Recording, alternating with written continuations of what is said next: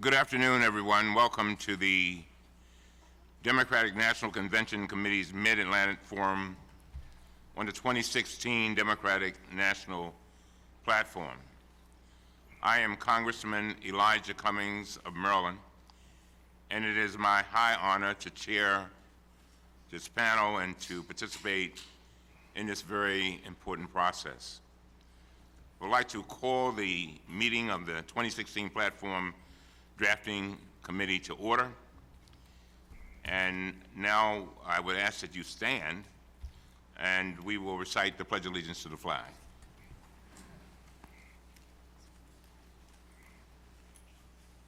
I pledge allegiance to the flag of the United States of America and to the republic for which it stands, one nation, under God, indivisible, with liberty and justice for all.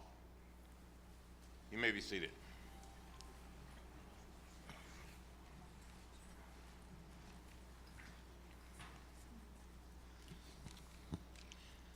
I want to first thank Democratic Party Chair and my distinguished colleague, Congresswoman Debbie Wasserman Schultz of Florida, for appointing me to the Platform Drafting Committee.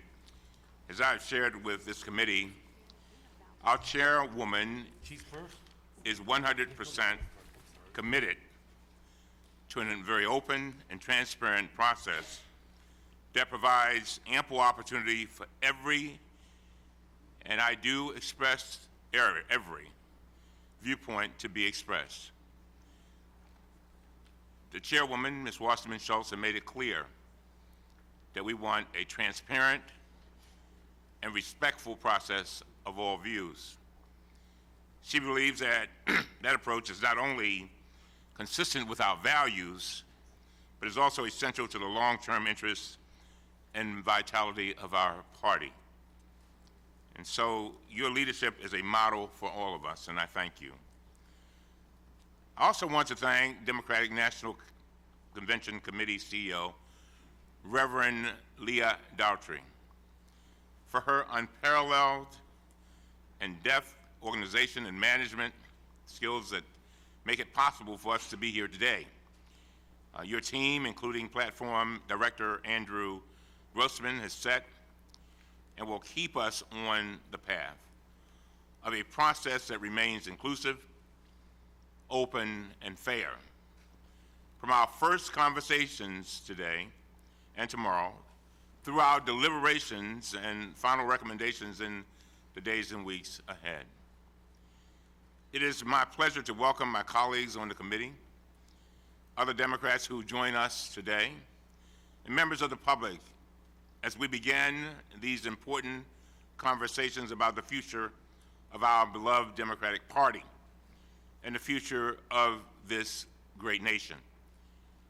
I would also like to thank the individuals who we'll hear from today for making time to share your perspectives and recommendations on the issues confronting America and the world today. We appreciate your sharing your expertise, and we look forward to hearing from you throughout the forum. I'm also delighted to thank so many other Democrats who took the time to post written and video testimony on the DNCC website.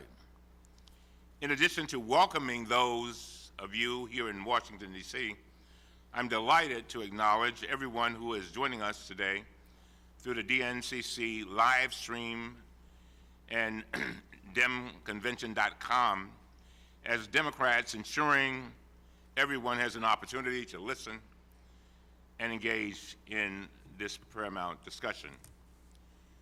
Shirley Chisholm, who was the first African-American woman elected to the Congress of the United States of America, and the first black woman to run for president in 1972, once said these profound words: "You don't make progress by standing on the sidelines, whimpering and complaining.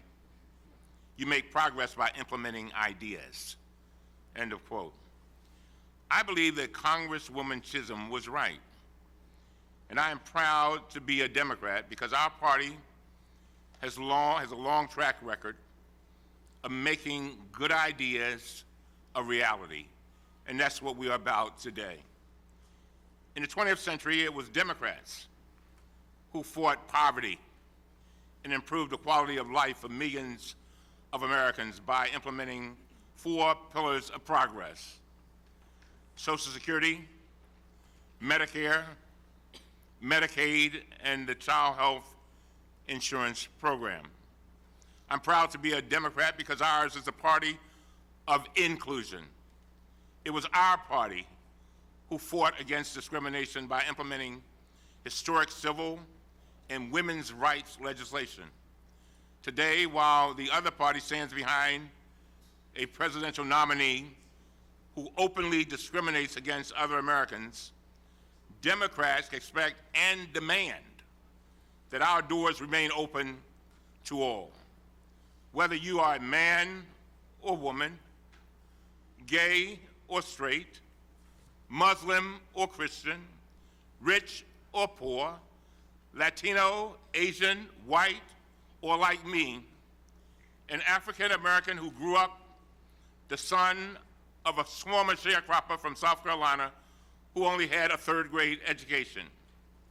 Our party has an open door policy, and I am so proud of it. I am a Democrat because ours is a party that unselfishly cares about others. I believe with all my heart in the fundamental right of all Americans to share in our nation's unbounded prosperity and destiny. We Democrats are working to build an economy that works from the middle out, not from the top down. And we seek to leave no one behind by standing up for those who have the least. It was our party who created and continues to defend programs to provide a safety net for those who are in most need. I'm a Democrat because ours is a party of opportunity. Someone once said that in our country and in our world, we do not have a shortage of talent, we have a shortage of opportunity. We believe that every single person should be able to develop and reap the rewards of our God-given talents, our initiatives, our ideas, and our drive. That's why we seek to provide ladders of opportunity to everyone in our country through quality education, jobs, healthcare, so that each of us can go as far as our dreams and our hard work will take us. Our party has made the dreams of Americans our dreams, and we have fought every day with everything we've got to lift up Americans and make those dreams come true. I'm a Democrat because I believe that health care is a right, not a privilege in our country. I wept, no, I literally cried the day that President Obama signed the Affordable Care Act into law and ensured that each one of us, every American, would have the opportunity to have health care coverage, and I'm so proud of that. I'm proud to have worked with both Hillary Clinton and Bernie Sanders, along with hundreds of others, to turn that into law. And I do not care how many times the Republicans tried to unsuccessfully repeal it, because we as a nation will never turn back. I'm a Democrat because ours is a party that embraces diversity. We believe that diversity is not our problem, it is our promise. Democrats know that Americans prosper when we're all in it together. As we wrote in our last platform, and I quote, "We see in America where everyone has a fair shot, Amen. Does their fair share, plays by the same rules. We see in America that out-educates, out-builds, and out-innovates the rest of the world." We went on to say, we see in America with greater economic security and opportunity, driven by education, energy, innovation, and infrastructure, and a tax code that helps to create American jobs and bring down the debt in a balanced way. We believe in deficit reduction, not by placing the burden on the middle class and the poor, but by prioritizing programs that mean the most and by asking the wealthiest to contribute their fair share, end of quote. That was what we strived for under President Obama, and that is what we will continue to seek under our next Democratic president. Finally, I am a Democrat because ours is a party that believes that every child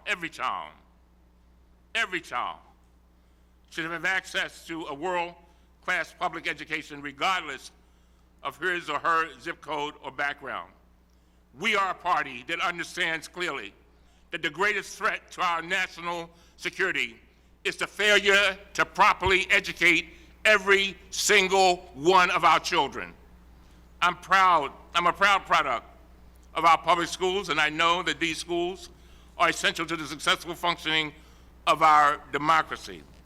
Democrats also fight for affordable access to college and other post-secondary educational opportunities, because we know that these opportunities are the surest path to the middle class. And I'm proud to be a Democrat because we stand up for working Americans in collaboration with unions, push to increase the minimum wage, level pay disparities, enhance job protections for vulnerable workers, and fight to make our workplaces safer. And yes, we believe in equal pay for equal work. Yes.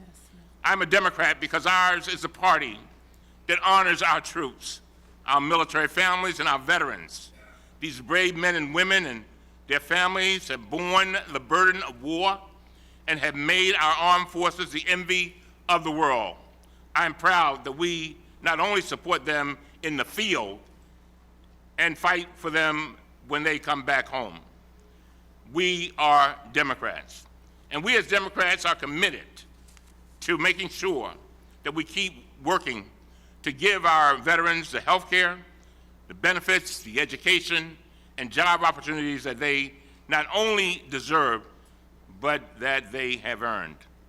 I'm a Democrat because ours is a party that strives to expand our democracy.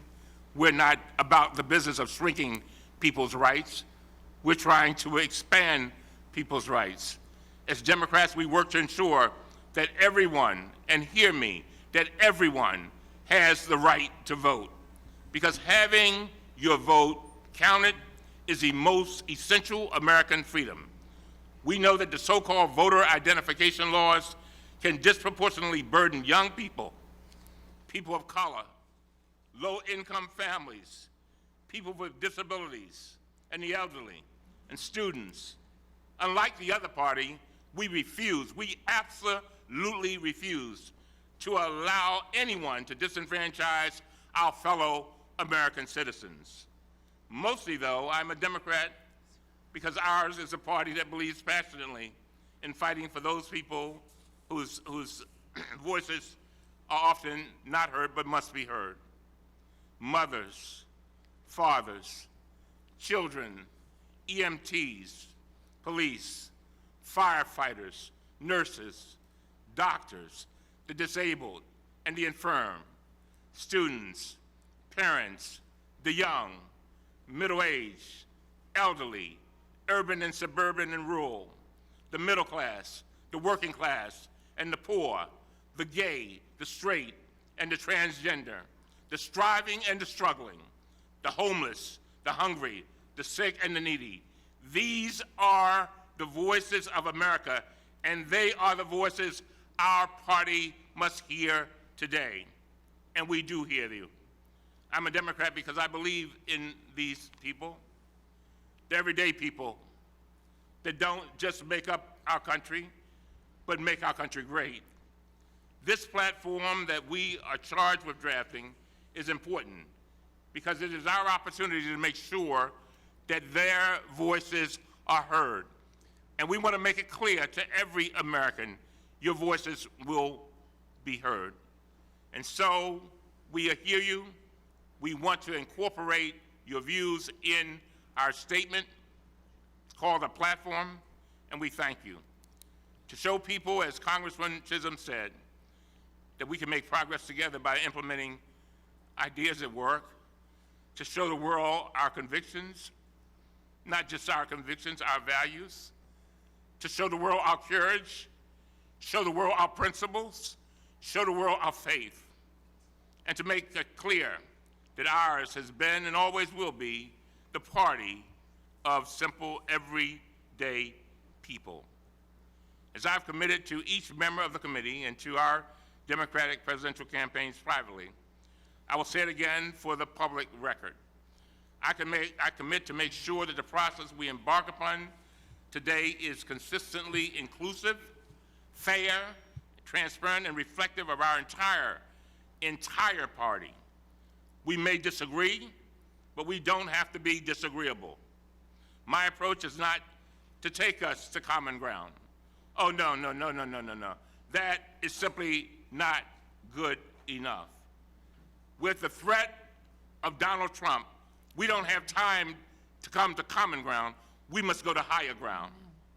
And we will go to higher ground. And I know that everyone here, every member who has taken their time to be a part of this committee and then the General Platform Committee, I know that we will accomplish it. And with that, as we begin our forum today, it begins with a wonderful lady speaking to us. It gives me great pleasure to introduce a dear friend and colleague who I have a tremendous amount of respect for. DNC Chairwoman Debbie Wasserman Schultz. Debbie was sworn in as a member of the U.S. House in January of 2005 as the representative of Florida's 23rd Congressional District. Before joining the United States Congress, she was first a state representative and later a state senator in the Florida State Legislature. Ladies and gentlemen, our DNC Chair, Debbie Wasserman Schultz. Thank you. Thank you, Mr. Chairman. Thank you, Mr. Chairman, and thank you for your incredibly thought-provoking words that I think set the absolute perfect tone for all of us as we embark on the process of creating our platform for our party, which is an expression of our party's values. And thank you especially for demonstrating very clearly why I am so thrilled that you accepted my invitation to chair this important committee and take on this incredibly important assignment. Thank you so much. Thank you. On behalf of the Democratic National Committee, good afternoon, and thank you for being here today. Thank you for each of you accepting this incredibly important assignment. And thank you for all that you do as leaders in our community and as leaders in our party. These are exciting times. We only get one of these elections every 4 years, and this is our opportunity to remind the American people of who we are, what we stand for, and what we have to offer as a party. At the DNC, we've been working every day to prepare for the general election and to hold Donald Trump accountable for all of the shameful, racist things he says and his reprehensible plans to take our country backwards. Needless to say, he's been keeping us very, very busy. But we're not taking anything for granted, and that means it's time to make sure that we're putting the spotlight on the many reasons Americans have to vote against Trump. Like the fact that he swindled hardworking seniors, veterans, and families out of their savings with his fraudulent university, or the fact that he rooted for the foreclosure crisis. The list gets pretty long, and I don't have all day. We want to make sure that we can hear from the folks that we gathered here to hear from. But there is one issue in particular that is worth taking a moment to pause on, and it's what Donald Trump said this past week about a federal judge who was born in Indiana. If he truly believes that a person's ethnic heritage can disqualify them from serving as a judge, what's to stop him from going farther? From saying someone's race, gender, religion, or sexual orientation could be used to strip them of other rights and opportunities, the right to hold elected office, or their right to vote. Frankly, with this episode, more than any other, Trump has disqualified himself from holding a position as important as the presidency. And we are going to keep holding him accountable. Of that, you can be sure. But it's not enough just to give voters a reason to vote against Trump. It's time to gear up for the general election, as we have been, and give the American people a clear vision of what they'll be voting for when they cast their ballot for a Democrat. That's the vital task that each of you, individually and collectively, undertake today. We are here to kick off a process where we can share with the American people what the Democratic Party stands for and leave no doubt that it is our party that shares their values and speaks to their aspirations. And it is your task, the task of the Platform Committee and the Platform Drafting Subcommittee, to bring together voices from across our party, from all of our campaigns, and from our voters. This is an open process, and it's a hallmark of the Democratic Party. Every cycle, we do more and more to engage and include the American people. This year, we made sure our campaigns were represented fully, so 75% of the members of this drafting committee were recommended by our presidential candidates. And when we're done, this process and our convention will be the most representative and inclusive in our history. Arriving at a consensus will no doubt be a difficult task, but I am confident that the process will be a success. That is in no small measure because of our committee chair. We are enormously fortunate to have a man of unquestionable integrity, extraordinary legislative experience, and a lifetime of dedication, as he just outlined in excruciating important detail, to democratic ideals chairing this committee. Congressman Elijah Cummings, and that is why I asked him to take on this important responsibility. So thank you, Elijah. Thank you so much, truly, for accepting this important task. Through his leadership, Congressman Cummings will ensure that we have a fair, open, and inclusive process consistent with our shared values. I have the utmost confidence and faith in his ability to accomplish the task at hand. And when your job is complete, we'll head into our convention ready to make our case to the American people. Our phenomenal convention CEO, Leah Daughtry, will talk about the convention in a moment. But before I hand it over, I want to take a brief look at what our last platform meant to our nation and our people, to give you a sense of what this work means for our future. This is not just some rote exercise in which we phone it in and produce a document that gathers dust on a shelf. Our 2012 party platform called on Democrats to continue rebuilding the middle class after the Great Recession and to put more Americans back to work. Under President Obama, we've had 75 consecutive months of economic growth, and 14 million new private sector jobs have been created. Our 2012 party platform called for reducing the deficit and making the tax code more progressive. Under President Obama, we've cut our deficits by almost 3/4, and most Americans saw some tax relief, while top earners now pay a little more of their fair share. On national security, our party platform recognized that the cornerstone of our engagement with the world is our commitment to building strong alliances, which were badly damaged under the Bush administration. As promised in our platform, President Obama has promoted American national security by strengthening our relationships with key allies around the world. We have worked with our NATO allies in Europe and continue to work with our strategic partners to counter emerging threats in the Middle East and Asia. The President has made it clear to our allies around the world that our democratic values will continue to drive our foreign policy. He just returned from a historic visit to Japan, making him the first sitting president to visit Hiroshima, strengthening our Asia-Pacific relations. Instead of the isolationism coming from the other side, he recognizes that we must work with Mexico and our neighbors in the Americas as equal partners based on mutual interest and mutual respect. He has stood against provocations from countries like North Korea, and his actions have made clear that we will continue to stand strong with our stalwart allies, including Israel, and ensure her security. Our party platform called on Democrats to stand up for the Affordable Care Act and defend the dream of universal health care against the Republican calls for its repeal, and I can tell you very definitely that I take that very personally as a breast cancer survivor who would be one job loss away from being uninsured and uninsurable because of having a pre-existing condition, like 135 million Americans today living in America who have a pre-existing condition. We are not going back, as our chairman said.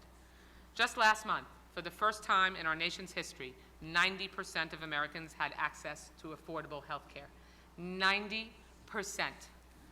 That number alone doesn't do justice to all that it represents: the diseases and cancers cured, wounds healed, lives extended, comfort for the dying, and peace for families. The concrete accomplishments of the Obama era are too numerous and great to list here today. But one thing is clear. On issue after issue, when Democrats are elected, we deliver. We deliver on the promises of our party platform, and our nation is stronger for it. Our people are more prosperous. Our allies can depend on a stable, smart foreign policy. Our people are healthier and more productive. Our seniors can depend on a more secure retirement. And our children can depend on the promise of a brighter future full of opportunity. And on each of these issues, we know that Donald Trump would only drag us backwards. Even though we've come a long way, we have so much more to fight for, much farther to go, and that work begins anew now, together. All of you will help determine the path for building on our progress. It's up to each of you, individually and collectively, to show the American people what the next Democratic presidents of the United States and Democrats up and down the ballot stand for. We have to show them what we're made of. As chair of the DNC, the only request I have is that you come together and offer the American people a platform that reflects their hopes, dreams, and aspirations. A platform that attracts an electorate as diverse and rich as our country itself. A platform that prizes optimism and action over obstruction and inaction. That places people over profit and unity over division. This is a complex task with no perfect answers. And I do not promise you that it is going to be an easy one. Everything is on the table, and nothing is off limits. When you disagree, as Congressman Cummings said, please try to do it without being disagreeable. We have already seen what results on the other side come from being disagreeable. And do not let the perfect, of course, be the enemy of the good. We all believe in building a government that works, and that works well in service to the people.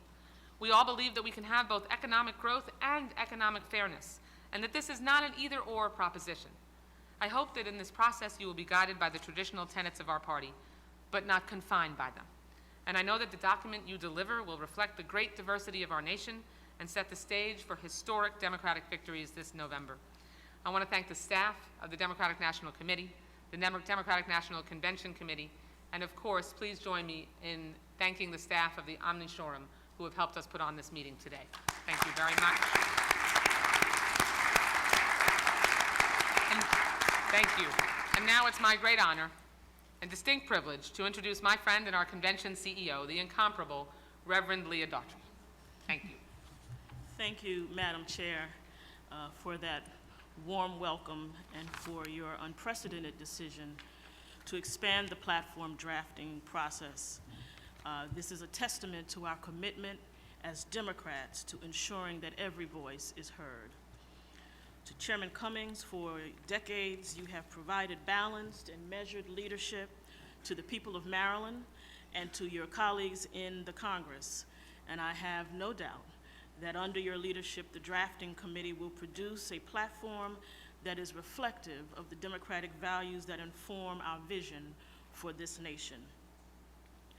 In just 47 days, Democrats from around the country and around the world will gather in Philadelphia, the city of brotherly love and sisterly affection, to nominate the 45th President of the United States. Millions of people will fix their gaze on us as we present to the nation our vision for America's present and her future. We will gather in the birthplace of American democracy to celebrate the most enduring of American values, that of we the people. We the people. For us as Democrats, when we say we the people, it has perhaps a different meaning than it does for our friends on the other side of the aisle. When Democrats say we the people, we mean all the people, not some of the people, all of the people. All of the people, regardless of race, creed, color, or ethnicity. All of the people, regardless of sexual orientation or gender identity. All the people, those with plenty and those with little. Those with more than enough and those with not enough. All the people, the boats stuck at the bottom and the boats that coast on the top. All of the people, the least, the last, the lost, the locked out and the locked in, and the left behind, the young and the old, the business owner and the day laborer, the student, the teacher, and the parent. People of all faiths, little faith, and no faith. We mean all the people. I come to this party as a woman of faith. I was raised in the church. My father is a pastor, as was his father before him, and his father before him, dating back to the days of enslavement. Today, I pastor my own congregation, and makes me the fifth consecutive generation of pastors and preachers in my family. And it is because of my deeply held spiritual beliefs and values that I became a Democrat. Because I believe that each of us, all of us, is made in the image of the Creator God by whatever name we choose to call him or her. And that means we must treat the people's needs as holy. That means that decent food, clean air, and pure water is not an option, it's a mandate. That care for the weak, the old, the young, and the sick is not an option, it's a mandate. That respect, honor, and dignity is not an option, it's a mandate. We must treat the people's needs as holy. And I saw and see the principles of my faith best concretized in the work of the Democratic Party.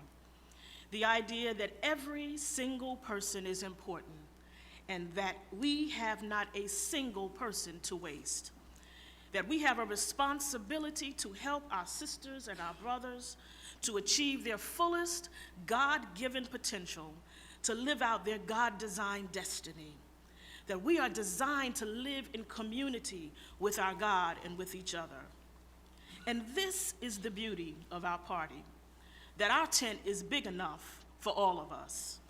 Because we understand that whether we live in cities or suburbs, Indian country, rural or indigenous communities, we all want the same thing: to feel safe, secure, empowered, and heard, and to have the tools and support that we need to achieve the American dream.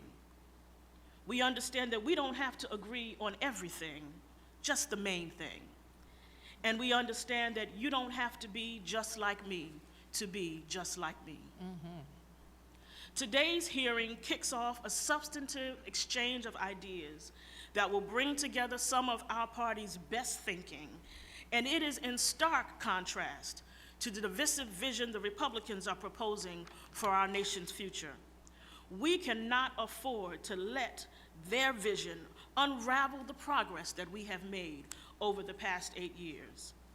I am confident that this process will move forward in a manner befitting the strength and the substance of our ideas. And with that, I look forward to hearing the testimony from my sister and brother Democrats as we come together to determine and articulate our path and our policies that will move our party and our nation forward. And we look forward to seeing you in Philadelphia on July 25th as we make history again. Thank you very much. We are, please.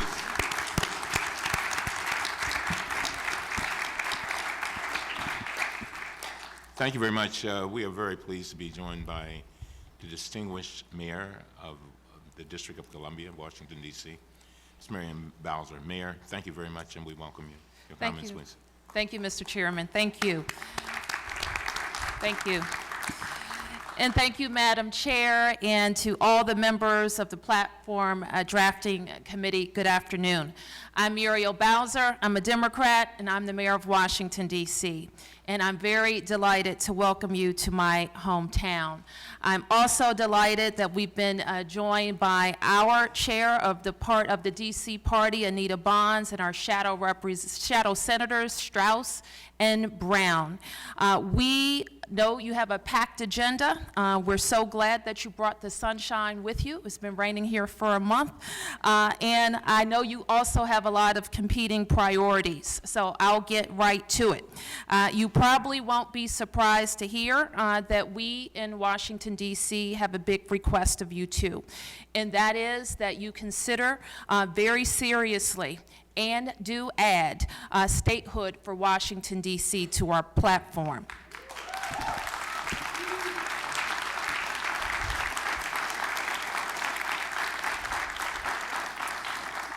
Mr. Chairman, you know well that these are good days for Washington, D.C. Our economy is strong. Our population grows by about 1,000 people each month. We're making historic investments in our schools and public education, and our fiscal house is in order. We're working hard every day to give every Washingtonian a fair shot with a good-paying job and affordable housing. Just yesterday, our legislature approved unanimously raising the wage in Washington, D.C. to $15 by 2020. Yet despite these successes, Mr. Chairman, you know that Washingtonians don't benefit in the same way that all Americans do. Despite the fact that we perform all of the functions of a state, Washingtonians do not enjoy the rights of all Americans. Our nearly 700,000 residents live in the shadow of the nation's capital without a vote in Congress. Our people pay federal taxes. We pay our taxes more per person than any state, but we have no vote in the House, despite the valiant efforts of our Congresswomen, and we have no representation in the Senate at all. The people of Washington joined the armed forces, and tragically, some have given their lives. Yet, we have no champion for the 30,000 veterans in Washington, D.C. Our voters elect an executive and legislative body to pass a budget and to pass our laws. But Congress has the ability to override the voice and choices of our people and the public officials they elect. We are Washingtonians, and we are Americans too. And we want to be considered just like every other American. And just like was said, you don't have to be just like me to be just like me. And that is why we're asking you to join in our fight to become the 51st state in our union.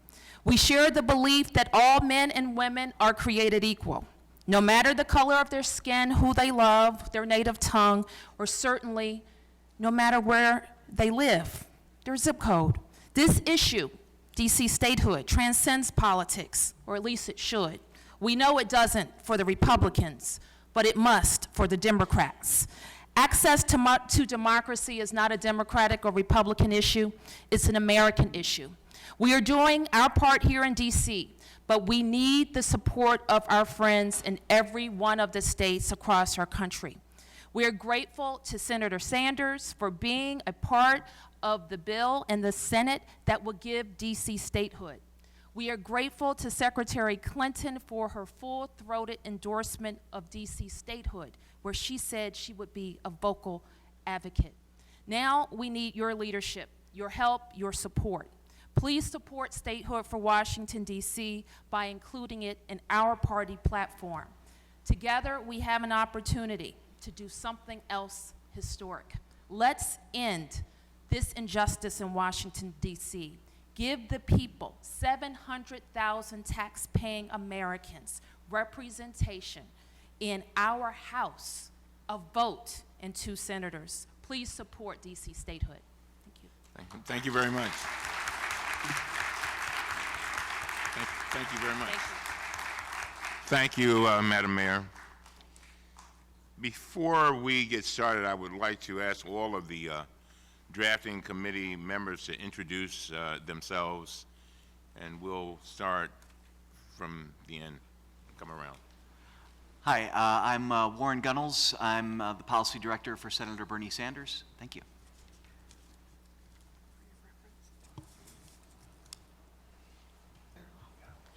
Okay. Hello, I'm State Representative Alicia Reese from the battleground state of Ohio, President of the Ohio Legislative Black Caucus, and just want to thank our chairman and our chairwoman for the opportunity for me to be among this group today to put together an important platform to be able to come from someone who grew up in civil rights and is on the National Board of National Action Network who went to the doors to tell people to vote because Democrats is the way to go, and I am a Democrat and have been my whole life.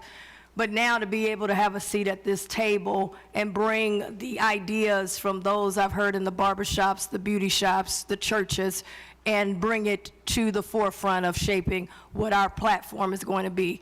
So I just want to thank you for that opportunity. I look forward to hearing from everyone and certainly know that our party will have a strong platform on voting rights, criminal justice, and economic issues that are affecting our citizens throughout our country. Thank you. I'm Howard Berman, a former member of the House of Representatives for a long time, and now an attorney based in both Los Angeles and Washington in the firm of Covington and Burling.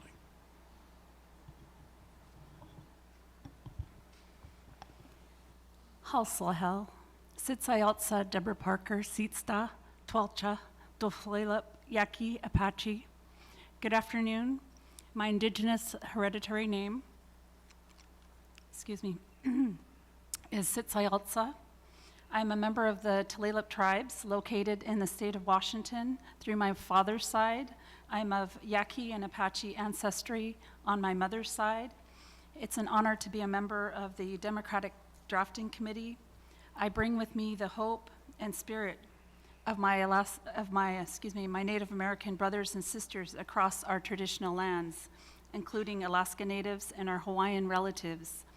I am a mother of 3 beautiful children and look forward to bringing their voice forward as well. In our Lushootseed language, I say, Tigweetseed. Thank you for the opportunity to include the voice and vision of our Native American people. Aho. I'm Bonnie Schaefer. I am a retired CEO and a current spa owner. I live in Florida and North Carolina, and thank you, Chairwoman and Chairman Cummings, for this honor. And I hope that I can also bring to the table some of the things that I feel passionate about. So thank you again. I'm Congressman Luis Gutierrez from the state of Illinois and the city of Chicago. And I want to say that I always, in the House, wanted to serve on a committee under the leadership of Representative Elijah Cummings. And so I want to thank the Democratic Party for affording me this opportunity to do it now. And to say to Debbie Wasserman-Schultz, the Congresswoman, thank you for opening up this process. Because I don't know if you would have chosen me, but the only way I got here is that you let other people choose me. So I want to thank you for that and opening up this democratic process to us all. Obviously, you all know that my priority in Congress has been immigration, and I'm sure we're going to elect a wonderful team of people to get it done and to free millions of people from the bondage of a terrible, broken immigration system. Lastly, I just want to say to Barbara Lee, Congresswoman Barbara Lee, and my friend, my colleague. I visit your district, maybe second only to mine, and that's Representative Keith Ellison. It's really good to be with the two of you and Elijah Cummings. I just want to make a point. We're all members of the Progressive Caucus, so I know that we're going to bring that voice here to this fine platform. Thank you.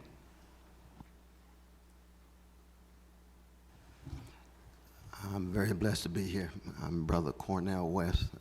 I am a teacher. I am a freedom fighter, a love warrior, and a justice seeker. I stand humbly in the tradition of Martin Luther King Jr. and Rabbi Abraham Joshua Heschel and Edward Said and Dorothy Day and Helen Keller. And I'm here just to lend a voice to make sure we tilt our discussion in such a way that our precious poor and working people of all colors, all cultures, all sexual orientations, not just here, but around the world, as we shape the platform of this party. Thank you. My name is Neera Tandon, and I'm the president of the Center for American Progress think tank in Washington. I'm really honored to be here, most profoundly because I myself have the opportunities I have because of the policies of the Democratic Party. As a child, my parents got divorced, my father left, and my mother went on welfare, and she used food stamps. I remember using little vouchers to get subsidized lunch. We had Section 8 housing, full panoply of resources because people in the Democratic Party believed in lifting up other people, providing opportunity to people who are dispossessed, who are often unheard of, and I am only here because of those policies. And so I feel a tremendous opportunity to be here and to join others in ensuring the platform does speak to the needs of kids like me today who can grow up to do much for this country. Thank you.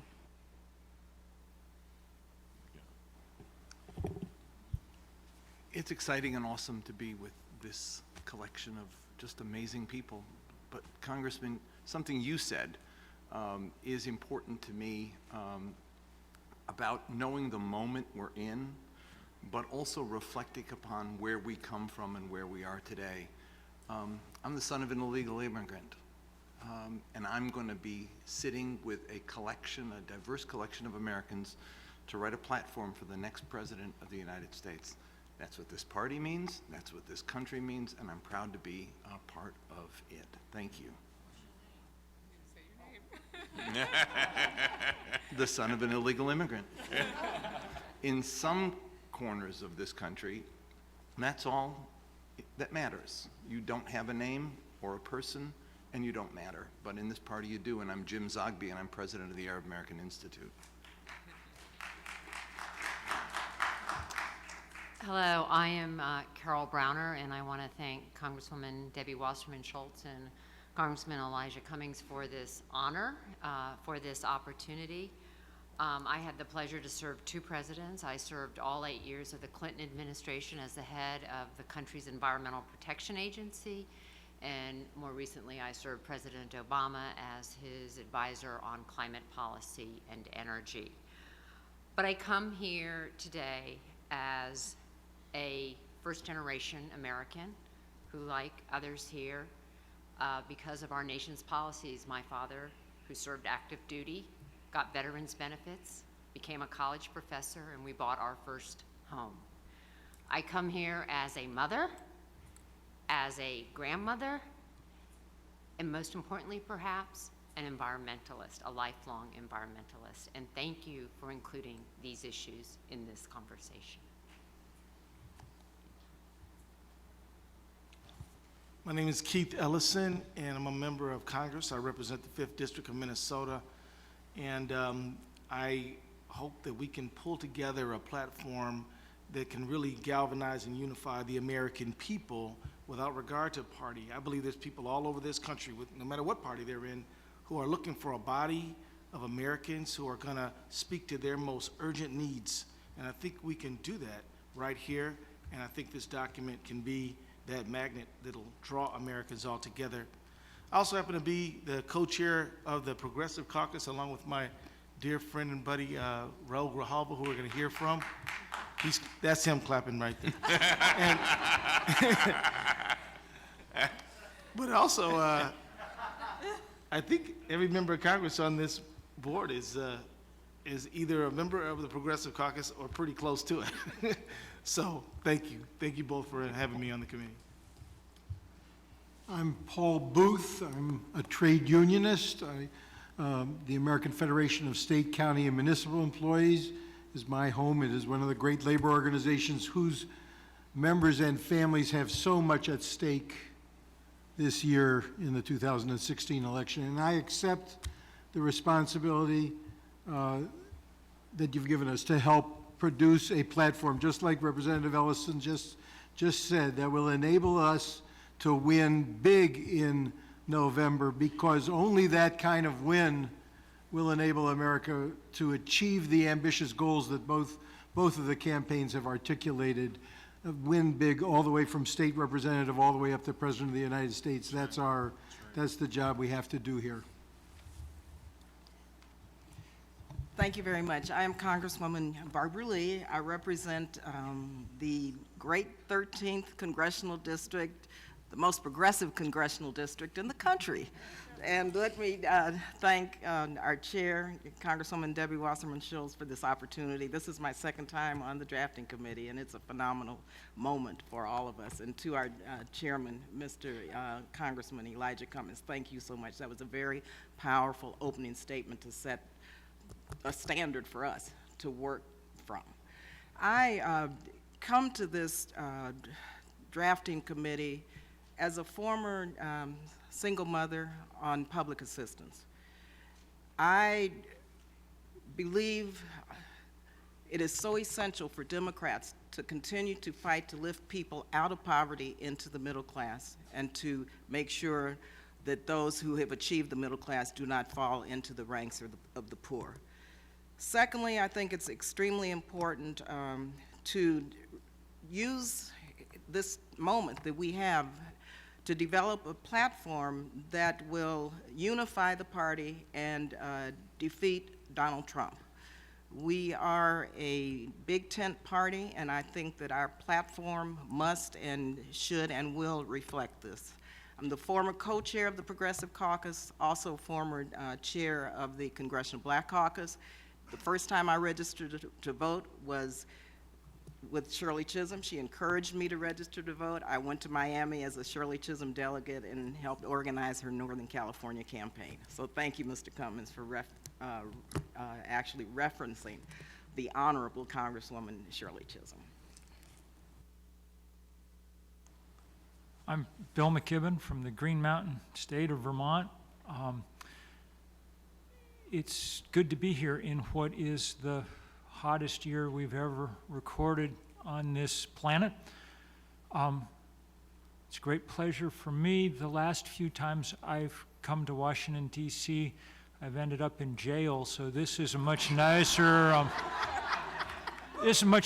surroundings, and we're in a country with a lot of people who are distrustful of our political system, and I hope that as a committee we're able to provide them with some reasons to be less distrustful going forward. I'm Maya Harris, Senior Policy Advisor for Hillary Clinton, and honored to be here. Thank you. Thank you very much to all of our committee members. It's a tremendous honor to serve with all of you. I want to note that one of our members is not able to join us today, but she will be with us tomorrow, Ambassador Wendy Sherman. As many of you know, Ambassador Sherman is an expert on foreign policy matters, and she will be joining us again in the morning. Also seated with us are two of the many individuals giving us support throughout this weekend, Andrew Grossman and Patrice Taylor. Andrew's there and Patrice over here. And I slipped up and said this weekend, folks, you're not going to be here this weekend. I'm sorry. I saw somebody jerk a little bit. Andrew is the National Platform Director, and Patrice is the Director of the DNC's Office of Party Affairs and Delegate Selection.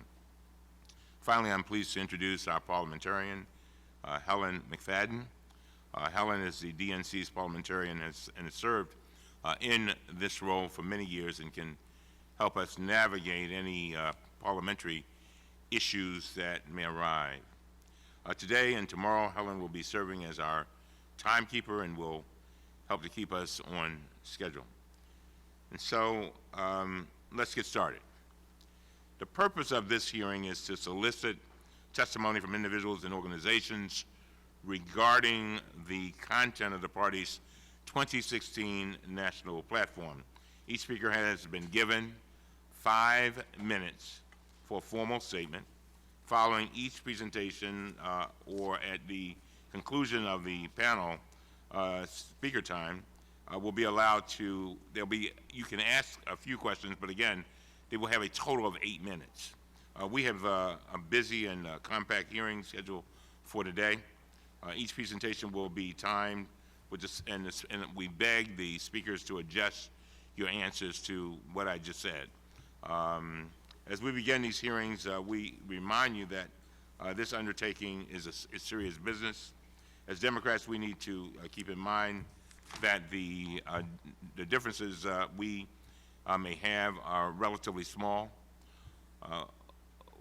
While I know many people here are passionate and have strong opinions, or you wouldn't be on this committee, let us conduct this process with decorum and respect for each other and for those who are taking time to speak. Also, I would ask that everyone involved in these forums, as members and as witnesses, to please refrain from making endorsements on behalf of any presidential candidate. As to session one, we lost a great American, a champion to people around the world this week in the passing of Muhammad Ali. He was a champion in his chosen profession, of course, but more importantly, he was a champion in life, an example for each and every one of us. His picture hangs in my office as a reminder that even when it's hard to do so, we must always do what we believe in, and we must do what we believe is right. As my mother would say, sometimes you have to, all the time, you have to believe, do what is right, and many times you have to wait for others to catch up with your opinion, but you've got to do what you believe is right. And Muhammad Ali was such a man. Our first session, entitled Leveling the Playing Field, Creating Opportunity and Removing Barriers, is a theme that speaks directly to the experiences of so many Americans. Many live in cities, suburbs, Indian country, rural and indigenous communities. All people want to be simply safe, secure, and empowered. And they want their families to thrive. Our first group of speakers will share with us the approaches and the vehicles needed to make that happen. Sister Simone Campbell, would you come forward? Simone Campbell is the Network Executive Director. She has served as Executive Director of Network, a national Catholic social justice lobby, since 2004. Sister Simone is a religious leader, attorney, and a poet with extensive experience in public policy and advocacy for systemic change. She focuses her advocacy efforts on issues of peace building, immigration reform, healthcare, and economic justice. Welcome, Sister Simone Campbell. Thank you so much, Mr. Chairman, committee. I am the executive director of Network, but I also gained some notoriety as being the leader of our campaign Nuns on the Bus, making mischief in our nation. And I just want to acknowledge that you have hard work ahead of you. While we have made progress on many policy fronts, there remains much to be done. This needed work is evidenced by Speaker Ryan, who yesterday released his plan to address poverty in our nation. He totally misses the mark by failing to acknowledge the programs that are working, and further compounds the problem by cobbling together a series of failed policies that, if implemented, will only exacerbate the divides. We need to set a different course. While it is tempting to make the Democratic platform a laundry list of your favorite policies, and I'm more than happy to add our 7 policy proposals to that list, to mend the gap in our societies, I urge you to not do platform business as usual. Please spend more time on the bigger picture. Understand what is happening in our nation. See the anger that is tearing our nation apart. Take in the toxicity of racism that is creating a chasm where Amy, an African-American mother in St. Louis's group called Mothers to Mothers, speaks candidly about her fear that her 2 young sons will not grow up because of the violence that is rampant in our streets. Take in the toxicity of white privilege that has at its core the wrongful notion that whites are better and can triumph in individual isolation. Take in the fact that this unpatriotic lie of individualism is generating anger, fear, division, and tearing holes in the very fabric of our society. You have the daunting task of taking in the fact that Robin, who lives in Northern Virginia and works full-time in a profitable clothing store chain, only earns federal minimum wage. She told me that I would never know by looking at her that she has to live in a homeless shelter because she can't afford rent in our region on her $7.25 an hour. Take in the fact that Jason, a multi-million-dollar entrepreneur in San Diego, told me that he worries that his tax dollars are going to fund his competitors. Jason says he pays all of his employees a living wage, but his competitors don't. Jason's competitors have their employees use the social safety net, thus reducing their personnel costs. Jason believes he is doing the right thing by paying a living wage, but he knows his competitors can often underbid him for contracts. This makes the social safety net not just about struggling families who have fallen on hard times, but also about a business subsidy that neither business nor Speaker Ryan want to acknowledge. Take in the fact that 16-year-old Catherine, a DACA teen in Kansas City, is the principal caretaker of her 4 siblings, because when her parents went to pay a traffic ticket, they ended up being deported because they did not have current visas, even though they had both worked full-time in the United States for more than 10 years and have 3 U.S. citizen children. But also take in the additional fact that Stephanie, Catherine's 12-year-old sister, in her own anguished effort to help, attempted suicide. Luckily, she was unsuccessful. But in your work on this important platform drafting committee, take in her anguish. I urge you, let your hearts be broken open by the stories that you will hear. Find a way forward to reweave the fabric of our society. This is not a time for business as usual. I know that when your hearts are broken open to our people, that there is room for everyone. Everyone needs to be included in our care, and no one can be left out. Now, I do this work because of my Catholic faith, which, in our amazing pluralistic society, is not shared by all of you. I know that. But what I do know is that where we all meet is in the Constitution. The preamble sets forth the best of who we are, and I urge you to use it. Let your hearts be broken open by the stories of our people and create not a laundry list of policies, but a vision for our nation. Create a vision for Amy and her sons, Robin, Jason, Catherine, and Stephanie. Create a vision for those who are fearful and angry and may identify with another party. I urge you to use this daunting moment to help reweave the fabric of our society and create a platform that is a vision for the 100%, where, as your sign says, we the people can form a more perfect union. Thank you very much.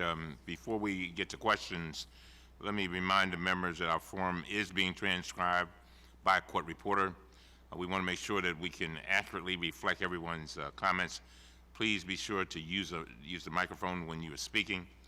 To use the mic, you will need to press the button in the middle before speaking. When the mic is on, you will see a red light. Once you complete your remarks, please be sure to press the button again to shut it off. Questions? Any questions? Thank you very much, Sister. You. Thank you.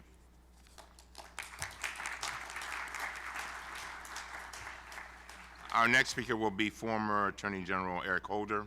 Mr. Holder served as Attorney General of the United States from February 2009 to April 2015 as the 3rd longest serving Attorney General in the United States history and the first African American to hold that office. Mr. Holder is an internationally recognized leader in a broad range of regulatory enforcement, criminal justice, national security issues. He is currently a partner at Covington and Burling. Including his tenure as Attorney General, Mr. Holder has served in government for more than 30 years, having been appointed to various positions requiring U.S. Senate confirmation by Presidents Obama, Clinton, and Reagan. Welcome. Good afternoon. Afternoon. It is an honor for me to be here today. I'm usually in hearings with Congressman Cummings in a different setting, so this is actually going to be pretty pleasant, I think.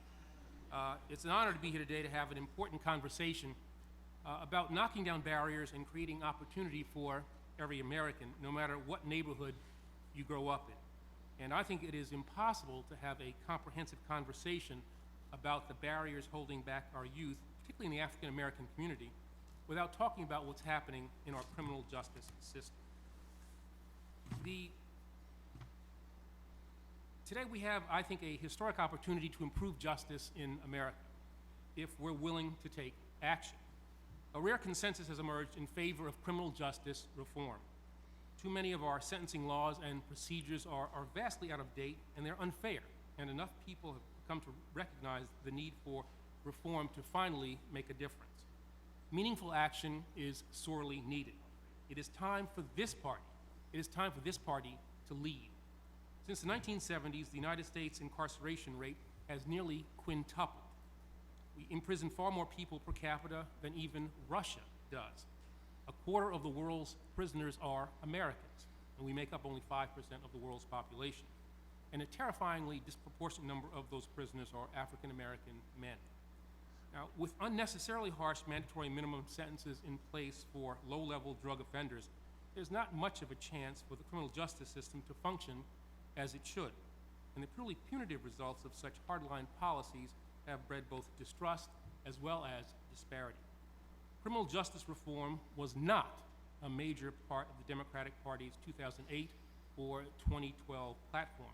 But 2016 needs to be different. It's time for us to take this issue seriously and to make it a shared priority. Now, we know that reforms work. The Justice Department's Smart on Crime program, announced in 2013, oversaw the first net reduction of the federal prison population in 32 years. Crime, as well as incarceration rates, went down together for the first time in nearly 40 years.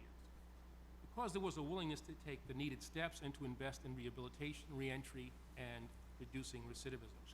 But these first steps are really just that, first steps. It's time to build upon and make permanent these gains through legislative action in Congress and in individual states and cities nationwide. Now, this issue transcends party lines.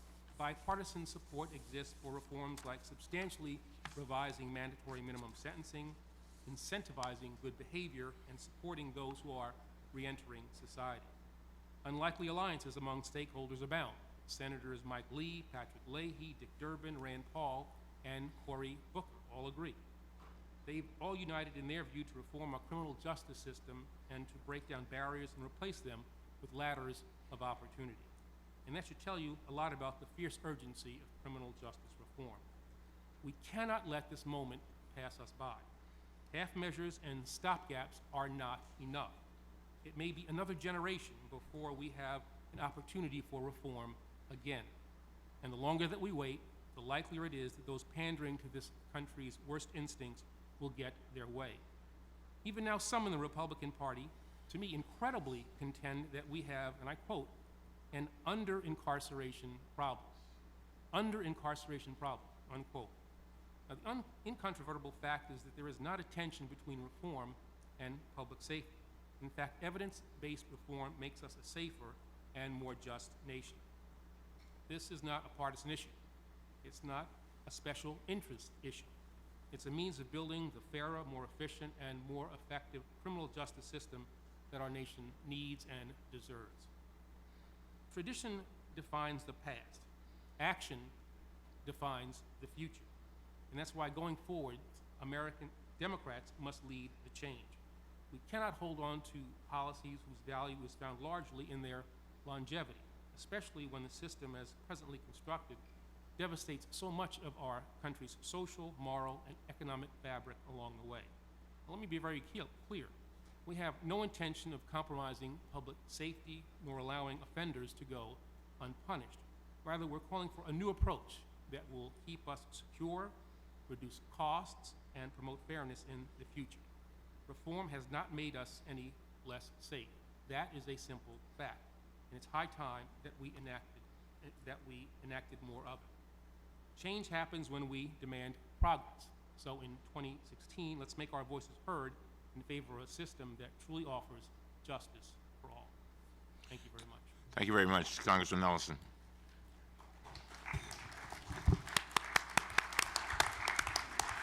General Holder, thank you so much for your presentation. I think it's incredibly timely and very important. And you're right, it is a bipartisan issue, and we should seize it. Could you talk a little bit about helping people who have gone through the criminal justice system be able to get back into the system of voting?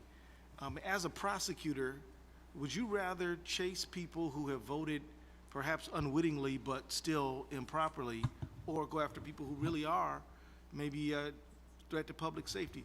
What role does felon reenfranchisement play in moving forward criminal justice reform? Well, as Attorney General, I stated my belief that those people who have completed their sentences should be given the right to vote. Studies have been conducted that indicate that that is an important part of the rehabilitation process.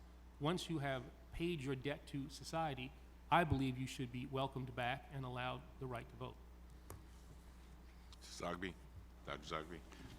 Attorney General Holder, this is an issue you and I have spoken about before. It's separate from the testimony, but I know you worked hard during your tenure to revise the Attorney General Ashcroft's racial profiling guidelines.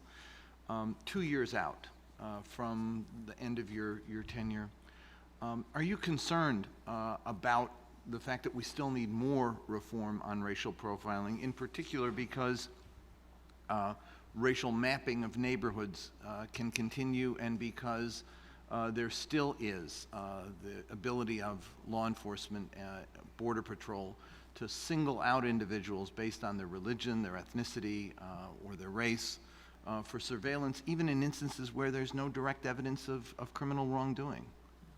I mean, I think we certainly made progress while I was Attorney General. I don't think there's no question, however, that further examination of this particular issue, I think, needs to continue.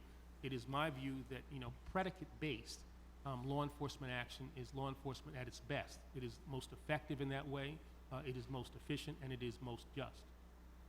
Would you suggest then that in our platform that we use language to further reform the racial profiling guidelines? I certainly think that is something that ought to be examined. We should certainly balance the concerns that you raised against the national security needs that we have and that are real. Unfortunately, we live in a world where there are people outside our borders and within our borders who would do harm to the American people. And so I think we need to try to find the right balance that needs to be struck. But the concerns that you raise, I think, are indeed real ones. Thank you. Dr. West. Attorney General, I first want to salute you for your public service over the years. You did it with great style and dignity. And your defense of voting rights, I think, was exemplary. But my concern is that when we talk about criminal justice, oftentimes we initially look downward rather than upward. I agree with you that we have to have reform when it comes to our police to make sure policemen are accountable, and some would actually have to go to jail after a fair trial. But looking upward, and I'm thinking about the fact that some of us believe that there's not an equal application of rule of law to Wall Street as opposed to Main Street. When you look at market manipulation, insider trading, predatory lending, fraudulent activities, how can we ensure, as we write this platform, that we have got some serious law enforcement when it comes to crime on Wall Street or other high places, not out of a sense of revenge, but out of a deep commitment to justice? Yeah, I think that's a very legitimate question. And let's cut through, I mean, you're being polite. I think that people were critical of my Justice Department for not going after people in Wall Street. There was that I would say that misperception. And I think the question you all need to ask yourselves as you consider this is, if we could have made those cases, do you think we would not have? Do you think that the very aggressive United States attorneys I was proud to serve with would not have brought these cases if they didn't have that ability? One of the things I said as I left the Department of Justice was that there needs to be an examination of the standards of proof that needs to be met in connection with these economic crime cases, and whether or not that standard of proof is too high.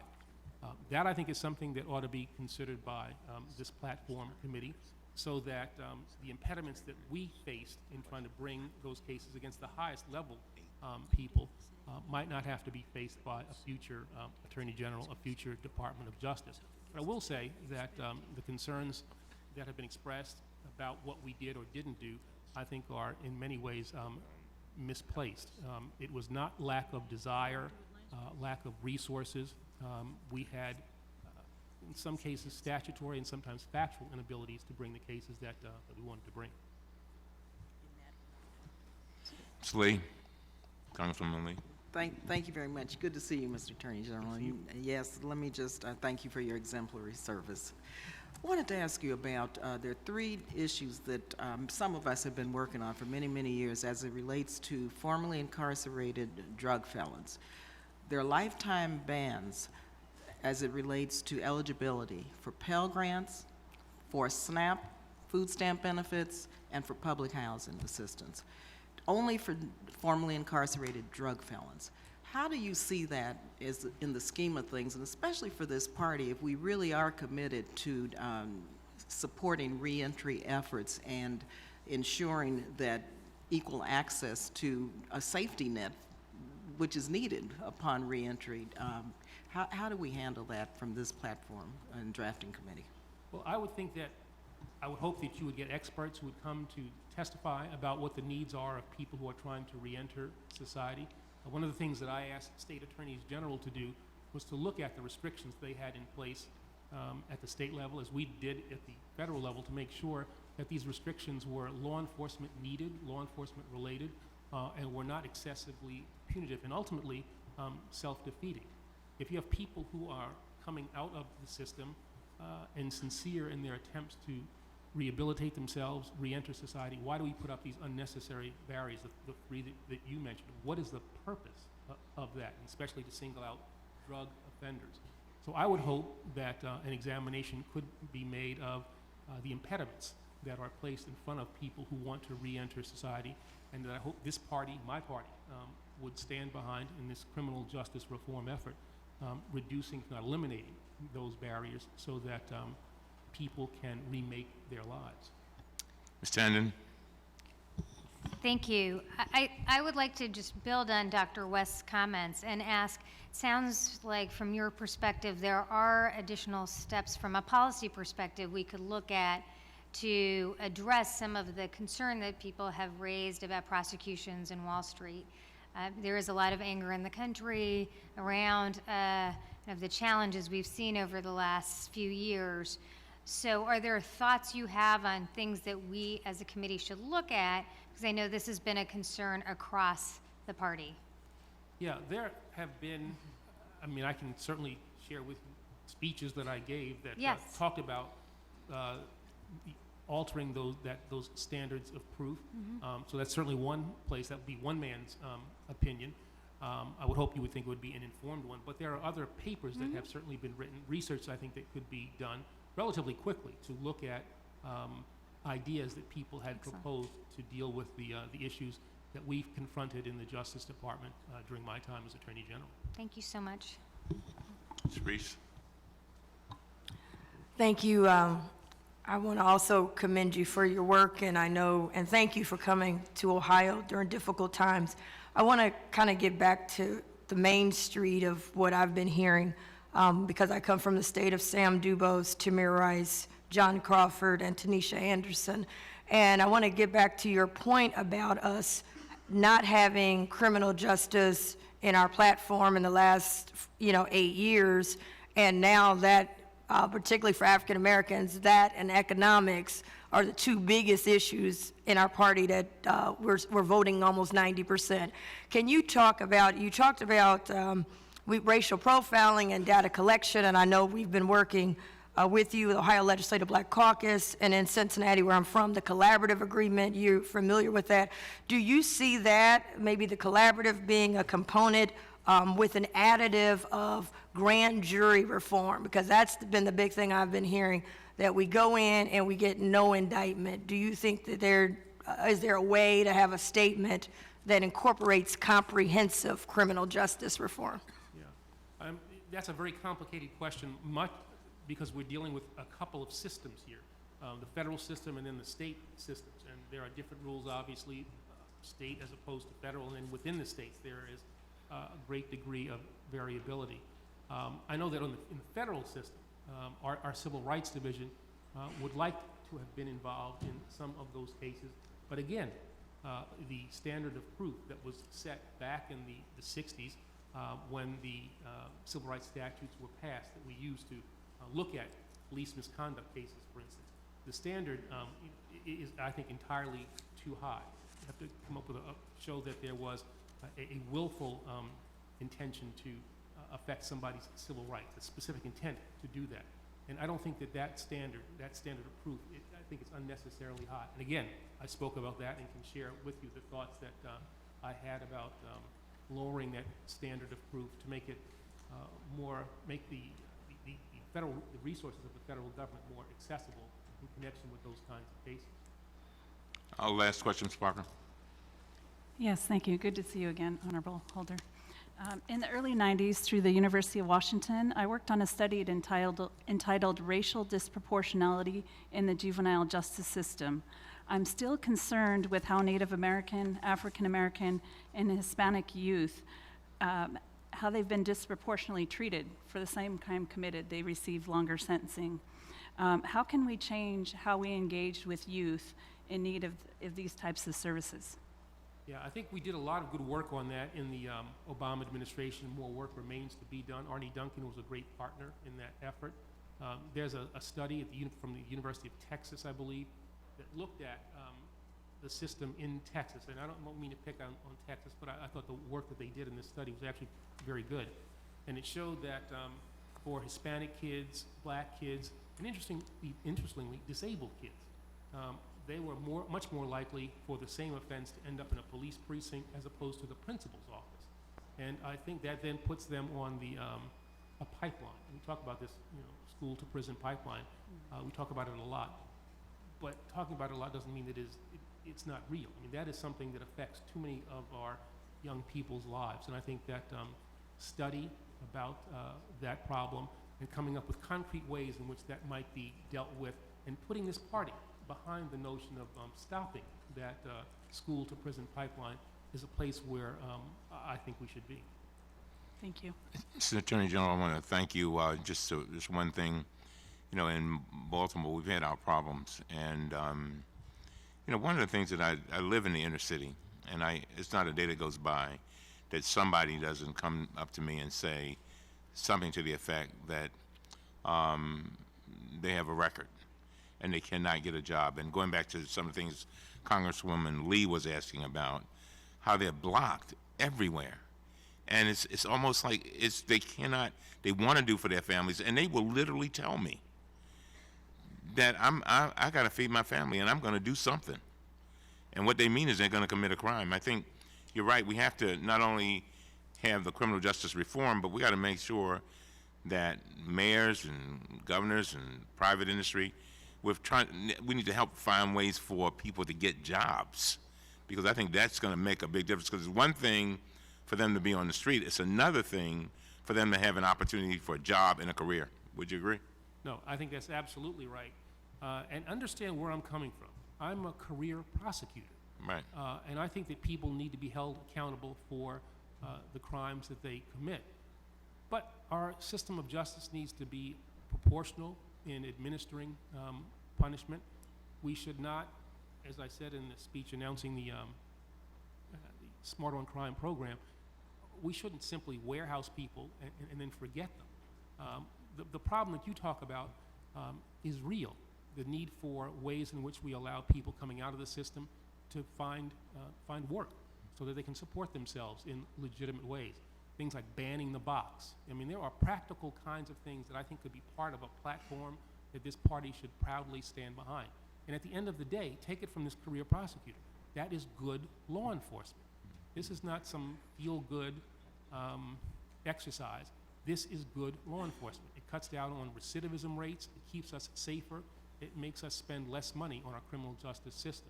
If we invest a little up front, we will save tons of money downstream. Thank you very much. Thank you. Thank you.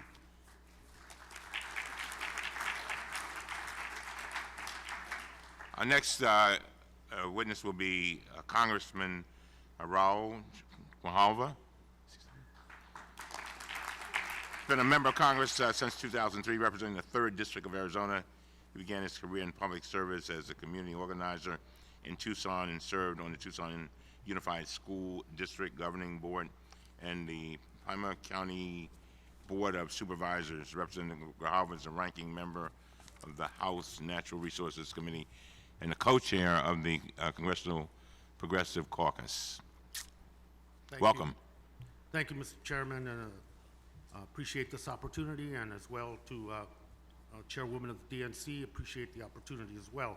And to all the members of the committee, it's an important function that you have to set the template for what we hope is, and we all want, is a unified party that goes forward. And the responsibility for that template rests here, and from what I've heard today and know of each one of you, it's in good hands. And we look forward to the product. I want to talk about immigration reform, the importance that it has in the platform, and put it in the context of what we're facing right now. The Republican nominee has made race, immigration, as his bylines in terms of generating fear, and with that fear, converting that into support for his candidacy. And he has been outrageous and racist all the way through this. And the Republican leadership in Congress and at higher levels across this country are behaving like the Vichy French. They're enabling, coddling, and empowering this vision that their nominee is promoting across this country. And I think this committee, quite frankly, has an opportunity to take the moral high ground on the issue of immigration reform, and take the high ground by insisting that this is a priority for this party. Take the high ground by adding specificity to the platform and not generalities. And in doing so, consolidate the future strengths of this party going forward. You know, immigration and elections, and particularly from almost exclusively from the Republican Party, it's either cannon fodder or it becomes collateral damage at the end of an election cycle. And the points that I wanted to make with you today, having to do with, I think, our important policy priorities, and with your indulgence and your staffs, Mr. Chairman, provide them follow up with more specificity on some of these points, but I just want to touch on some. I think we have to address the criminalization of immigrants and address immigration policies that end automatic deportation and detention. We have to restore due process for immigrants and repeal those unnecessary barriers to legal migration and immigration. We must ensure immigrant victims of workplace exploitation are eligible for a visa that would allow them to pursue their claims, whether it's wage theft, exploitation, and denial of benefits, and no health and safety. In addition, we must ensure that due process is part of the immigration process. And we must end this very perverse 34,000 bed quota for private for-profit prisons that I think is one of the major drivers of this detention and deportation policy that we've been following for too long. And we gotta be bold about family unity. You know, that is a value exploited by the other party, a value that we do value. And I think that has to be part of it, keeping families together and that our policies don't discriminate against women. And this will help end the separation of families. And I think we have to deal with another issue, the deportation of U.S. veterans, and reach out to them and begin the process of reintegrating them. These are people that were legal residents, legal permanent residents, weren't citizens, committed an offense, did their time, and at the end of that time, they were deported out of the country. These are decorated veterans that fought in every one of our theaters and every one of our conflicts across the world, and they deserve better treatment than that. And I want to just end with what I hope is some specific points. I think We need to reinstate the discretion that immigration judges don't have anymore. We need to eliminate mandatory detention. We need to repeal programs that entangle local law enforcement with federal immigration law and authorities. We have to repeal the unnecessary 3- and 10-year bars that are barriers to legal immigration and family unification. Update our definition of aggravated felonies. If we look in the broad sense of criminal justice reform, the detention policies around the issue of immigration fit into that discussion. And I bring this forth because as we go forward and unifying this party and defeating the Republican nominee and having an opportunity to reclaim the Senate and reclaim state houses and governorships and closing the gap, if not winning outright in the House, I think setting a moral high ground, a much higher bar than we've talked about with immigration reform that it has been in the past, that we have an opportunity to consolidate and receive the strong support of people that feel that this issue is not only an issue about immigrants and undocumented, but that it's the broad brush that it sweeps across people of color is with racial profiling, detention, and deportation, and the violence that we've heard from the Republican nominee all lead to the conclusion that this party has an opportunity to lead, set a high ground, and have an immigration reform plank that talks about the future, is bold, and not afraid. With that, thank you very much. Questions? Any questions? Yes. Oh, is this your microphone? Oh, that's Sorry. yours. No, that's yours. That's yours. Okay. I have a comment. As for, the other party being so xenophobic, they forget that all of us are immigrants. Of course, unless we are Native American, we are all immigrants. We all came from someplace else. And I just wanted to just commend you for your comments. Thank you. Thank you. Anybody else? Thank you very much. Thank you, Mr. Chairman.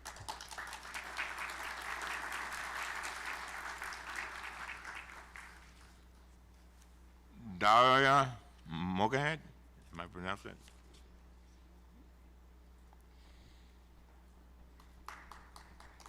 Is the Director of Research at the Institute for Social Policy and Understanding, where she leads the organization's pioneering research and thought leadership programs on American Muslims. Ms. Mogahad, am I pronouncing it right? Yes. Oh, good. Is the former executive director of the Gallup Center for Muslim Studies, where she led the analysis of surveys of Muslims communities worldwide. President Barack Obama appointed her to the President's Advisory Council on Faith-Based and Neighborhood Partnerships in 2009. She is also the CEO of the Mogahad Consulting. Thank you very much for being with us, and we're all ears. Thank you, and it's an honor to be here. Islamophobia, defined as anti-Muslim bigotry or discrimination, has reached unprecedented levels in American political discourse and policy. Muslims are the least warmly regarded group in America. Political leaders, primarily in the GOP, receive standing ovations and points in the polls for suggesting that Muslims be banned from the United States, that a Muslim cannot be president of the United States, and that Islam is a cancer to be removed from America, among other statements. Now, while clearly a danger to Muslims, my testimony seeks to argue that Islamophobia is a threat to every American and should be addressed as a national priority. First, Islamophobia makes us less free. It is driven by fear, and from a neurological perspective, fear makes us more accepting of authoritarianism, conformity, and prejudice. Three things that are corrosive to our freedom. Second, Anti-Muslim legislation overlaps with legislation that curtails the rights of other minority groups. Specifically, we found an 80% overlap between anti-Sharia legislation and legislation that takes away the rights of African American and Latinos to vote, the rights of women, the rights of the gay community, and the ability for workers to organize. I'm sorry, one more is immigrant rights.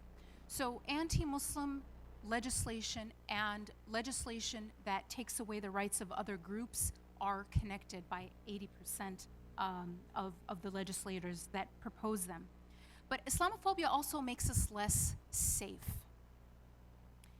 It incites anti-Muslim attacks, and there's a sharp rise in hate crimes over the past several years. The second thing is it feeds ISIS, the ISIS narrative. According to a Pentagon press secretary, Peter Cook, anything that tries to bolster the ISIL narrative that the United States is somehow at war with Islam is contrary to our values and contrary to our national security. We actually have seen actual propaganda videos that use clips from Donald Trump's statements in them.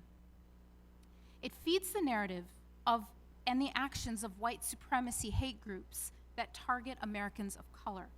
According to experts at the Anti-Defamation League and the Southern Poverty Law Center, who monitor hate groups and anti-Muslim sentiment, Trump's call to halt the entrance of Muslims to the United States drove online chatter among white supremacists and is likely to inspire violence against Muslims. In fact, another study found that there was a link between these statements in December and actual hate crimes. So, what should we do about it? And I recommend the following. We should continue to reinforce guidelines from the Department of Education to schools and universities to address bullying and discrimination. I just came back from a conference where a young man, he couldn't have been older than 12, raised his hand and said, "I am being socially oppressed at school." The fact that he even had this language was heartbreaking. And then he went on to describe the daily harassment and bullying that he was facing, being called a terrorist on a daily basis, being accused of having bombs, and he had no idea what to do. And this story is something I hear everywhere. 50% of Muslim students say that they face some level of bullying, and 20% of the time it's actually from the teacher. We also have to reevaluate federal law enforcement strategies and FBI programs and how they impact the Muslim community. We can no longer securitize our relationship with the Muslim community or criminalize a community. Things like invasive law enforcement, including surveillance and the overuse of informants, alienates the community while casting them as suspects to their fellow citizens, reinforcing stereotypes and bigotry. We should also implement a national strategy to combat white supremacist violent extremism.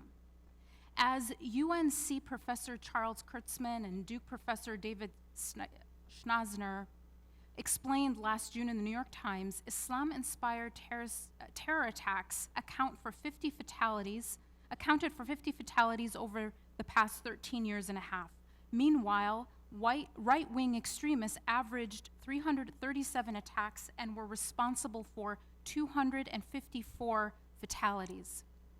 Despite these realities, we lack a comprehensive strategy and infrastructure to combat the growing threat of white supremacy ideology. This deficit endangers the American Muslim community as well as all Americans of color who have been victims of bigotry-motivated violence, from arson attacks to lethal shootings. And finally, we must apply a consistent definition and public treatment of terrorism across violent incidents.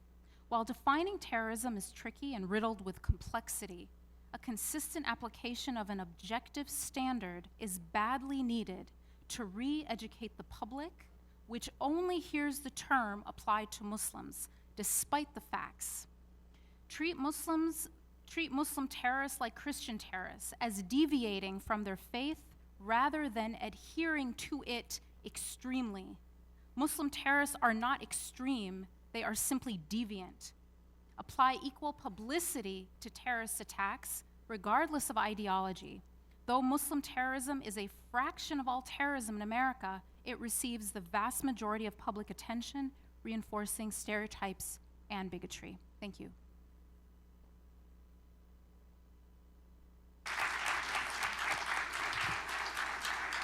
Ms. Sandin, and then we'll go to you. Yeah.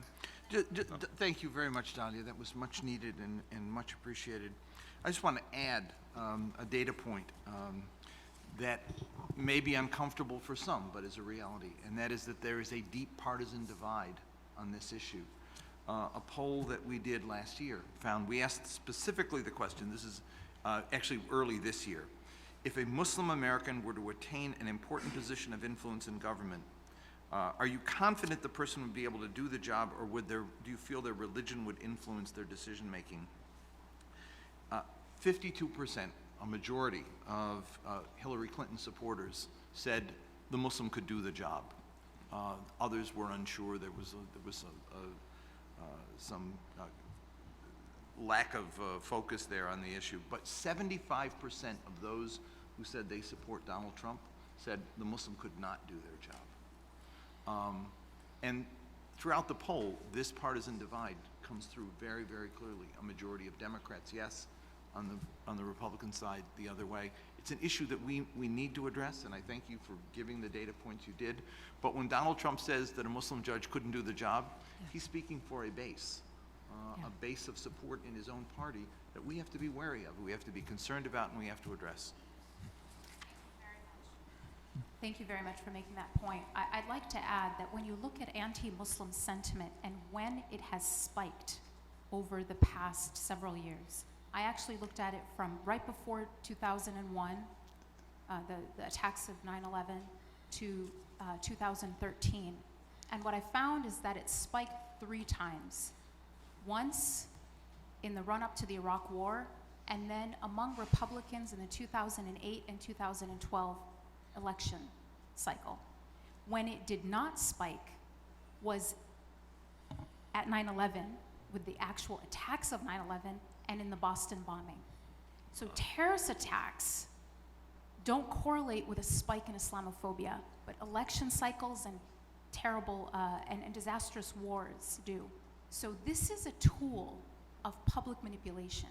This is not the regrettable but organic result of bad Muslims doing bad things. And I think that's a very important point to take. That's a great point. Ms. Tandon? Yes, thank you so much for your comments. And I really wanted to ask you to elaborate a little bit on the national security dimensions to this and how the Islamophobia that we're seeing actually reduces our country's national security. One difference that I'm aware of, but I'd love your thoughts, is that in the United States, we actually have had less acts of terrorism, in part because heretofore we have integrated communities much better, as opposed to Europe, which has had a longer standing policy or language of Islamophobia, which really separates the Muslim community.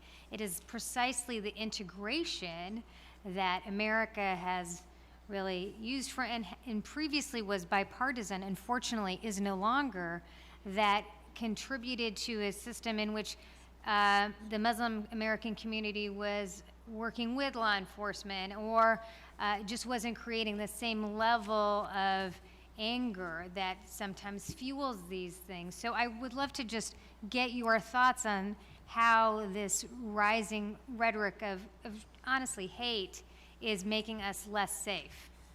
Thank you so much for that question. So when you look at radicalization in general across ideologies, the one common factor is alienation. Yes. In a recent poll, we found something very interesting. First, unsurprising to, I think, many of us, American Muslims, American Jews, American Catholics, and Protestants all are equally likely to condemn attacks on civilians.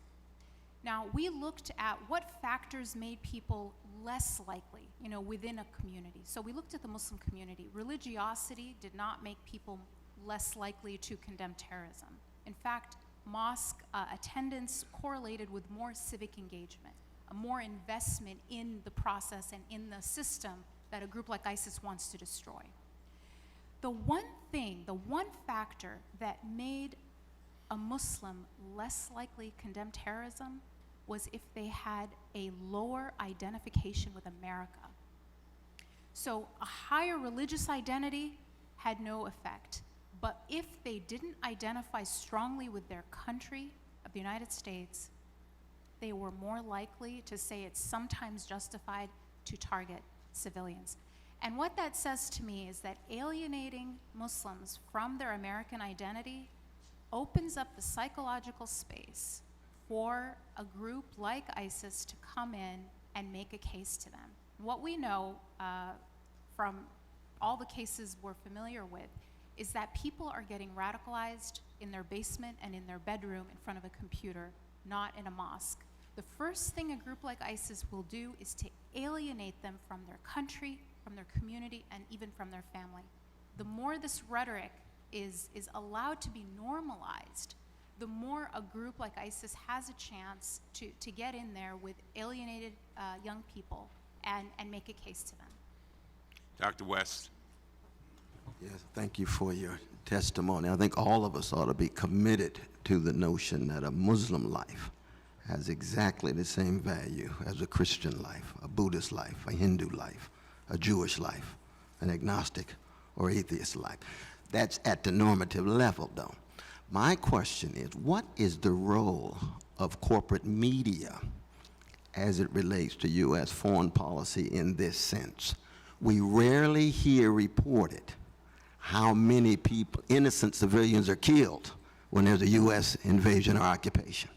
We rarely hear reported how many innocent people are killed when a U.S. drone is dropped. It might hit a targeted combatant, but also hit a non-combatant.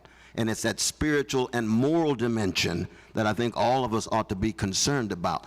Why is there not more massive reporting in corporate media as it relates to Muslim lives lost? Because we do get a lot of focus on the fascist versions of Islam, ISIS and Al-Qaeda and so forth, but all of the non-fascist versions tend to be downplayed.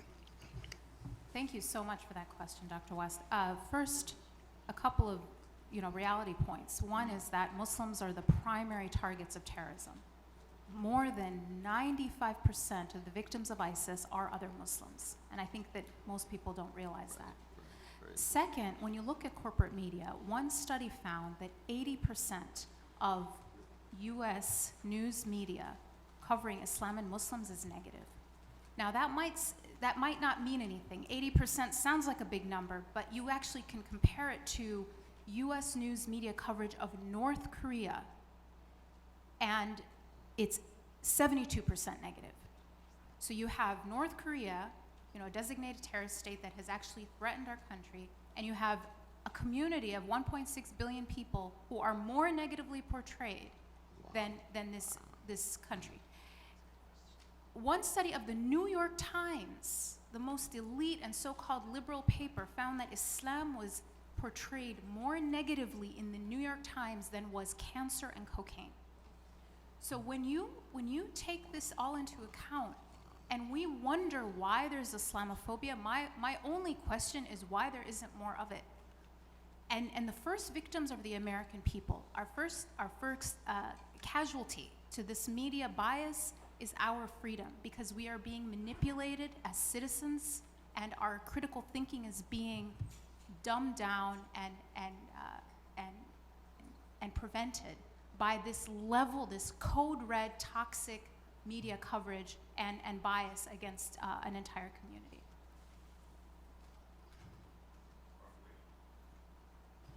Thank you. Thank you for being here. Your testimony is so important today, and we really appreciate it. Let me ask you about children. The fear now that children feel, the bullying that is taking place. How do you think we need to address this as it relates to the schools? How do schools need to understand the fear and the trauma now that young Muslim children are feeling as a result of Islamophobia and the bullying that they're experiencing? Thank you for that question. I just came back yesterday, actually, from a roundtable at the White House discussing this question. And I think what we need is to provide schools, especially principals and administrators, clear guidelines about what to do when there is a bullying situation. What are the consequences? What constitutes bullying? And then for that to be communicated to parents and students. The issue right now is many people literally have no idea what to do when it happens. They do often report it to their principal, and nothing gets done.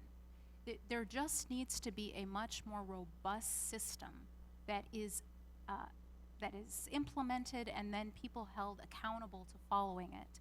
Because for young people to go to school and not feel safe, I mean, one young woman just recently told me that it was so bad that it actually caused her to acquire an anxiety syndrome, and now she suffers mental health problems because of the bullying over 2 years. So I think the guidelines and the enforcement is what really needs to be much more strongly communicated.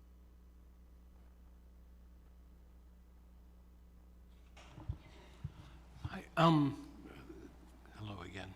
Thank you for your testimony and the impact on Muslims in the United States. But I think you would have thoughts about something that is current U.S. government policy, which is to spend a significant amount of money on counter-violent extremism messaging. And just to your reaction, this maybe drifts a little bit into tomorrow's program, but its effectiveness or how it could be more effective. Well, I have a lot of thoughts on that. I'll come back tomorrow. I think that we are currently, let me take a step back. First, I think let's understand that the vast majority of Muslims in America and globally abhor ISIS. ISIS believes that we collectively are not Muslim. They regard us as outside the faith. So their primary victims are other Muslims. They are already doing counter-violent extremism messaging through their behavior. Where all of our good efforts really get eroded is in the rhetoric and statements of our political leaders that is being used and fed into ISIS propaganda videos. We can do all the CVE counter narrative we want, but when the loudest voices are actually perpetuating the same narrative as ISIS, which is that there's a divide, and it's this enmity between Islam and the West, and it's irreconcilable, and it can only be a relationship of animosity. When that's the narrative, when the narrative is you have to choose between being an American and being a Muslim, all the CVE counter narrative that the State Department is putting out is ineffective. It's a drop in the bucket, and these other voices are much louder. Thank you very much. Thank you. Christopher Kang.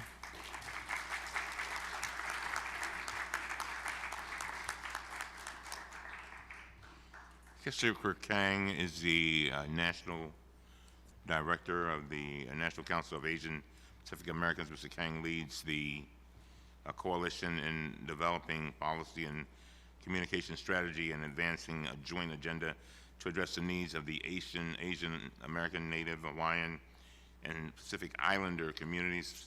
Mr. Kang most recently served as Deputy Assistant and Deputy Counsel to President Barack Obama in the Office of the White House Counsel, where he was in charge of the selection, the vetting, and confirmation of the President's judicial nominees, and advised on commutations and executive clemency.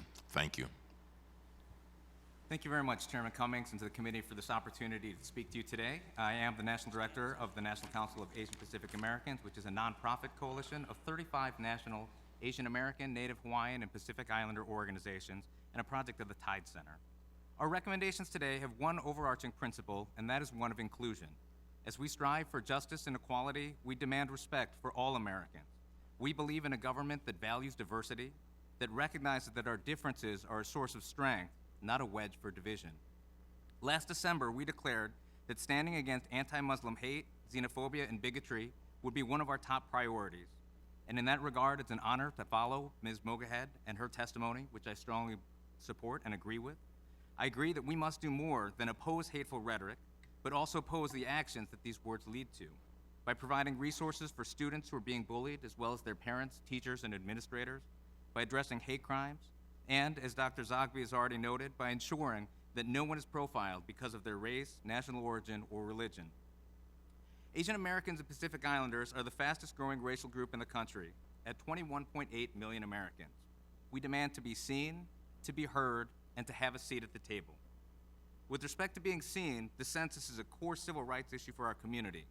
If we're not counted, we simply don't count. The census must be adequately funded to reach all communities, especially AAPI communities, and in language where possible, and to collect, analyze, and report as much disaggregated data as possible. Disaggregated data is a high priority for us throughout government. Asian Americans and Pacific Islanders represent nearly 50 ethnicities, and our priorities, needs, and concerns are not always the same. Far too often, data is not collected or reported for AAPIs at all, and only rarely is it disaggregated by ethnicity. We need this data to be the foundation for public policy, to ensure that the right programs are reaching the right communities. Asian Americans and Pacific Islanders also demand to be heard. For the 1/3 of AAPIs who are limited English proficient, this means greater access to resources that are in language and culturally competent. And I challenge this committee to lead by example and to translate your platform into as many AAPI languages as possible. AAPIs need to be heard most when we exercise our constitutional right and responsibility to vote, which is why we so strongly support the restoration of the Voting Rights Act. Finally, we demand a seat at the table. This means not only the opportunity to sit here as witnesses where we can share our expertise, our stories, and our perspectives, that also means seats at the other side of the table. From entry-level political appointments to cabinet secretaries and federal judges, our government is stronger when it reflects the diversity of our nation. And the White House initiative on Asian Americans and Pacific Islanders must not only be renewed, it must be bolstered with a larger budget and more permanent staff. These themes of being seen, being heard, and having a seat at the table go far beyond the issues I've outlined, and I urge this committee to ask the following questions in every issue it considers. Are Asian Americans and Pacific Islanders being seen, and are they being heard? Now, what do I mean by that? In immigration, it means not only pushing for comprehensive immigration reform, but also making family reunification a central part of that effort. Visa backlogs take decades to process, and 40% of those waiting to be reunited with their families are from Asian countries. It means ensuring that immigration enforcement does not profile on the basis of race, ethnicity, religion, sexual orientation, or gender identity. And as we consider immigration, we also must not forget our indigenous people and continue to support the federal recognition of Native Hawaiians. In healthcare, seeing and hearing AAPIs means not only defending the Affordable Care Act, but improving language access and enforcing the civil rights protections in the recent Section 1557 regulations. In reproductive justice, it means not only supporting a woman's right to choose a safe and legal abortion, but also raising awareness of sex selection abortion bans that are based on racial stereotypes and the targeted prosecutions of women of color. In pay equity, it's recognizing not only that AAPI women are paid only 86 cents for every dollar a white man is paid, but that, for example, Vietnamese American women are paid only 61 cents on that dollar, Burmese American women 53 cents, and Bhutanese American women only 38 cents on the dollar. Finally, seeing and hearing AAPIs means seeing beyond the stereotypes, and in particular beyond the model minority myth. It's seeing that Pacific Islanders have among the highest unemployment rates of all racial and ethnic groups, and that many AAPI subgroups continue to lack access to higher education. It's seeing that AAPIs are the least likely to seek mental health treatment. It's seeing that more than 1 in 10 undocumented immigrants are from Asian countries. And it's seeing that AAPIs have an additional equity in criminal justice reform as the pipeline from school to prison extends for many APIs to deportation. As you draft your platform, I hope that it will reflect our overarching principle of inclusion by including APIs in every aspect and every issue within it. Thank you for this opportunity to be seen, to be heard, and to have this seat at the table. Thank you very much. Questions? No questions? Thank you very much. Thank you. Fawn Sharp is the Fawn Sharp is the current president of the Quinaut Indian Nation of Tohola, Washington. Previously, Ms. Sharp was appointed by Governor Gary Locke to serve as trustee for Grays Harbor College. She has also served as governor of the Washington State Bar Association, no small feat, and trustee of the Washington State Bar Association, Indian Law Section. Thank you for being with us. Thank you, Chairman Cummings. I'm incredibly honored to be here today to provide a tribal perspective on the platform, and I thank every committee member here this afternoon. The most urgent thing I would strongly recommend that the committee consider for its platform is an urgency to redefine the relationship between tribal nations and the United States. For far too long, the relationship has fallen incredibly short of where our ancestors, where the founding fathers envisioned the relationship with tribal nations. Countries around the world have embraced what we believe are fundamental principles that are absolutely necessary in the relationship we should have with the United States. In 2007, 144 countries at the UN General Assembly passed and approved the UN Declaration on the Rights of Indigenous Peoples. 4 countries opposed it: Australia, New Zealand, Canada, and the United States.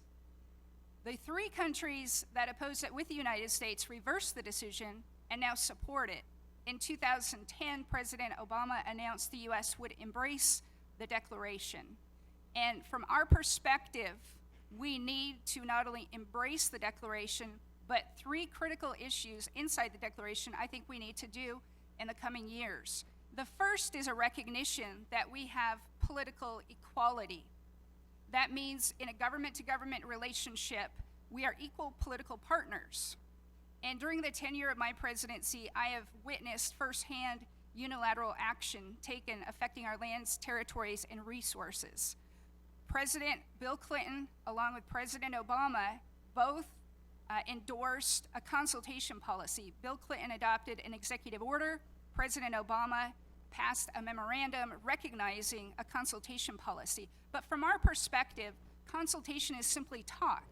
And you could go throughout Indian country and find instances where we consulted, and even over our political objections, our policy objections, our scientific objections, when we consult, we walk away thinking we have the dispute resolved, only to find out there's unilateral action taken affecting our land, territory, resources, and people. We need political equality for that relationship to be redefined. The second is a way to negotiate disputes. If the United States has a dispute with Canada, they don't sit down, consult, and then proceed with a predetermined course of action. There's an element of diplomacy where, again, equal bargaining position is recognized, and you go through a dispute resolution and negotiation to resolve disputes. We don't have that luxury in Indian country. Our only option is lawsuits, and we've seen a string of lawsuits against the United States in my lifetime. The Cobell case was a $3.9 billion lawsuit tribal nations brought against the United States, the largest class action lawsuit in U.S. history for the failure of the United States to uphold its trust responsibility. So falling short of litigation, there's no mechanism to resolve disputes. That should be a second component of a redefined relationship. Third, and most importantly, is a recognition that we have inherent powers over our lands, territories, and those powers are exclusive. We've witnessed agencies such as the Internal Revenue Service raid our national treasuries and tax some of our most vulnerable citizens for general welfare benefits. So we need to safeguard our territories and jurisdiction. related to the relationship. So from that perspective, there's not a recognition of the proper place for tribal nations in the relationship. We're way below. There's still an old perception that we're a ward and a guardian, that there's somehow no political equality at the table. But the second part of the relationship is on the United States side, the failure to uphold the trust responsibility. I would strongly encourage every member to take a look at a report by the U.S. Commission on Civil Rights called A Quiet Crisis. This was done in July of 2003. And I would maintain it's no longer a quiet crisis, it's a raging crisis, if not a humanitarian crisis in Indian country. And I want to just highlight just a few points where in this report they've talked about the failure to live up to the trust responsibility and what that means in Indian country. Housing. Right now, a third of Native American homes are overcrowded. 6% are considered inadequate. 1 in 5 reservation homes lacks plumbing. 16% lack telephone service. Healthcare. Despite widely documented healthcare disparities, the federal government spends less per capita on Native American healthcare than on any other group, including Medicaid recipients, prisoners, veterans, and military personnel. Annually, IHS spends 60% less on its beneficiaries than the average American citizen. Law enforcement, 60% the national average is spent law enforcement tribal communities. Education, we have high levels of dropout, 60% less federal funding per capita for tribal colleges and education. So it doesn't matter which indice you're looking at when it comes to funding for Native Americans. We are incredibly short. We have very limited ability to raise our own taxes, no funding. So it should be no surprise that many of the symptoms that you see on Indian country are symptoms of a much deeper problem. And that deeper problem is there's no political equality. Thank you very much. Questions? Yes, Mr. Walker. Teague Wheatseed, President Sharp, thank you for being here today. You brought up a lot of issues, and I know that I'm hoping that we get some copies for the platform committee here. My question is, what is the most urgent issue facing Indian country, and how can we address that on the platform committee? I think probably the most urgent issue is the failure of the federal government to uphold its trust responsibility. It would begin by formalizing the relationship we have, tribal nations with the United States, increasing funding, and respecting our inherent and exclusive jurisdiction over our land, territories, and peoples to ensure that we have the ability to tax, raise revenues. Right now, we're trying to raise profits as corporations through casinos. We're governing bodies, and we have very limited ability to raise our own taxes to support these badly needed services. And on the other hand, funding is limited, so we're forced to either forego services or sue. Dr. West? Yes, thank you so very much for your very, very deep and moving testimony. It just strikes me that there's a need for us to reform our narrative about the emergence of the USA, and you tell me what you think. Oftentimes we hear in platforms and speeches that slavery was our original sin, and that's just not true. And the question becomes, how do we ensure that it's dispossession of land of precious indigenous peoples, this domination, sometimes annihilation through disease as well as attack. And then you had African slavery, both, of course, evil and barbaric. But how do we reshape the narrative so that indigenous peoples are not rendered invisible and we remain in a state of denial? And that's the question of what kind of stories we tell to each other as we engage in these policies. Yes, that was probably the most encouraging thing in when President Obama was first elected. I thought to myself that evening, that shattered the shackles of slavery and closed a chapter, a very dark chapter in U.S. history, and opened a new chapter of hope. And I thought, if you go back to the next chapter, the first chapter, our turn is next, and maybe, just maybe, we'll get to a point where the average citizen understands the extent to which tribal nations suffer. We're worse than some third world countries if you go into Indian country, and it's not a lack of trying, it's not a lack of choice, it's these fundamental issues that I'm talking about. Political equality, When you operate a nation and another country can take unilateral action over your objection and at the same time do things that invade your national treasuries, do things that inhibit you from raising your own tax dollars, you're very limited. And if it's not corrected, and that's what this point of this report, and I want to stress the U.S. Civil Rights Commission right now is updating this report, and we're expecting to see it come out at the end of the year. And I'm hoping through an updated report we'll have more concrete steps, because there were a lot of recommendations in this report to get to the question that you're asking, what can we do? But very few of those recommendations were actually implemented. We're going to go to Mr. McKinnon and then Ms. Browner. Thank you so much for reminding us about this toxic relationship. I'd just be grateful if you could provide the committee at some later point with some good examples of places around the world that you think are doing a better job of getting this relationship right, because I think we've lacked for thinking creatively for a long time in this field. Thank you. I appreciate that question. We had an opportunity to participate in COP14, the Conference of Parties in Poznan, Poland, and I had a chance to sit down with ambassadors and from other countries that have a foreign policy related to indigenous peoples, even though they have no indigenous peoples within their borders or territory. But those are excellent examples. And the issue of climate change is one where I believe in this country we're looking at innovation, things that we can do with emerging science.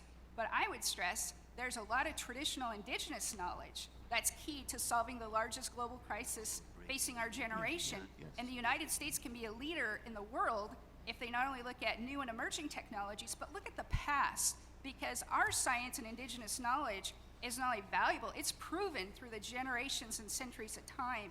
And we need to draw on all forms of knowledge to solve that global crisis. We're going to have one more question, and that'll be from Ms. Browner. But the members of the Congress got a vote coming up, so the drafting committee members have been informed about the vote. So in my absence, and this was all agreed upon between the parties, I will turn the meeting over to Neera Tandon and to Jim Zogby. And I want to thank both of you for agreeing to do this, who will facilitate this meeting even-handedly. They will alternate introducing speakers and opening the floor to discussion. My colleagues and I will return at the conclusion of the votes. But again, we have to take one more question. Then, and after you, there'll be a 5-minute recess so people can stop for a minute. All right. Thank you, Chairman. Thank you for your very powerful and insightful testimony, and thank you, obviously, for mentioning climate change and the role. There are, in many of our nation's environmental laws, a recognition of the government-to-government relationship on an Indian country, and EPA has had a history at times of actually delegating authority for permitting and other environmental activities. Do you see that as a potential model for some of the other issues? I mean, I'd be interested in, the degree to which you feel like that delegation of authority, it's the same way that EPA can delegate to states the opportunity to implement environmental laws on a day-to-day basis. And if it's not something you're familiar with, I totally understand it's a little bit in the minutia, but maybe you could answer in writing or provide sort of your thoughts in writing. Right. I think that's an excellent question, and we've seen examples where there has been a delegation of authority, and it's not only us taking that authority that's delegated, but we bring that tribal perspective and that tribal mindset to those critically important decisions, and I think it's absolutely critical. When you look at things like the public trust doctrine, and that is an old law, it's not something you find in statute, it's judge-made law, and courts are now holding those that make permitting decisions and others around, transportation of crude oil, et cetera, liable, and increasing their fiduciary responsibility to consider climate-related impacts to those regulatory decisions. From our perspective, the public trust doctrine is reflective of indigenous knowledge. Chief Seattle said, what we do to the earth, we do to ourselves. All things are connected. That's the spirit and intent behind the public trust doctrine. So I think when you have exercise delegated authority and bring a tribal perspective, it's an excellent way of addressing issues. Thank you. Thank you. Thank you for your important testimony, and we're going to take a 5-minute break. Thank you. Thank you. Wow.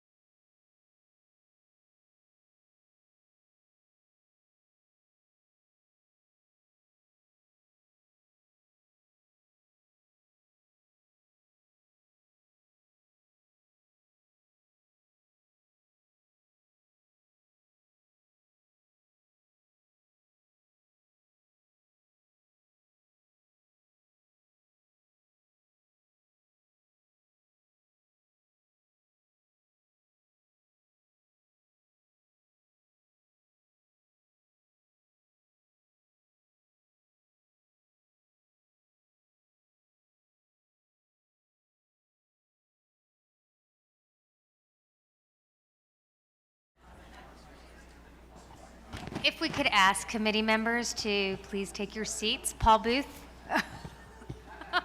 That means you.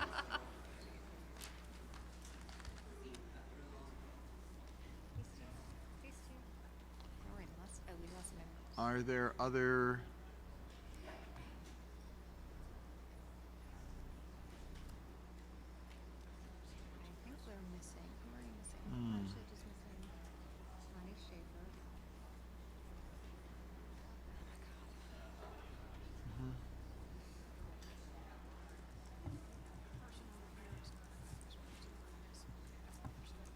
No, this is, it's Saga. Are we on? So we're missing, those are just wrong.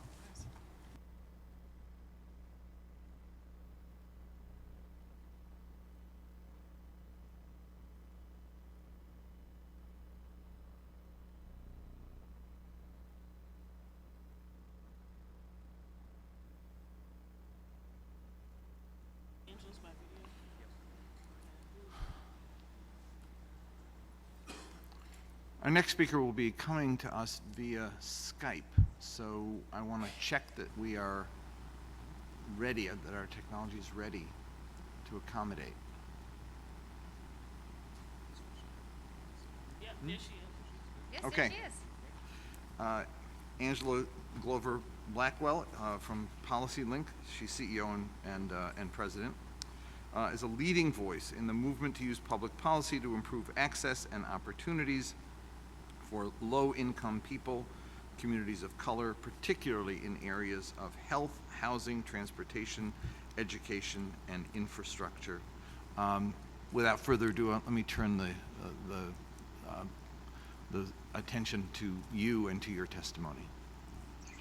Thank you very much. I am so appreciative of having the opportunity to speak before you and appreciate your accommodating me in this way.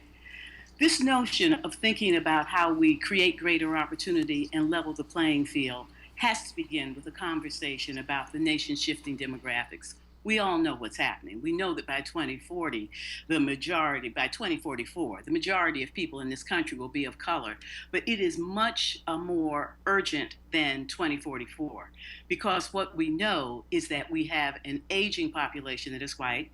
Of those people who are over 65, 80% are white. Of those who are under 18, 46% are people of color. We know that by 2030, the majority of the young workforce will be of color. And we know that since 2012, the majority of all children born in this country have been of color. And so as we think about the future, 2030 is the time we need to think about. That's when the majority of the young workforce will be of color.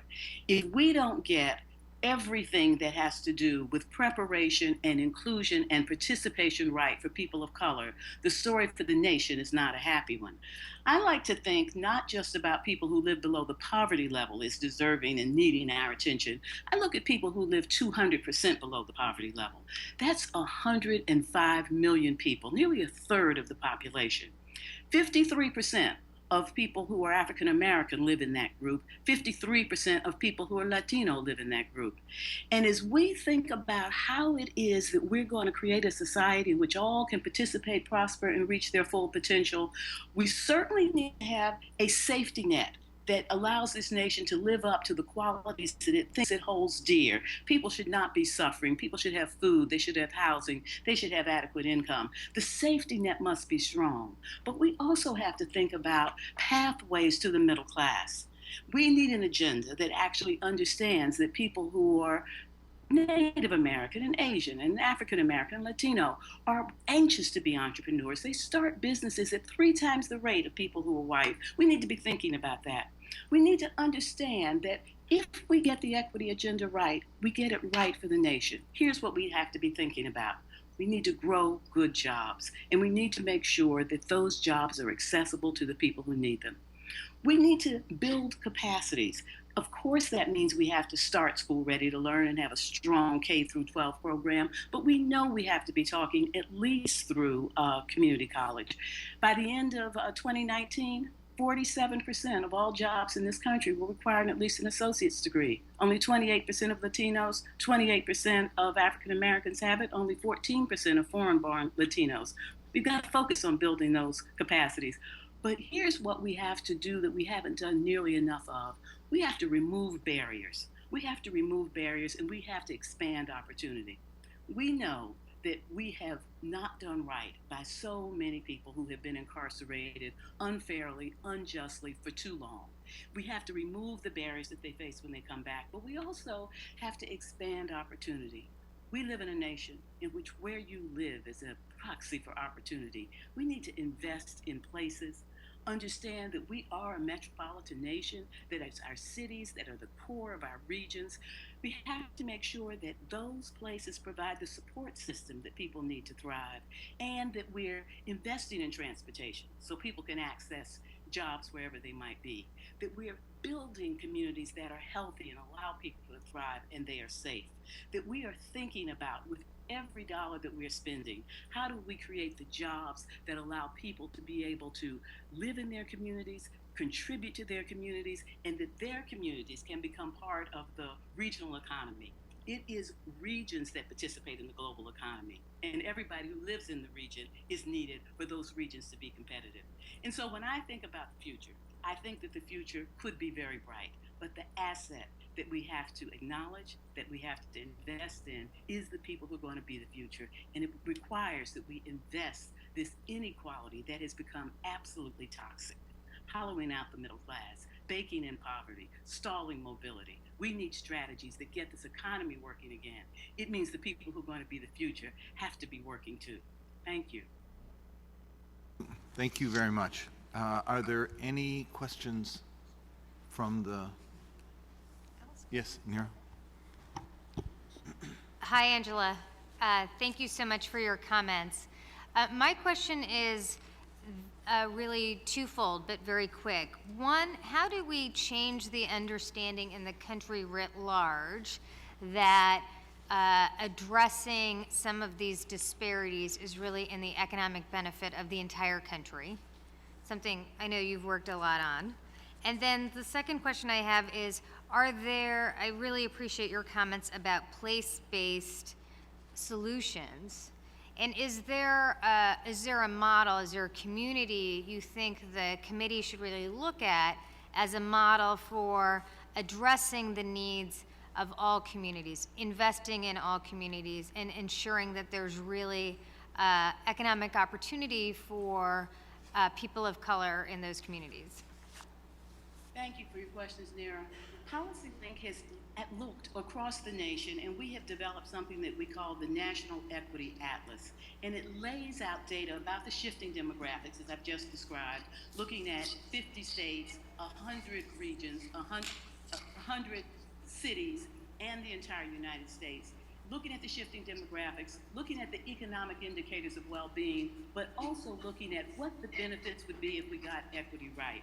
If we were to close the gap in employment between people who are white and people who are of color, we would have a $2.1 trillion addition to the GDP, and that would be on a yearly basis. If we get it right for those who are being left behind, we get it right for everybody. There's no question about that.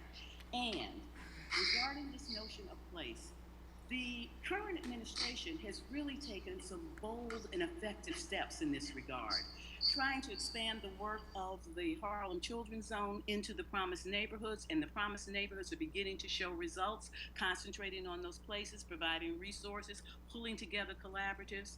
The Promised Zones initiative that actually has encouraged cities to be able to be creative and innovative and make commitments as to what they want to achieve for those who are left behind, and it allows them to be able to actually have the flexibility that they need to be able to move to the top of the line and show what they can do.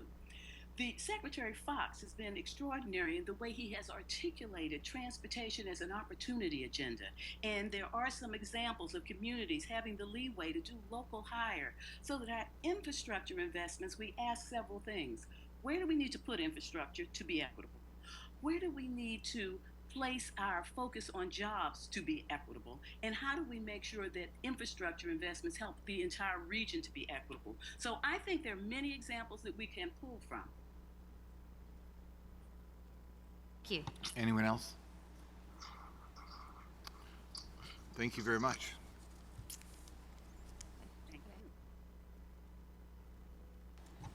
And now I'd like to invite Don Cravens Jr. from the Urban League, Senior Vice President for Policy and Executive Director of the Washington Bureau. Thank you.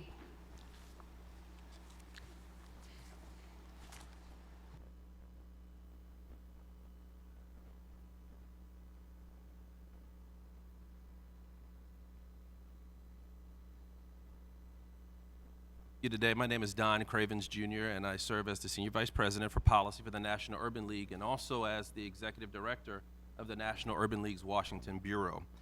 As you know, or you may not know, the National Urban League is the nation's oldest and largest civil rights and urban advocacy organization dedicated to economic empowerment in historically underserved urban communities. Founded in 1910, the Urban League has empowered and improved the lives of tens of millions of African Americans all across our nation, and we've done it through our 88 affiliates who provide direct services to men and women in those communities in over 36 states, including the District of Columbia. And we also conduct policy research and advocacy in our Washington Bureau, which I am very honored to oversee. It's appropriate that the National Urban League is here with you today. When I saw the title of our session, Leveling the Playing Field, Creating Opportunities and Removing Barriers, that's what we do at the Urban League. And just 3 weeks ago, we released our annual report, The State of Black America, the 40th anniversary, Doc, of the State of Black America.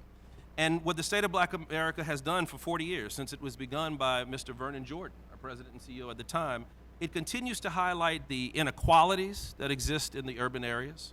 It continues to highlight the wealth gaps that that exist in the urban areas. And this year, it even highlights the unemployment rates that in some urban areas are triple for African Americans and Latinos compared to our white brothers and sisters. But we didn't just highlight problems in this year's State of Black America. We also talked about solutions. And our president and CEO, Mr. Morial, who apologizes for not being here today, but will submit testimony via video next week and written testimony, lays out his plan for solutions in our State of Black America. And his plan is called the Main Street Marshall Plan, to coin a phrase from the Marshall Plan after World War II, when we reinvested and rebuilt Europe, war-torn Europe. We believe it's time to reinvest and rebuild America, the urban communities of America. This bold and strategic investment, dare I say overinvestment in America. Wouldn't it be nice to overinvest in America? In America's urban communities requires a multi-annual, multi-pronged commitment over the next 5 years that would course correct our urban communities and our main streets. The Urban League will submit this plan in detail before the June 18th deadline. As I said, we will do so both in writing as well as via video. Our president and CEO, who could not be here today, will do that. We ask you respectfully to consider allowing the State of Black America as well as the Marshall Plan to be part of the Democratic National Committee platform. I will talk a little bit, very briefly, about the key components of the plan today, since my time is limited. We are looking for investments and improvement in education, employment, housing, and infrastructure. The same four empowerment goals that the Urban League had in mind when it was started in 1910, when African Americans were leaving Jim Crow South, moving to the North for better opportunities. The Urban League was founded for that reason, and we are still fighting for those reasons. Education, we are talking about things like universal childhood education, doubling the Pell Grant so that more young men and women can attend college here in America. And employment, we are talking about a federal living wage indexed to inflation. We are talking about a new Main Street small and micro business program to make sure that would be especially targeted to minority-owned businesses and women-owned businesses. And why is that? Because statistics show that women and minority business owners tend to hire people who go to church with them and who live in their communities, people who look like them. And if we are ever going to deal with this unemployment in our urban communities, we've got to get businesses that can hire those folks as well.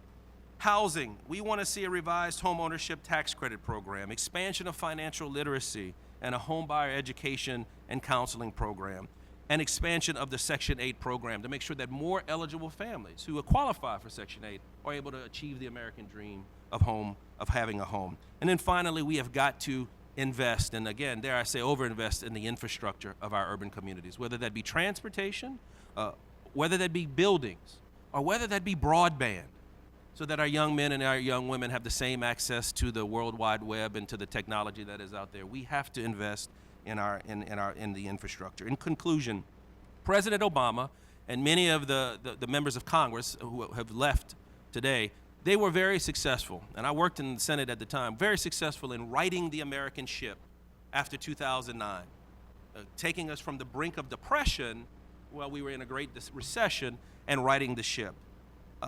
However, the recovery from the recession has not hit every urban city. There are many, many urban cities that are still struggling.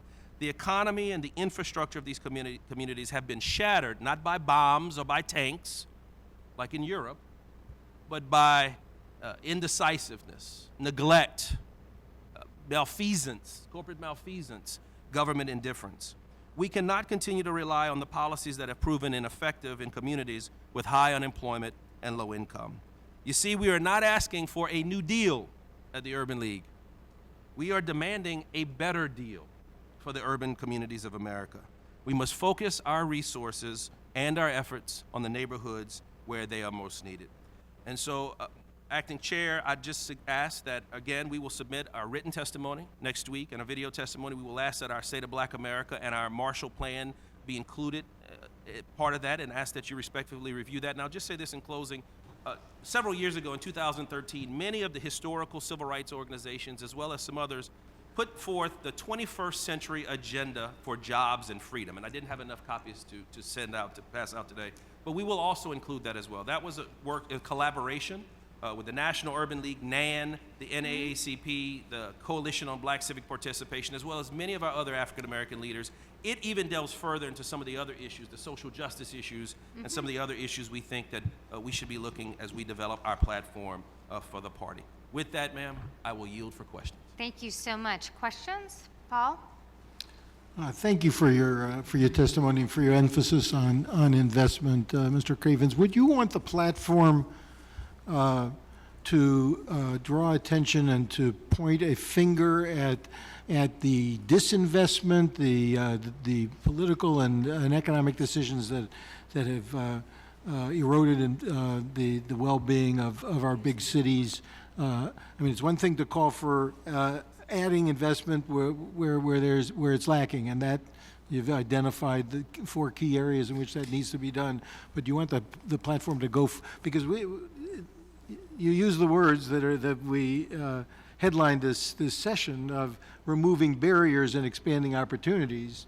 And when we talk about removing barriers, we're making an implication that there have been wrong-headed decisions that are hurting people now, and we have to decide how explicit we want to be about that in our platform. What's your advice? My advice would be we must definitely pay attention to the past, and you have to acknowledge things so that we don't repeat those things. What I would suggest and I would caution against is pointing fingers and focusing on the negative. What I've been very proud of to see with both of our candidates in this election cycle is both of the candidates have said, we got to stop complaining about past and we got to focus on the future. And so all I would say is, yes, let's look at past policies that failed to make sure that good intentions no good deed goes unpunished. Make sure that good intentions don't lead to negative results. But I would absolutely caution against us pointing fingers, because some of the people who put barriers in place unintentionally were some of our very dear friends.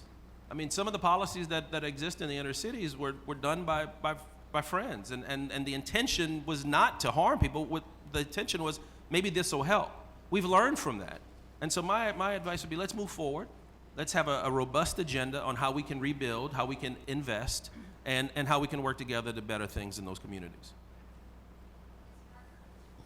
Ms. Parker? Yes, thank you. Thank you for being here today. My question on the National Urban League is, it says it's dedicated to economic empowerment in historically underserved urban communities, yes. And I primarily see African American and a little bit about Hispanic. Yes.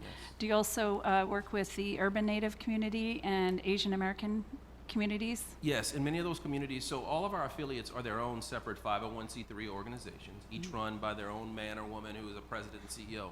I'm proud to say that many of our Urban League affiliates, depending on the geographics and the demographics of that area, absolutely partner in many, many different ways to provide the services and the empowerment. And I'm also proud to say the Urban League does not turn anyone around when they walk into the door of the Urban League. And so we've got so many programs at our affiliates, whether they be reentry programs or after-school programs or workforce training programs, if that's what that community calls for.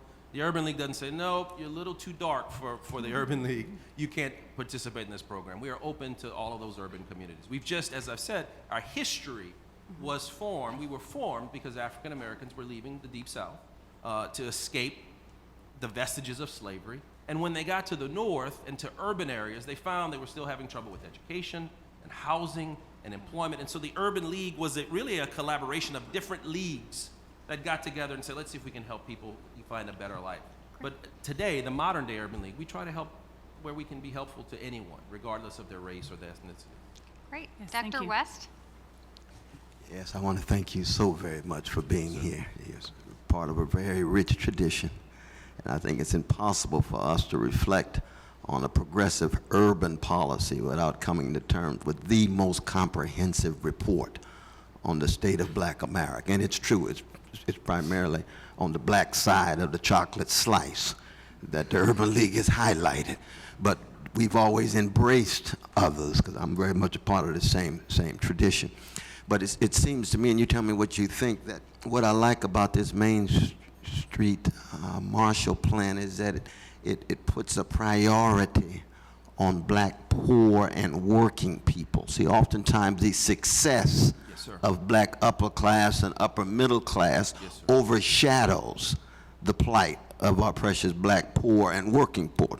Now, for all American citizens across the board and all Black folk, but oftentimes the poor and working classes get pushed to the margins. And what I like about this, of course, I've already read this, so this has come out a couple of weeks ago, that you have this broader vision. And so I just want to thank you for that and let you know we will be wrestling with this as we write this platform. Dr. West, thank you so much. What I will tell you is, when I saw the title that my boss chose for the Marshall Absolutely. Plan, From Poverty to Prosperity. That's right. As an employee, I was very proud of that, because you're exactly right. We have focused a lot in modern day America. We've all fallen victim to it, where we focus That's right. on helping those who already have a little bit get a little bit more. And there's absolutely nothing wrong with that. That's fine, that's fine. Yeah, that's right. But we got to focus on people who have nothing. And there are a lot of people who are living in our urban communities who have nothing. Absolutely. And are struggling each and every day. And so we hope that this Marshall Plan and the platform that you're working on, ladies and gentlemen, helps all of those folks. From poverty to prosperity. And there's help every step along the way. Thank you. Mr. McKibben?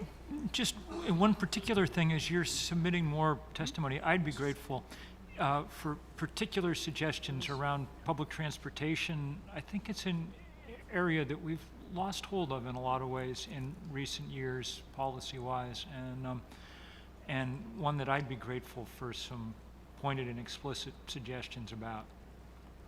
We will do that, and we will also, because this question was asked for the lady who testified before me, the economic benefits of the public transportation, not only the access and the ease of travel and the social effects of public transportation, but the economic aspects, the short-term GDP growth that urban transportation, when we build stuff, the jobs that are created, the wealth that is generated, the people who get a sense of pride in building those things. So we will definitely present that in our detailed plan. Thank you. Representative Reese? Thank you. I too want to thank you and Mark Moriel and certainly my local and state urban leagues for the work that you have done. And I know that in our party, we have diversity. We heard from the Indian Nation, and we've heard from the Asian Pacific Americans. And I don't think it's bad to hear from the Urban League focusing on African Americans.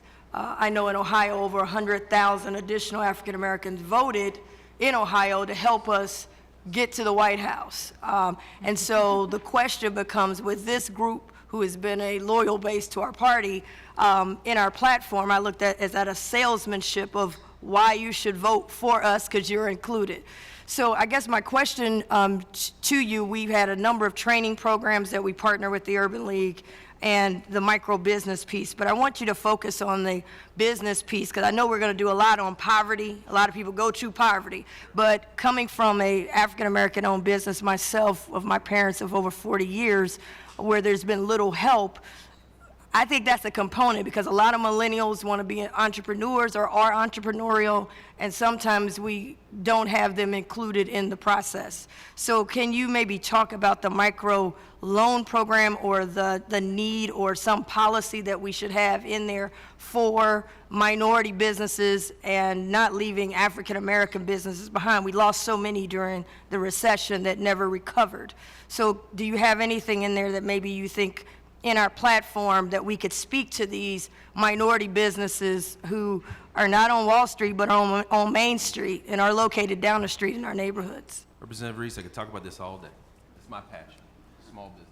Before this job, I got a chance to work for Senator Mary Landrieu from the great state of Louisiana. She was chair of the Small Business Committee, and I was staff director of that United States Senate Committee, and I did it for 4 years, and it's what I love. It's my passion. So thank you for that question. One of the things I'm most proud of at the Urban League is we've got 11 entrepreneurship centers, one in your home state.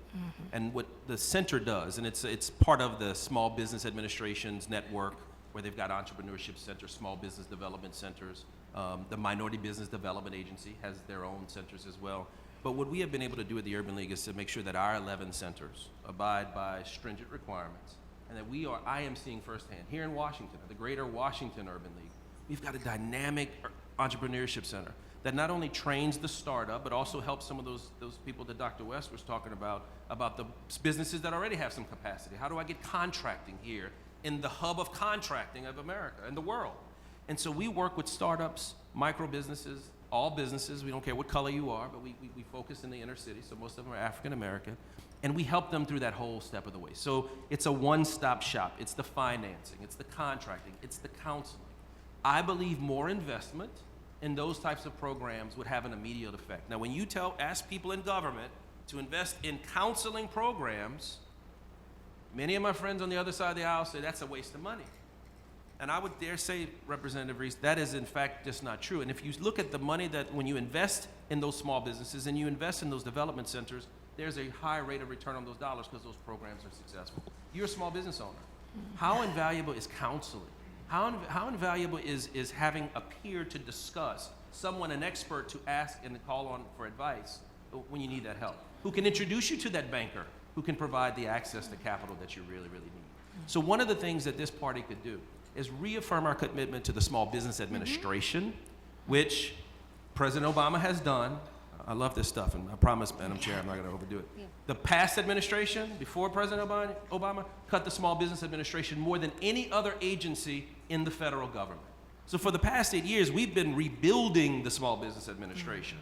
But more programs like that, a stronger Minority Business Development Agency, which is a small, powerful, muscular organization in the Department of Commerce. My personal opinion is that that agency should be strengthened and grown because they make a direct impact on minority and women-owned businesses. And so more focus, investment, reinvestment in people could make a difference in those businesses. And those people will hire people, and those people are going to get unemployment down in those inner cities because they're going to hire people from the inner cities. Thank you. Thank you so much. And we very much welcome additional information on these particular points in your written testimony as well. Our next testimony comes from Gail Manchin. She is the board chair of Reconnecting McDowell. Reconnecting McDowell is an initiative that is a multi-year effort to recreate a brighter economic future for McDowell County, West Virginia. Good afternoon. Good afternoon to you. Thank you for joining us. Well, thank you for allowing me to join you, and it's certainly an honor to be here speaking on behalf of Reconnecting McDowell and West Virginia. This was an initiative that was started 4 years ago by myself and Randy Weingarten, president of AFT. The goal was to reinvigorate and revive a community that had been totally devastated by the energy bust, the lack of coal mining in that area. And so children's education, housing, transportation, health care, all became issues in which McDowell County became tops in the worst of in all of these lists.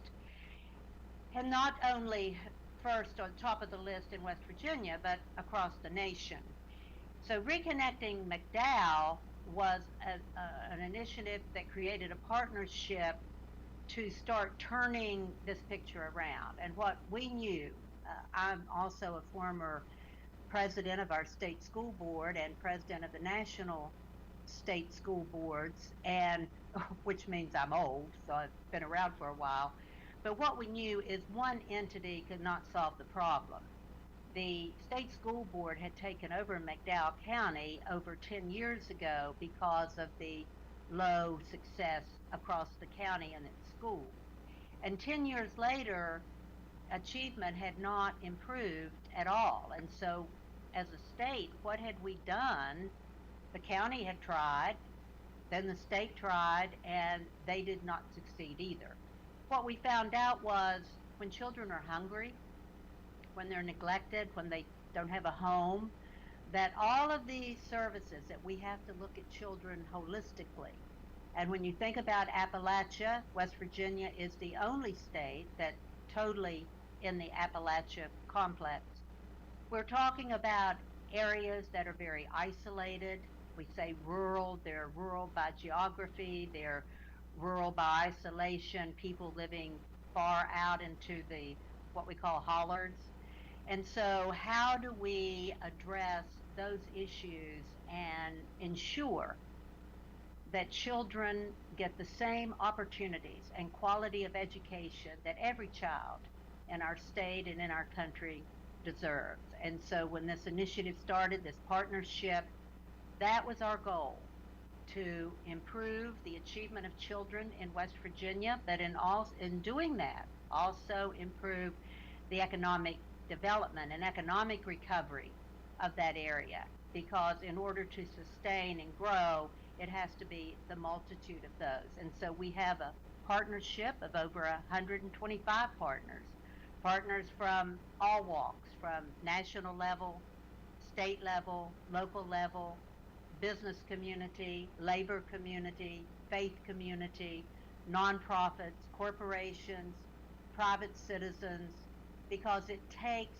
everyone filling one part, taking one from column A, something from column B, something from column C, and integrating all that so that as we work together, we're creating an effective, sustainable project. Not only sustainable just in McDowell County, there are other McDowell counties in West Virginia, but more importantly, there are McDowell counties across this country. We know that about 1 in every 5 children that graduate from high school comes from rural America. We can't afford to lose 1/5 of our population, of our children and its future, because we are not offering the same quality of education, the same opportunities, the same resources. You know, we look at McDowell County, and 28% of these children do not live in a home where an adult is gainfully employed. Almost half of the children in this county do not live with a biological parent, and this is due to incarceration, drug abuse. So they live with grandparents, they live with foster parents. Sometimes they look for anywhere they can go at night. The county has one of the highest rates of obesity, accidental prescription drug overdoses, and an array of serious health problems. So the schools face those issues, but they also face the issue of teacher turnover, primarily because there is no housing available in McDowell County. Teachers that are recruited to come in to teach there live in Bluefield or Beckley, which is an hour's drive either way for those teachers to come. And of course, when a teaching position becomes open in Beckley or Bluefield, those teachers leave McDowell County and go to where they can teach closer. There's nothing more sad than to have a high school student look you in the eye and say, why do teachers not like us?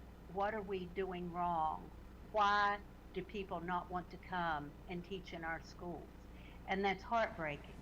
And so as a result, and 125 partners later, we have undertaken several steps to move forward, and we have moved forward. We are showing some success in McDowell County, but one of the initiatives is now to build a Renaissance Village, a housing unit building for teachers and other professional people in what we call downtown McDowell, Welch, West Virginia, which would have retail services on the first level to hopefully inspire economic development, and then the upper floors would be apartments. Miss professional- Manchin? Yes. I'm sorry, you can't see the clock here, we're running a little long, but I wanted to ask you a specific question, and we have a few minutes left to this. In terms of the specific policy for the platform, how would you prioritize the recommendations you would make for us to address the issues of McDowell and other similar counties facing the crises you note? Give us a couple of specific policy recommendations, if you could, in the few minutes we have remaining. Okay, and I apologize. I think first and foremost, for sustainability, and anything you begin like this, you want to be sure that you're able to sustain it over time, so that when the original partners are gone, it's still growing. You have to work with the people in that community. You can't go in and do it for them. You go in and do it with them. But it takes that whole multitude from the national level, state, and local, working together to assist and provide the support and resources that are needed. The closest analogy that I can make is that if indeed it takes a village to raise a child, who raises the village? And it's that partnership that you form between business, faith community, all these different entities coming together that can provide the resources and support that allows that community to grow, form its foundation, and be able to sustain itself. Well, thank you. Are there any other questions from colleagues? Thank you so much for your testimony, and now I turn it over to Nira. Thank you. Thank you very much. I'd like to invite Lucy McBath up. She's the mother of Jordan Davis and a national spokesperson for Moms Demand Action for Gun Sense in America. And we look forward to your testimony. Acting Chair and the distinguished committee members for giving me just a few moments of your time. My name is Lucia, or Lucy McBath. I'm the mother of Jordan Davis, who was shot to death in a convenience store parking lot in what the country has deemed the loud music case because a racist thought he was playing his car stereo too loud. Within a matter of 3.5 minutes, my life has been forever changed. More than 3 years have passed since Jordan was taken from me, but as his mother, the pain never really goes away, and I'm without him every birthday, holiday, and every time I see a young black man's face. But this isn't an issue that's just facing black mothers, although it happens to women who look like me far too often. This is an American crisis and a public safety issue. I had the talk with Jordan. I told him to be mindful of his surroundings. I schooled him on racism. I thought I did everything right, even sending him to live with his father in Florida as I faced my second bout of breast cancer. But as we all know, no one is immune.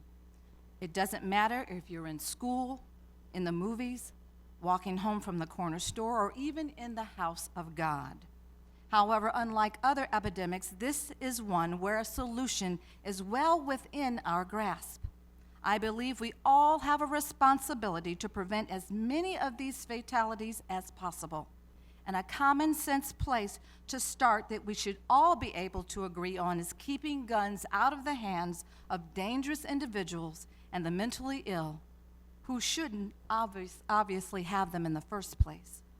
That's why I was so proud to stand behind President Obama when he announced new executive actions aimed at narrowing the loopholes in our laws that make it easy for dangerous people to get their hands on guns.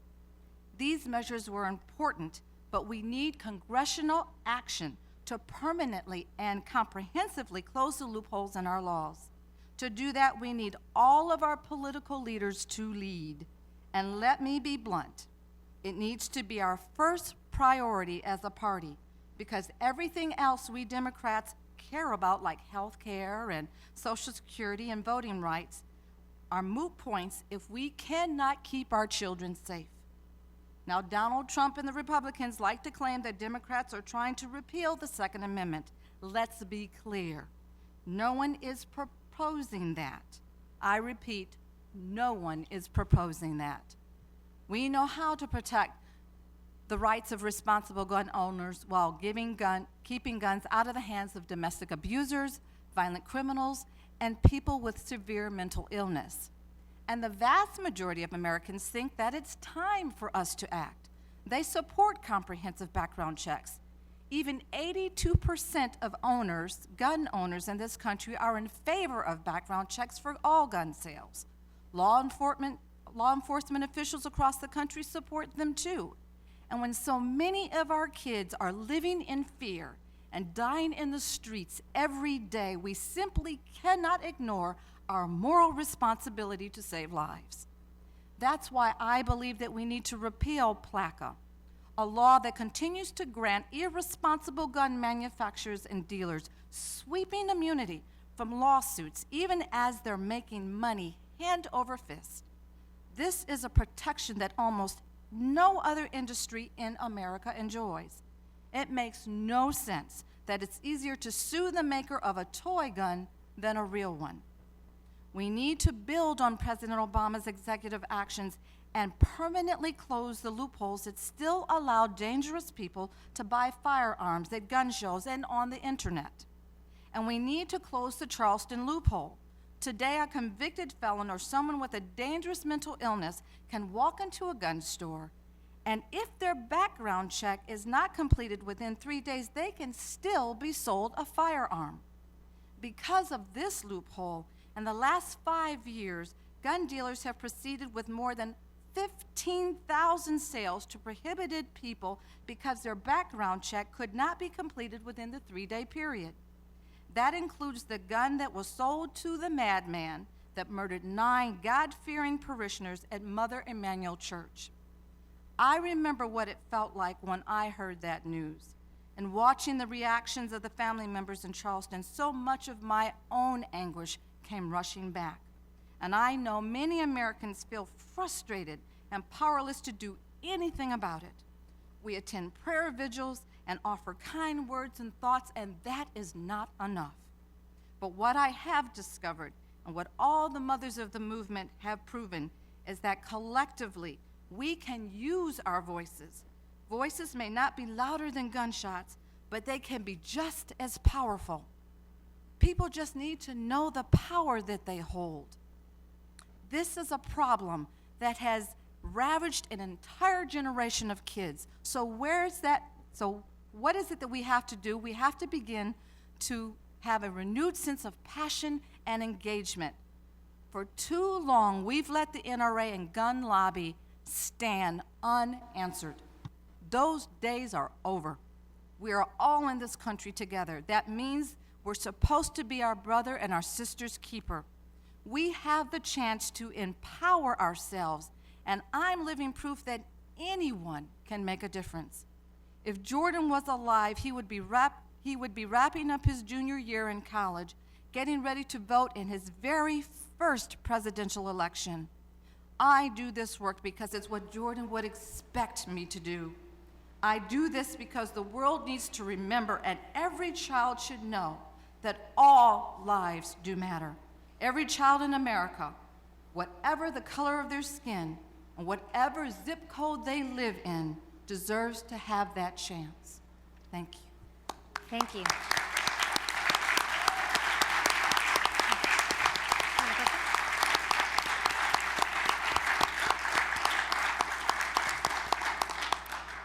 Ms. Schaefer? Thank you, Ms. McBath, right? This isn't my microphone. No, that's yours. Okay. Oh, it's mine. Okay.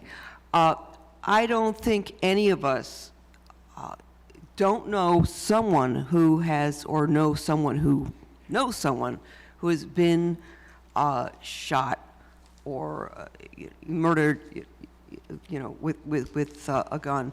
I think it's disgusting that we in this country have such lax gun control. I think that the Republican Party is really remiss in setting out boundaries, because I do believe that you're absolutely correct. Not just keeping the guns out of the hands of mentally ill people and criminals, but I really don't personally think anyone should have a gun. I mean, that's just my own, philosophy. Nothing is ever solved, when you have a gun in your hand, except, the worst possible scenario. How do you propose we stop this epidemic, because it's getting worse and worse? Well, of course, we know that taking all the guns off the street is literally impossible. And we do know that there are a lot of law-abiding gun owners, gun enthusiasts, and hunters, and those definitely are not the ones that we're concerned about. But what we have to do is, with the existing legislation, the laws as they are, the gun culture, we have to enact some common sense measures that do not infringe upon individuals' Second Amendment rights. The Second Amendment right to bear arms. However, the NRA gun lobby of today has the entire country believing that means that, as vigilantes, they can bear arms on the street and decide for themselves how they want to take care of any conflict without any reasonable conflict resolution. Which, of course, we know that we have a well-formed militia, which is our National Guard, which actually takes care of, the Second Amendment. But what we have to do is make sure that with the existing gun culture, which becomes more and more expansive all the time, the loosening of the gun laws, our legislators have been very inactive and not willing to put some safety measures in our existing gun laws. We have to address that. You can be a law-abiding gun owner in this country, and definitely those are the ones that we're not dealing with. But they're the individuals in the country that want to use their guns any way that they want to, with with immunity and not having to suffer any repercussions of their actions when they're using their guns in a criminal way, they have to be dealt with. So if our legislators are willing to not be beholden to the NRA gun lobby, if we can take the money out of the pockets of a lot of our legislators, because the NRA gun lobby is funding a lot of what's happening in the country, then we will be able to have a platform, a viable platform that really recognizes the need to put some common sense safety measures in our existing gun laws, keeping people safe so that they do not have to be afraid to walk in their own communities. Dr. West, and I just to try to get more questions in, I'd like to just reemphasize Reverend Daughtry's comment earlier, which is that every question has a question mark. So. Oh, yeah, no, indeed. I just want to salute your strength and your fire and your eloquence and your dignity. But I was going to raise a question about our corrupt campaign finance system and the way in which the NRA as lobby is able to gain a certain kind of disproportionate amount of influence over our politicians. I put that euphemistically, because it's really legalized bribery in a certain sense. How do you deal with that connection of wanting to highlight the kind of gun control laws that we need, and yet also this flow of money from this very powerful lobby that's got big money? Well, as the Bible says, my people perish for lack of knowledge. And so the more that we're able to expose what the NRA gun lobbies continue to do within the last 25, 30 years, that if we give that information to the people, if we let people understand the voting records of the gun measures of the legislators and make that information available to them, then they're able to go to the polls and make wiser decisions. If we do not give them that information, if we do not expose what's happening with the NRA gun lobby, then of course, common people on the street, individuals, they don't know what's happening. So give them the information they need, give them the resources they need to make sound and wise decisions when they go to the polls, give them the Yes. opportunity to vote out of office those legislators that are passing these heinous laws. Any other questions? Thank you so much for your testimony. We're grateful.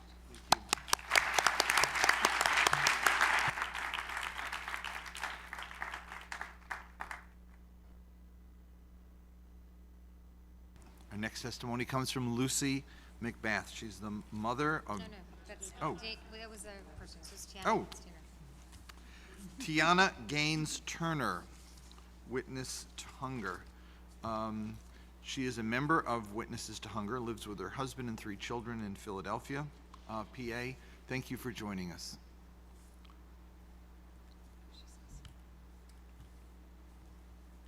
Good afternoon, everyone. Thank you to the DNC Platform Planning Committee for the opportunity to speak out for so many Americans.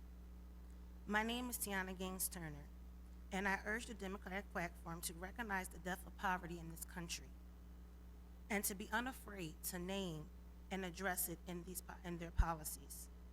I am the mother of 3 and a stepmother of 2. I am a member of Witnesses to Hunger and also Results, powerful groups of women and men who know poverty firsthand. We speak out to inform policymakers about the challenges we face every day. I have been hungry more times than I can count. I have been homeless with 3 children, and I have been an advocate for my family and my community. I work hard, a part-time seasonal job that pays $12 an hour. My husband has been recently laid off of his job. We work, struggle, scrape, save, but it's never enough. The worst part about our daily struggle is the impact it has on our children. Like all of you, we want the best for our children. We work hard, but I often feel like no matter what I do, I'm in a maze. And no matter which way I walk, there's a barrier in my path. Too often, the barriers in these systems are supposed to support the families. We must strengthen and coordinate our safety net programs so they better serve families. The experience of appealing and maintaining benefits is often painful and frustrating. Caseworkers often have heavy caseloads and are using technology that's out of date. It is exhausting to spend hours at an office only to have your paperwork be lost and be forced to lose another days of work in order to get the benefits that you're eligible to receive. We must use their programs actually providing enough support for families. So many people who rely on the SNAP benefit for food, so many people who rely on SNAP run out of food before their next paycheck and have to miss meals or go to bed at hungry night to make sure that their kids can eat. This is a disgrace, and we need to reassess these benefits and match them to what families actually need. Right now, there are huge holes in our safety net. Too many people are clinging to the edges, unable to climb the ladder of opportunity. Addressing these barriers will help, but we will also need to create the right opportunities for people to move out of poverty. We need access to jobs that pay a living wage and provide benefits like sick paid leave. Having 3 children with medical disabilities, I know what it's like for one of my children to get sick and I lose a day's pay. As a parent, we should never have to choose caring for our child or losing a job. We need to make sure that women are equally paid to men for doing the same jobs. We need access to affordable quality child care so that we know that our children are safe when we are going to work. We need jobs. You need a job in order to apply for child care assistance, but you will be placed on a waiting list. How is it that I can start a job without knowing or having anyone to take care of my children? Most of all, we need to be a part of the conversation. No safety net policy, program should be created or changed without talking to someone who knows these programs firsthand. It is important to stand up and speak and be counted for. Thank you. Thank you. I have a question before I turn it over. We're going to be in Philadelphia for our convention. There'll be plenty of speakers at the convention. But what would you propose, what would you say to the media who are coming to Philadelphia and to the delegates who are coming to Philadelphia? What should they see and do to give them a sense of the issues that you're speaking about? Well, what I would urge them to do and also to see is to basically first try to understand. That's number one. Number two, to our media, they have to do their part and to make sure that they get the story right. Number three, I think that I would like to invite everyone to our national photo exhibit that we will have in Philadelphia during the DNC, where you can actually walk through our exhibit and see the photographs that me and my Witness to Hunger sisters have taken of different struggles that we face on a daily basis. You cannot talk about hunger and poverty without talking about my Mrs. Macbeth as far as gun violence and all these other things that play a big part in the communities around hunger and poverty. So I urge you to, come and visit us. While you're there, we will do tours and we will definitely be able to speak to you on these matters. Thank you. Mira? Thank you. I really want to thank you for being here and sharing your story. It's hard to hear your story and not recognize that the Speaker of the House of Representatives is rolling out an agenda which he claims is about addressing poverty, but from beginning to end actually would undercut everything we have done to redress poverty in our country. Makes it worse, the conditions worse for working families, people who are poor, from our cities to rural areas. So I would like to ask you, what would your message be to Speaker Ryan and the House of Republicans in the House of Representatives who are championing cutting entitlements, cutting services that have actually had a benefit to people's lives? Well, first, let me be really frank. The fact of the matter is that Speaker Ryan has come out with a task force, a poverty task force that he calls it. But let's just be honest. Let's take off the smoke screen, take off the rose-tinted glasses. The task force is made up of middle-aged white gentlemen. There's no one on this task force who experienced hunger and poverty, no minority. So really, what are you trying to understand?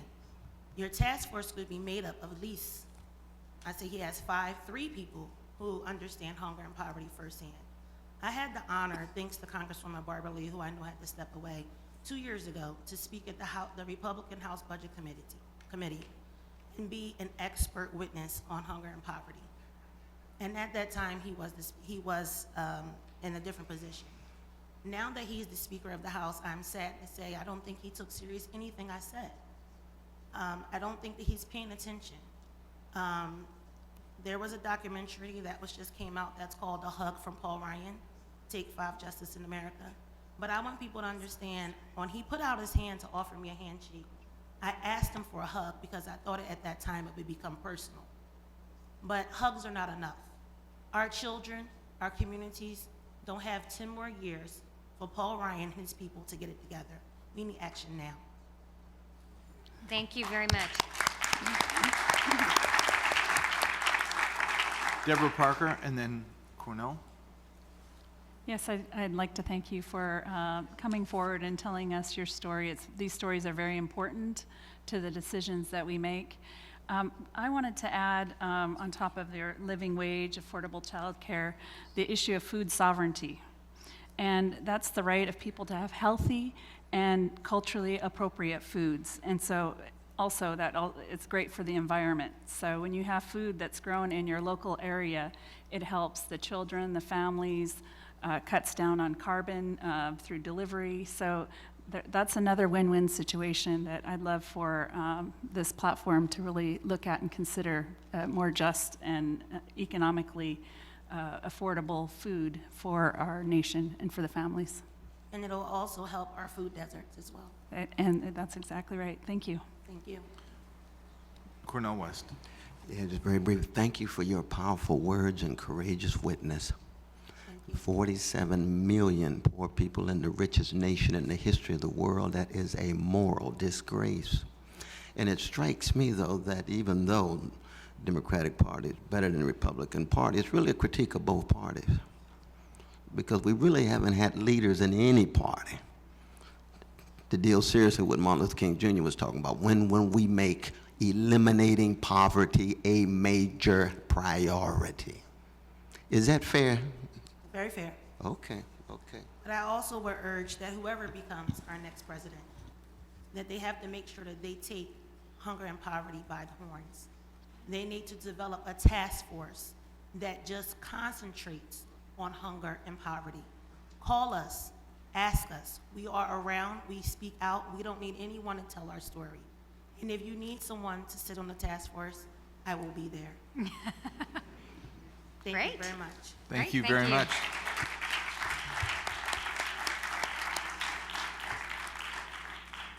I would like to call up Ben Jealous, former president CEO of the NAACP.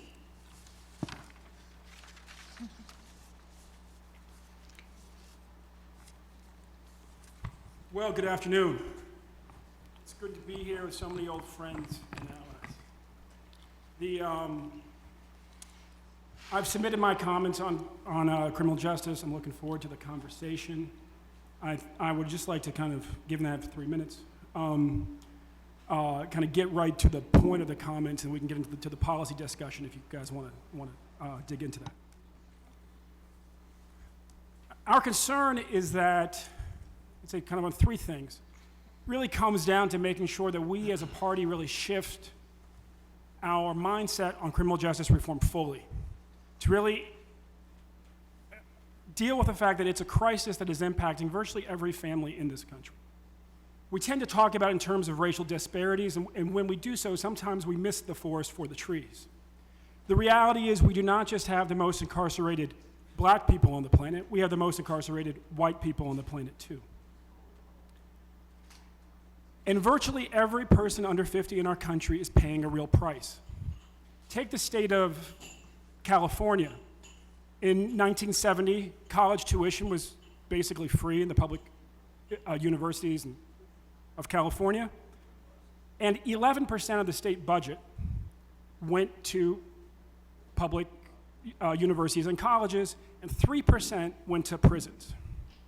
By 2010, 11% of the state budget went to prisons, and 7% went to universities, and we saw students across the state protesting, demanding that the state invest in books, not bars. To put it more succinctly, the governor of Pennsylvania at the time, when I asked him what his greatest challenge was, he said, "Oh, it's like Groundhog Day every year. Every year I go up to the state capitol to try to keep so much money from going to the state pen, so just a little more can come to Penn State."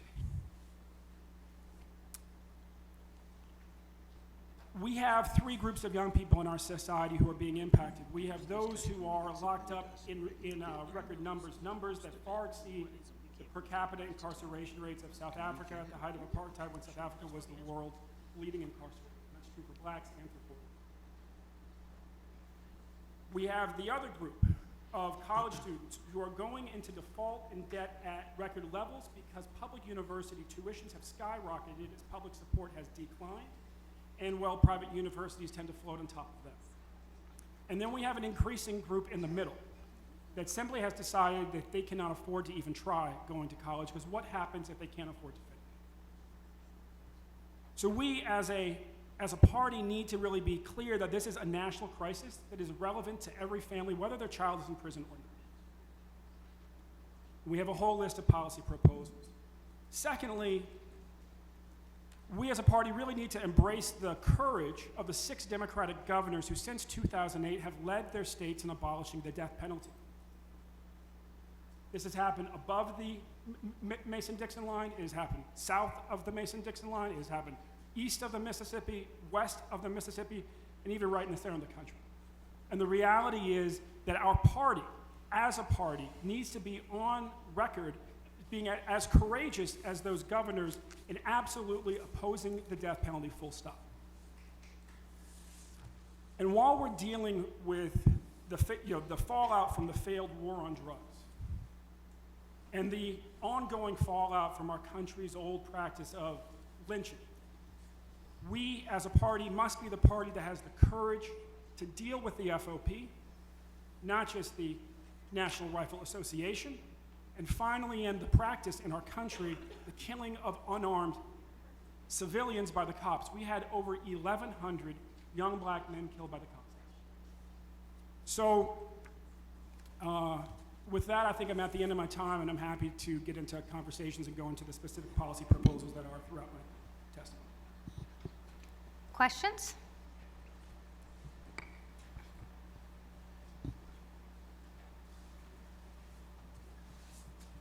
Thank you.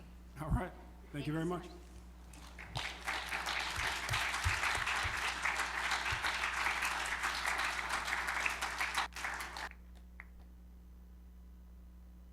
Our next testimony comes from Roxana Oriana. She is an immigration activist who will speak from direct experience about the issues facing immigrants in this country. Roxana?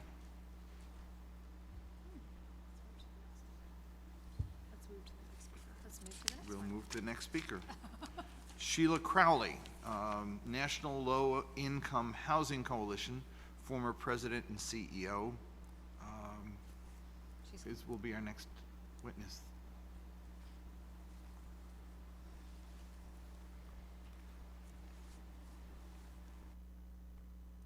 Good afternoon, everybody.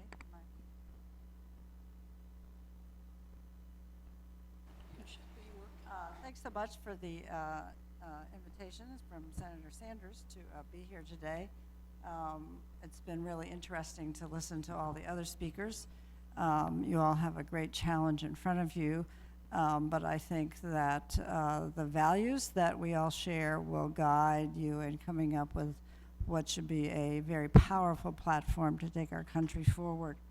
I recently retired as the president and CEO of the National Low Income Housing Coalition. I'm here today as a private citizen and can actually say out loud, as a proud Democrat in this environment, I do want to acknowledge that the National Low Income Housing Coalition has friends on the committee, and that Representative Lee and Representative Ellison, as well as Senator Sanders, are recipients of the National Low Income Housing Coalition's Edward W. Brooke Housing Leadership Award. So we feel very excited about the potential for a good housing agenda in the platform. I'm going to focus in very specifically on the issue of housing for very low-income people. Housing is a very broad agenda, but this is one that I'd like to take my time here in front of you to focus on. Having a secure home to which one can return at the end of the day is fundamental to human existence. Yet, like so many other aspects of the American economy, housing is riddled with inequality. Housing policy and housing finance favor the better off. Eviction, foreclosure, housing poverty, homelessness, substandard conditions, unfair lending, and illegal discrimination are experienced by Americans, millions of people in the United States every day. We can do better. In 2014, there were about 43 million renter households in the United States, and 37% of households are renters. About 25% of that group are people that in housing jargon we call extremely low income, about 10 million households, roughly equivalent to the federal poverty level. There were 10 million of these households, but only 5.8 million rental housing units that people in this income group can afford. It is the only income group for whom there is a shortage of housing in the United States, and it is where we need to focus our housing investments in a very laser-like way. Because some of these units are actually occupied by higher income people, we actually have a shortage of 7.2 million rental housing units for the lowest income people in our country. This is the problem we would like to solve. I'm going to share with you the latest report from the National Low Income Housing Coalition, which will give you more complete data about this. The result is that extremely low-income people are highly cost-burdened. 88% of extremely low-income renters pay more than 30% of their income for their housing, and 75% pay more than half of their income for their housing. And when you're very poor, that's a very high number. Faced with untenable high housing costs, people seek out more income with second or third jobs or resort to extra legal means to satisfy the landlord. They forego heat or food or medicine. Any disruption in pay, a sick child, car trouble, can upend even the most carefully planned budget. Non or late payment of rent looms large every month and is a source of unrelenting stress. And when you can't pay the rent, you are faced with eviction. Your choices are then moving in with somebody else to live in overcrowded conditions. Eventually, you end up in shelters or on the streets. Housing poverty, residential instability, and homelessness have serious consequences beyond just the housing issue. Education is disrupted as children churn through schools. There was an article in the New York Times yesterday about a school in New York City where 47% of the children in that school are homeless. You could go to any principal at any school in this country today, and they will be able to identify homelessness amongst the children in their school, and it is a problem with which they are grappling. It's not just education, it's healthcare. Pediatrician Megan Sandel calls decent and affordable housing a vaccine that would benefit both individual people as well as the communities. And then, of course, a stable home is a precursor to any success in the workforce. All of these things that we wish for the people in our country depend on the foundation of a good home. And if we don't take housing seriously and address that first, we're going to be in trouble. Unlike food and health care, to which one is entitled in the U.S. if one's income is low enough, housing for low-income people is not an entitlement. Because of funding limits and because the HUD budget is funded through annual appropriations, only 25% of the people who are eligible for housing assistance in the United States actually receive that low-income housing assistance. The total federal investment in low-income rental housing, including through the tax code in FY16, is about $50 billion. And most of these dollars go simply to maintain the existing housing system that we have and do not make a dent in the shortage of 7.2 million units. Let me contrast our investment in low-income housing with the subsidies that go to homeowners through the tax code, and it predominantly benefit high-income homeowners. Let me point out that these benefits are, in fact, entitlements, because if you are eligible, you receive them. You don't have to wait in line for them. The combined value of the four major tax breaks for homeowners, according to the OMB, is $253 billion will be in 2017. The mortgage interest deduction alone costs $69 billion and subsidizes mortgages up to $1.1 million. We don't need to be subsidizing million-dollar homes.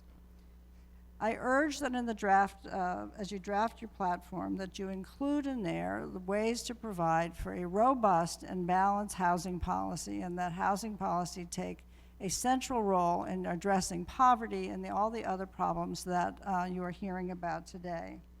I have several recommendations in my draft, in my written testimony, but let me focus specifically on the National Housing Trust Fund, which we would urge that be included in the platform and be funded with a robust at least $5 billion.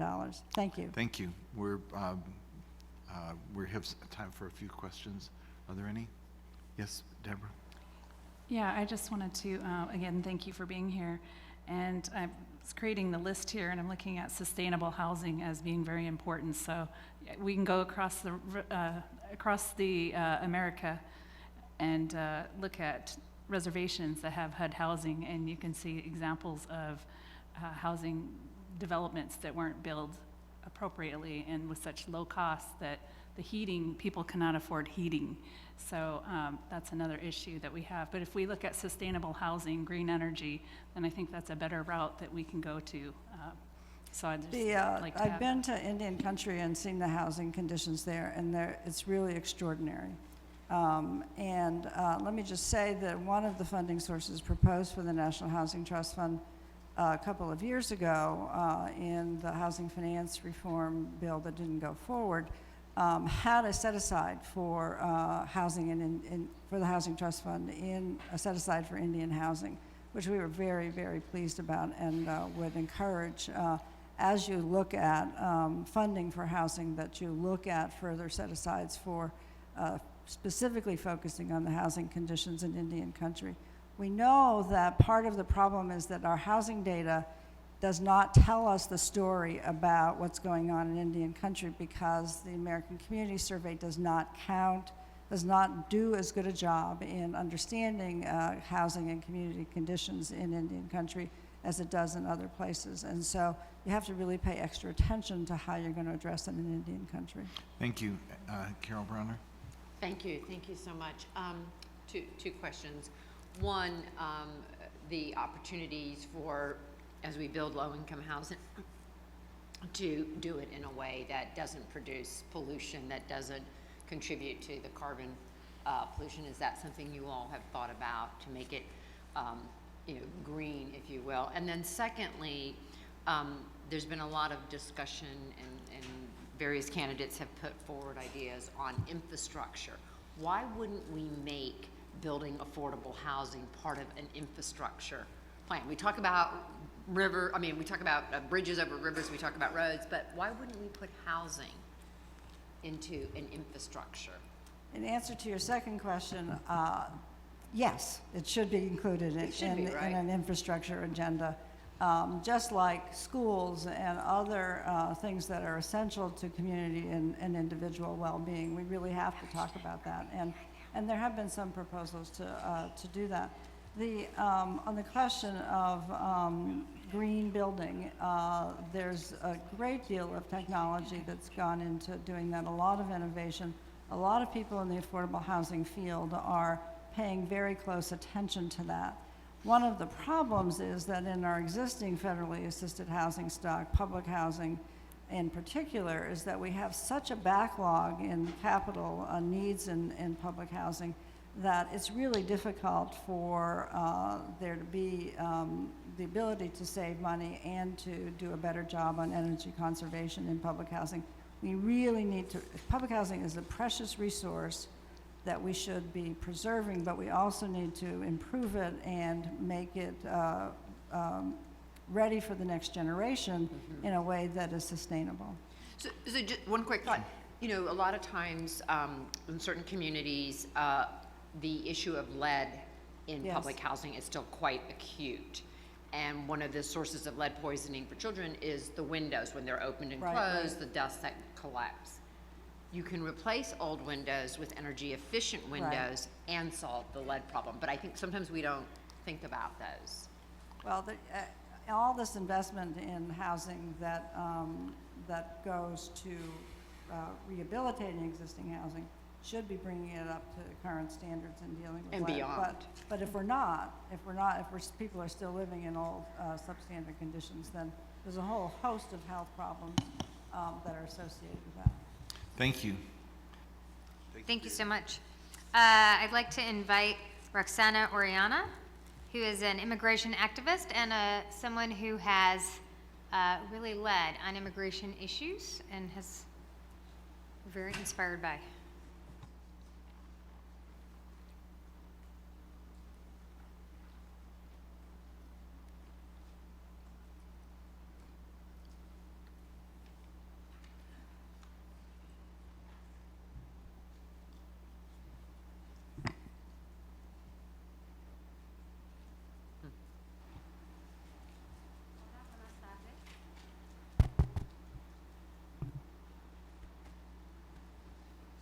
Hola, buenas tardes. It's the third button. Why don't you, do you want to try the other one? Try the other mic. The one right in front of you? Yeah. Yeah, that one's working. Hola, buenas tardes. Yeah.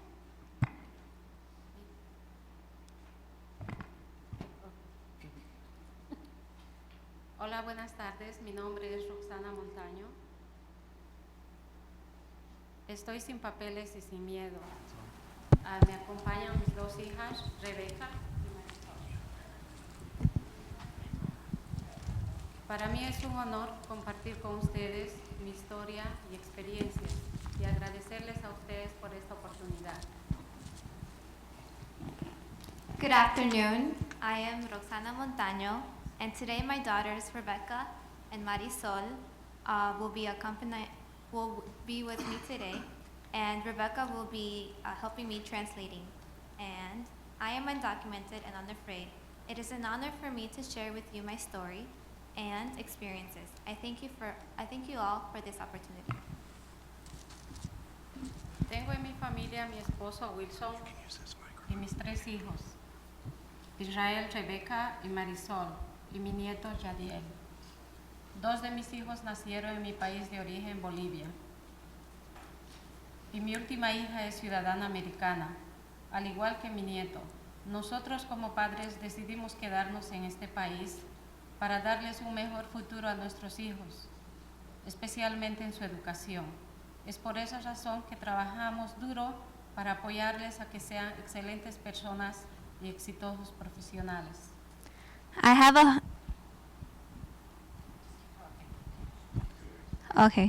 a husband, Wilson, 3 children, Israel, Rebecca, Marisol, and a grandson, Jadiel. 2 of my children were born in my native country, Bolivia, and my youngest daughter was born here, making her an American citizen. My grandson is a citizen too. As parents, we decided to stay in this country to give our children a better future, especially in terms of their education. That's why we worked hard to support them and give them all that they needed to reach their full potential in their careers and lives. Pero no siempre ha sido fácil y hemos pasado momentos muy tristes y muchas injusticias.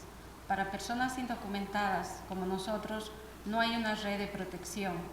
Así que han sucedido cosas como trabajar todo un mes y al final no te pagan. Y en el caso de mi esposo Wilson, batallar con su vida contra cáncer de colon, sufrir el dolor incomparable de la quimioterapia y perder todo su pelo, pero aún así no pudo faltar ni un día al trabajo, ni pudo pedir días de vacación. Para nosotros el trabajo es duro y constante, pero seguimos adelante por nuestros hijos. The life in America has not always been easy. There have been many tough times and we have suffered many injustices. Undocumented people like us do not enjoy many of the protections that citizens take for granted.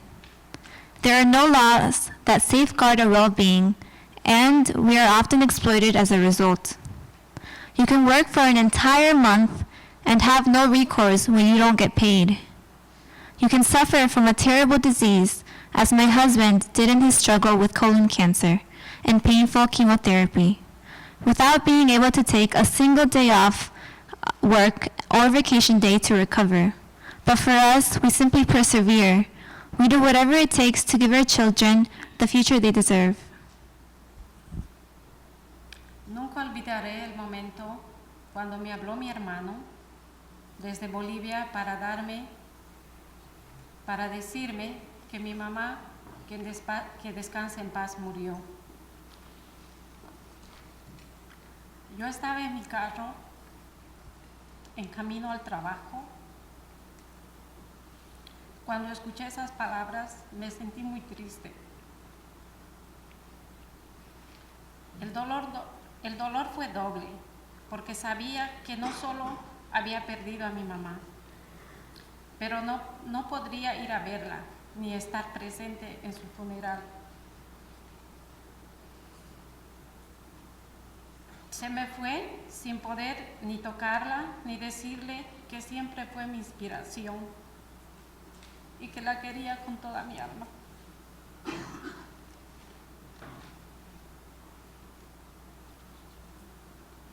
Tragué las lágrimas y me fui al trabajo porque no quería perderlo. Decisiones difíciles como estas son comunes para personas como nosotros en los Estados Unidos. I will never forget the moment when my brother called me from Bolivia to tell me that my mom, may she rest in peace, had died. I was in my car on the way to work when I heard these words, and I felt devastated. And my pain was doubled because I knew that I had not only lost my mother, but I couldn't attend her funeral and say goodbye. She had left me, and I could not even touch her or tell her that she has always been my inspiration and that I loved her with all my heart. But I had no choice, so I swallowed my tears and went to work like it was any other day, because I could not risk losing my job. Impossible choices like these are daily occurrences for people like me in America today. Mi camino como líder en mi comunidad empezó porque quería involucrarme en la educación de mis hijos y descubrí que podía ser voluntaria en la escuela de mis hijos. Parece que algo hice bien. Ser voluntaria en la escuela de mis hijos fue algo muy importante para mí. Me ofrecieron como vicepresidenta de la PTA, Asociación de Padres y Maestros, en la escuela de mi hija, representando por primera vez a los padres latinos. Fue la mejor experiencia porque aprendí mucho sobre el sistema escolar y cómo poder apoyar y abogar por mis hijos. Usé esas experiencias para ayudar a más familias en mi comunidad, compuestos en varios comités escolares y también organizaciones como el Dream Project, que ayuda a muchos jóvenes indocumentados a seguir sus sueños de ir a la universidad. Yo soy prueba de que una persona puede hacer la diferencia, pero necesitamos en Washington también que Washington también actúe y tome acción a nivel federal. My journey as a leader in my community started because I wanted to get more involved in my children's education, and I realized I could volunteer at my children's school. I must have done a good job because they offered me the role of PTA Vice President, representing Latino parents for the first time. It was a wonderful experience because I learned a lot about the school system and how to help to advocate for my children. I used that knowledge to work with an organization called the Dream Project that helps many young undocumented immigrants to follow their dreams of attending college. I'm living proof that even one person can make a difference, but in order to make changes we need in this country, Washington needs to take action as well. En 2013 recibí un reconocimiento de las escuelas públicas de Arlon como Honor Citizen por ayudar más de 8 años como voluntaria en las escuelas. In 2013, I received the recognition Honored Citizen of Arlington County for volunteering for the county for more than 8 years. El tema de migración es clave en estas elecciones. Tenemos al Partido Demócrata, cuyo compromiso es luchar para construir puentes para mi familia y millones más para que podamos vivir con dignidad y alcanzar nuestros sueños. In this upcoming election, the issue of immigration will be front and center. We have the Democratic Party, whose goal is to knock down all those barriers that our families are still facing today, like mine, and to fight for the rights of millions of people to live with dignity and follow the American dream. Mi sueño es ser maestra, al igual que pude ayudar a mi hija Rebeca, quien se graduó valedictoria con Honor Society con 4.3 de GPA y ahora está actualmente en la universidad en el programa de honor estudiando ingeniería civil en su tercer año y manteniéndose siempre en la lista de honor. Quiero ayudar a otros jóvenes a tener el mismo éxito y salir adelante. Yo he podido ver cómo DACA le ha podido ayudar a mi hija, porque ella tuvo la oportunidad de no pagar 3 veces más como extranjera en la escuela. For me, that dream is to be a teacher, just as I helped my daughter, Rebecca, who graduated as valedictorian with Honor Society and with a 4.3 GPA. She's currently attending George Mason University within the Honors College and studying civil engineering. I want to help as many young people to have the same kind of success. I have seen how DACA has changed my daughter's life, giving her the opportunities I have always dreamed for her. El programa de DACA, del cual mi esposo y yo seríamos beneficiados, significa una transformación total para nuestra familia. Podríamos trabajar sin miedo, sin humillación ni vergüenza. Podríamos manejar con la seguridad que vamos a regresar a casa con nuestros hijos. One way to make more dreams like mine possible is the DACA policy, which would benefit my husband and me. It would transform our family's entire life. We could work without fear, humiliation, or embarrassment. We could drive safely and rest assured that we will always be able to come back home to our children. El destino de mi hija, mi familia y millones de personas está de por medio en estas elecciones. The very fate of my daughter and family is at stake at this election, as for millions of others as well. Le pido a Dios que nos dé fuerza como país de superar la ira y la división instigada por personas como Donald Trump y unirnos detrás del gran legado de este país inscrito en el sello estadounidense E pluribus unum, de muchos uno. Muchas gracias por escucharme. So I ask God to give us the strength as a country to overcome the anger and the division instigated by people like Donald Trump, and unite us under the great legacy of this country, inscribed in the American seal, E pluribus unum, of many, one. Thank you. Thank you for listening to our story.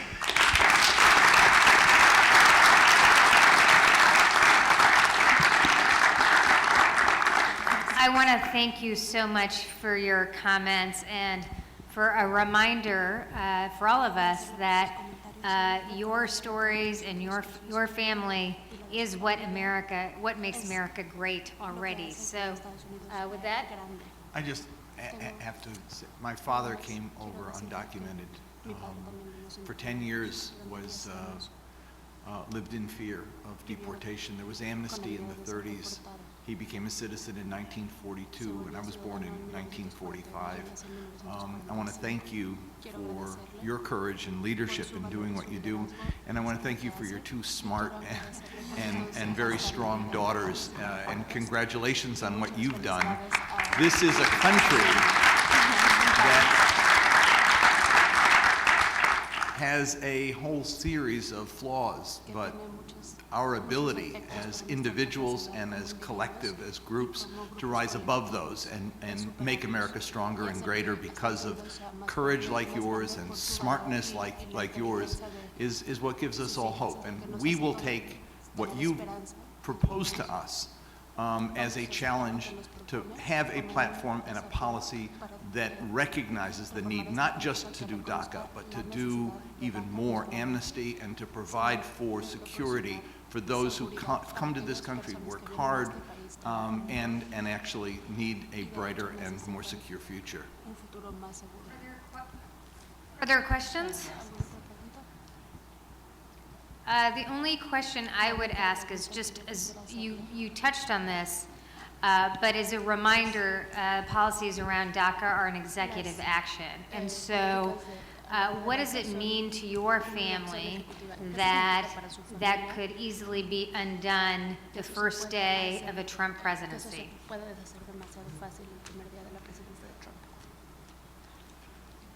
Yo pienso que sería fatal porque no solamente afectaría en la educación de mis hijos, sino también afectaría en muchos jóvenes que solamente tienen el sueño de seguir estudiando. I think that it would be fatal because it would be horrible. It would not only affect my children, but it would affect the lives of many young children who are fighting for their dreams. Thank you. Muchas gracias. Thank you so much. Thank you very much.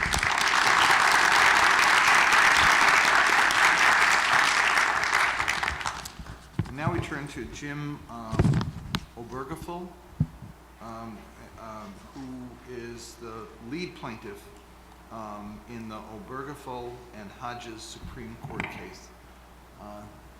I'd like to read your whole story, but I hope you will tell it. Thank you. Well, thank you. It's an honor to be here. Last year, the United States Supreme Court declared in no uncertain terms that my marriage and countless others matter.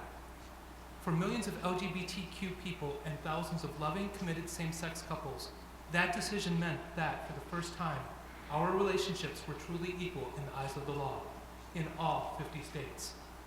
When my late husband John and I set out on this journey, we weren't thinking about the future, just our love for each other. But Ohio's refusal to acknowledge that ended up giving me a voice I had never had before and a level of recognition I never sought. And I won't trade it for anything. Now, I get to keep telling our love story and talking about this incredible moment in our country's history. And I get to keep fighting for us, and for a country that has come to honor and respect my marriage as much as my husband and I, and our family and friends, did. Achieving marriage equality was deeply meaningful to me personally, and to millions of people and families everywhere. But it isn't, and never was, the end of the fight for LGBTQ rights. Today, we're at a crossroads, and we need to keep our country moving forward. Across the nation, people can still be fired because of their sexual orientation or gender identity. Our transgender brothers and sisters are being murdered simply for trying to live their lives. Trans women of color are experiencing a particular crisis. Up to 40% of homeless youth are LGBTQ, and LGBTQ kids are still at increased risk of being bullied or subjected to so-called conversion therapy. Our marriages have been affirmed, but our community still has a lot of work ahead of us before we reach true equality. Some Americans believe discriminating against a gay, lesbian, bisexual, or transgender person is now illegal, but it isn't. Not only is it still permissible in many places, it's routine, even encouraged. And it's distressing to see how often people simply want somebody to denigrate or blame. Though marriage equality is the law of the land, too many Americans continue refusing to accept it.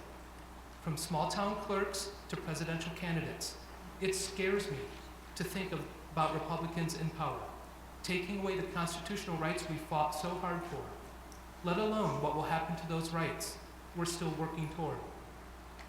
This election is going to be deeply consequential for so many people for so many reasons. Make no mistake, LGBTQ civil rights are on the ballot this year. We need leaders who will vote to pass the Federal Equality Act, ensuring that hateful politicians hiding behind words like tradition can't roll back the gains we've made, and that future generations can grow up free of discrimination, segregation, and exclusion simply because of who they are. And we need leaders in the executive branch who will enforce the law rather than permit bigotry. There's simply no excuse to do otherwise. In the last months of my husband's life, we chose to use our remaining time together to fight for our family and for millions like us. I don't regret that choice, and I know John didn't either. We knew this fight was one that needed fighting, and I'm still here fighting in his memory so that other families and LGBTQ people now and in the future don't have to clear the hurdles and face the same hardships that we did. We all deserve more and better. No American civil rights should be rescinded simply by virtue of crossing state lines, and the value of human life should not change with the landscape. Strangers do not get to decide the worth of our relationships, the strength of our bonds, or the dignity of our lives. No American should suffer because they exercise their constitutional right to marry, because of whom they love, or because of who they are. Every one of us deserves the freedom to live our lives, period. That's what John believed, and what I continue to work toward. I did what I did for love, and I'm still fighting for all the people who want to be able to love freely and openly and to be themselves without fear. John lives on through me and through this fight. Thank you.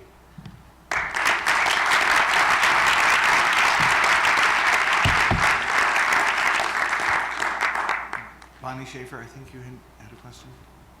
I'm sitting in the wrong seat. Oh. Thank you so much for your testimony. I am a gay woman. I am married to my wife. I live in Florida, that's my primary residence, and half the year I live in North Carolina. So, you know, I'm in the Bible Belt. You're aware of HB2, which targets the transgenders, and all throughout the South, gays, lesbians, transgenders are being discriminated against. So, I mean, we've always been second-class citizens. We finally got rights, and now they're being rescinded, and it's wrong. And what can I do to help you and me?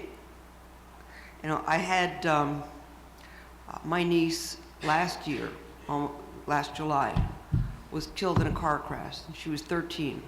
And she had just come out as a gay child. And, you know, it's amazing because she was, you know, embraced by her family and friends. And I live in a blue patch in North Carolina. However, it's still, we have a lot of work to do, and it's not fair. I can't agree more. You know, these bills that are popping up across the country, they're driven simply by hate. And now that they feel they've lost the marriage fight, they're looking for someone else to denigrate, someone else to target. And unfortunately, the transgender community seems to be bearing the brunt of that. What can we do to fight that? What I'm doing here, what I have done for the past 2 years, speaking out, speaking up, going to Capitol Hill to lobby. For everyone else, what we need to do is talk. We need to educate. You know, statistics show, and I might get these numbers wrong, but something like 90% of Americans know someone who identifies as gay or lesbian. There's a gay or lesbian in their circle. 16%, if I recall correctly, of Americans say they know a transgender person. I guarantee that number's higher, they just don't know it. But what we need to do as Americans, as a community, as a party, is educate that 84% of America, that 10% of America who say they don't have a transgender person in their life or a gay person in their life. They fear what they don't understand, what they don't know. Harvey Milk said, tell your story, come out, because that's how we change hearts and minds. And for me, I think with my experience over the past 2 years, John and I were willing to tell our story. We were willing to be public about that. The other plaintiffs in the Supreme Court case were willing to be public and tell their stories. And I know from personal experience that those stories touched people, the stories resonated with people, and they changed hearts and minds. So for me, the biggest thing we have to do is educate our fellow Americans that we are no different. We simply want the same things. Thank you. Neera Tandon. Oh, do you want to follow up quickly? I'd like to make one more comment. How do you educate the ignorant Pat McCrory? Because I don't know what I'm sorry, I have to say it on international, but the thing is, I don't know what he's afraid of. You know, if a transgendered man or woman walks into the bathroom of their appointed gender, you know, who knows? And who cares? What are they going to do? Check their IDs at the door? Or worse. Yeah, but I do believe that you know, and you're fighting, and thank you so much. Unfortunately, I think there's some people who just aren't open to being there, people who aren't open to learning. And they refuse to, and I will put him in that camp. And He some of them are up refuses. for election. Yes, absolutely. So all we can do is keep making as much noise as we possibly can, and eventually, either it will sink in and they will understand, they will learn something that they can build on and hopefully change, or they will simply go away. Unfortunately, it's a matter of time, and our kids today don't have that time. We can't wait. So I wish I had a better answer for you on that one. Thank you so much for your testimony and for being with us today. Nira? Yes, so thank you very much, and we'd like to now invite Hillary Shelton, who is the Senior Vice President for Advocacy and Policy from the NAACP, and he has a long history of working on a variety of civil rights issues, and we welcome him to testify. Thank you very much. It is an honor to be among such old friends. As a matter of fact, I did the first time I came to visit, my hair was still black. So it's very good to be with you. It's good to see you, Mr. Zogby, as always. As a matter of fact, I think last time we had a chance to spend time together was on that bench on, never mind, we'll talk later. Very good. But nonetheless, good afternoon, everyone. We'll talk. No, very good. As I mentioned, my name is Hillary Shelton. I'm director of the NAACP's Washington Bureau and serve as Senior Vice President for Policy and Advocacy. I'm here today to humbly ask the committee to once again consider issues important to the NAACP and, of course, the communities we serve. Many of you know that we're the largest and oldest civil rights organization in the United States. We have over 500,000 card-carrying members with units in every state in the United States, but we're also still on military bases in Italy, Germany, Korea, and Japan. I've submitted a written statement because we have a tendency to be a little long-winded, and I know we're going to try to keep this short and simple, but I'm looking forward to answering any questions you may very well have to us as a number of issues that are important to us. On criminal justice matters, as you can imagine, it's an issue that's huge for the African-American community. There's probably no community that experiences the disparities in sentencing and other concerns as those that are the NAACP very well serves. On the issue of racial profiling, as you know, African Americans make up about 13% of the national population. But if you think about how often we're stopped for no good reason except the color of our skin, which is not a good reason to be stopped, you see this problem lies very deep and very important to us. As you know, when we think about the importance of law enforcement, the NAACP has always believed, going back to the days of W.E.B. Du Bois, that one of the most important issues that confront the African American community is the issue of criminal justice.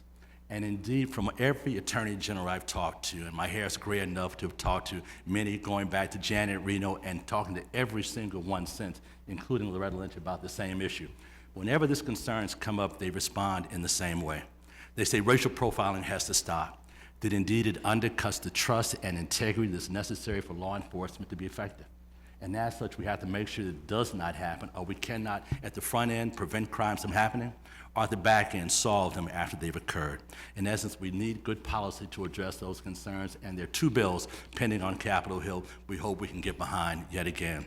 The End Racial Profiling Act, introduced by John Conyers in the U.S. House of Representatives, and the same bill was introduced by Ben Cardin in the U.S. Senate. They're bills that address these issues very strongly, and it's our hope that we can adopt those as priorities at this convention as well. As we move through the criminal justice system, we know the issues of sentencing disparities are also very big and extremely important to us as well. If you look at African Americans that commit the same crimes as white Americans in the society, you'll find that we spend much more time in prison for the commission of the same crimes. You find the rush to judgment happens much more often, and that oftentimes that rush to judgment happens in a way that is even deadly. So with that, we'd also ask for you to consider moving a policy position to actually call for a repeal of the federal death sentence. In essence, we know that a lynching is a lynching. Whether you did it in the 1930s or whether you did it in 2000 plus, indeed, the rush to judgment has created the same outcome. The cost is overwhelming and unnecessary. If you watch your TVs, usually when you see someone coming out of prison, because they found that indeed they sentenced them, they were wrong. When we go through the process of looking at DNA evidence and other things that are done, we find out that they indeed didn't commit the crime, but nonetheless, what we find is that most often who you'll see walking out of those jail cells are African Americans as well. We've got to address that issue because, again, not only are the sentencing ranges long and unnecessary, mandatory minimum sentences and other issues along those lines, but executing someone for a crime they did not commit is something I think none of us want to see or want to have. Data from the Death Penalty Information Center tells us that 45% of all the Americans that were sentenced to death and later free because they were found to be innocent were African American. Take that a step further. 35% of all those who were sentenced to death and executed and later found to be innocent were also African Americans. That is over 300% of our representation in society is unnecessary. It costs too much. The lives of those human beings, but not the dollars and cents of, quite frankly, of the taxpayers are also a big component of this. It is our hope that we can move forward and actually eliminate the federal death penalty once and for all. It's happening at the state level. Let it also happen at the federal level too. We know we have to address the issues of what happens throughout the process of us addressing education in our society. We know we've moved a long way, and we're delighted that we're able to pass something called the ESSA. The Every Student Succeeds Act is a major step forward and corrects many of the problems that came out of, quite frankly, the so-called No Child Left Behind. Problem for us was that most of the children left behind happened to look like me. And in addition, what we found is in states like Florida that became the prototype for the Bush administration, after they passed the No Child Left Behind Act, they left it to every state to actually decide what tests they would use.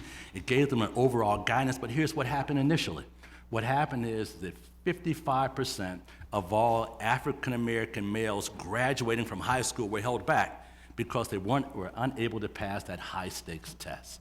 55% throughout the state of Florida. That is a shame, it is a national disgrace, and an international embarrassment. Indeed, we want to make sure as we move to the ESSA bill through, now that it's passed, we have to make sure its implementation is one that is priority for Democrats all over the country so we can address those concerns as well. Hillary, I just need to, we're just late in the hour, so. Short and sweet. All right. Let me say that as we think about education, we're thinking about college. And indeed, we know that 75% of all African American students are eligible for needs-based financial aid. Their parents fall into that category. But we also know that the Pell Grant maxes out at about $5,400, and we know student loans are equally as important and sometimes downright predatory. It's important for us to make sure that every American child is able to go as far as their minds would take them and not their mom and daddy's pocketbooks. Indeed, we want to see those increases in Pell Grants, and let me say this as I really age myself. When I was applied to Howard University back in, I got a Pell Grant that covered all of my tuition. I had to go in debt for room and board and books, but my tuition was fully paid. On this day in America, that is not the case. We're not looking at things like education at the priority level that we very well should. The last issue is criminal justice, and the final position is we want to see body cameras. We know that our police officers very well say things that are not true. You've seen very recently in the news that those police officers would very well forget they had the body cameras on and shoot a man to death at the University of Cincinnati and tell a story that was simply not true. Thank God for that body camera. We want to go beyond body cameras. We also think dash cams are important for us to continue to embrace, and a gun cam is something that's also available, in which every place you point that gun, it begins recording it right away. So a police officer can face one way and shoot another way, and it will all be captured. We're convinced that this and so many other issues that in our rather long testimony that's been presented to you are things that are extremely crucial and important to our communities. And we definitely look forward to reviewing and looking at your written testimony and all the ideas of the NAACP. State Representative Reese. Thank you, and this is, I guess, somewhat of a loaded question. I think it's very critical the National NAACP Convention will be in my hometown of Cincinnati the week before the Democratic National Convention, and so our platform or whatever we come out of here with certainly will be talked about with the membership there, and it'll be also during the same time as the RNC Convention and the Ohio Legislative Black Caucus Convention. My question for the NAACP, because you deal with so many issues, I want to focus on voting rights. Yes. I want to focus on criminal justice and black colleges. Oh, yes, ma'am. You mentioned Howard, and I'm a graduate of Grambling State, and so many black colleges, I know in Ohio, Wilberforce being the oldest, have concern about having black colleges included in the platform where they're graduating the largest amount of African American, particularly males, in a time when we are looking for males to be productive. So I wanted to ask you a question on if there's a platform or within your platform that we could have that highlights and focuses on the importance of historically black colleges and what can be done, because I know they have been struggling over decades for survival. And then on voting rights, in Ohio, we have over 100,000 signatures that we've collected for a voter Bill of Rights constitutional amendment. My question to you, do we need to move toward a constitutional amendment? Is there something in the platform from the NAACP that we may need to consider as we take Dr. King movement now to more a permanent effect? And so I don't have these lawsuits every other week that I've got going on in Ohio, although we're winning them, but costing the taxpayers a lot of money. And then my last question on criminal justice. We dealt with a lot. I know body cameras, certainly that happened in Cincinnati, so we are supportive of that. But also you talked about racial profiling, not just in data collection, but in people getting profiled, arrested, or wrongfully arrested, and then the cost that it cost them to get it off their record. So I don't know if you've seen auto erase that has been adopted in several states. Is that something that the NAACP thinks that we should take a look at when someone is stopped and they are automatically erased because they did nothing wrong, but now you would have to pay so many fees that get our folks caught up in the system? You want to talk Thank to you so much, and I know that each one of those could take 10 minutes in of itself, so I just sadly have to ask you to be brief in your comments. Oh, yes, ma'am. Very quickly, yes, the information we presented to you also includes support for HBCUs.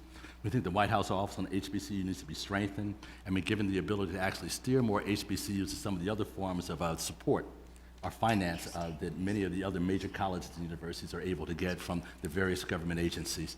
One of the ways that schools like Harvard and so many other schools are able to do so well is because they get research grants and other things that also help pay for their expenses at those schools. We'd like to see more of that direction happen for HBCUs as well. Again, scholarship money is crucial. And as we talk about HBCUs, we really have to find a way right back around to the issue of financial aid.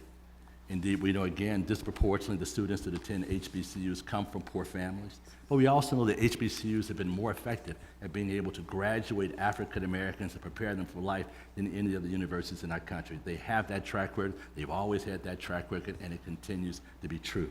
So those resources very much need to be in place. Of course, building funds are important for HBCUs as well. Grants that allow them to actually rebuild the existing schools and expand their campuses and whatnot to include new programs is extremely important as well. So the number of issues along those lines we think are crucial to us. Unless you have a question back up, I want to jump to voting rights before I get beat up. I'm just teasing. Let me say on the issue of voting rights, we're very much with you. We'd always pushed to improve and strengthen the Voting Rights Act of 1965 through something called the Voter Empowerment Act. This is one that extends those protections for voting and actually puts in place things like automatic registration, issues of being able to make sure that our kids have access to the polls as they should, reenfranchisement of felony offenders, and other issues that are very important to us in the area of voting. We know we have to repair the Voting Rights Act of 1965 after that nasty Shelby versus Holder decision. It was unnecessary, and even Jim Sensenbrenner, a Republican from Wisconsin that was responsible for the 2006 reauthorization, went after the Supreme Court as being intrusive and otherwise erroneous in their approach to addressing those issues. We think that's important to move in that direction as well. We've got to pass the Voting Rights Advancement Act of 2016. We want to pass the Voter Empowerment Act. We want to pass the Democracy Restoration Act, which speaks to addressing the over 5 million Americans that are now in prison or are out of prison but still cannot vote, because we do have many states under our federal system that do not give you the right to restoration of your voting rights. It's up to the governor to decide whether they want to do it, or you can take it to a federal judge and hope you can afford to pay for that, or take it directly to the state legislature and have them put your individual name in to be considered by the full House and Senate of that state for restoration. We know that disproportionately affects African Americans and so many others at a time when someone comes out of prison. All of our experts tell us that the best way to keep people from going back into prison is to make sure you enshrine them with a sense of ownership.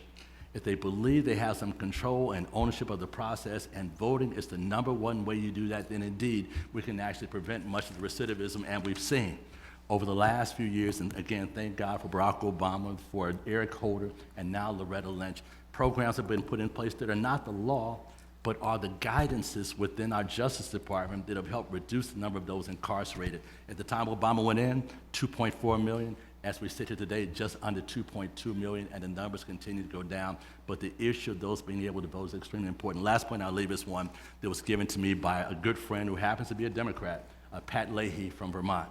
The first time I took to him a bill to actually restore voting rights immediately upon people leaving prison, he started laughing as we were walking across the Capitol grounds. And I couldn't believe he'd laugh at me about something like this, Madam Congressman. But indeed, he laughed and said, I apologize for laughing, but I'm for Vermont. In Vermont, you can be an axe murderer and not lose your right to vote. He said, as a matter of fact, it's a wonderfully humbling experience for me to have to go into prisons to campaign for re-election.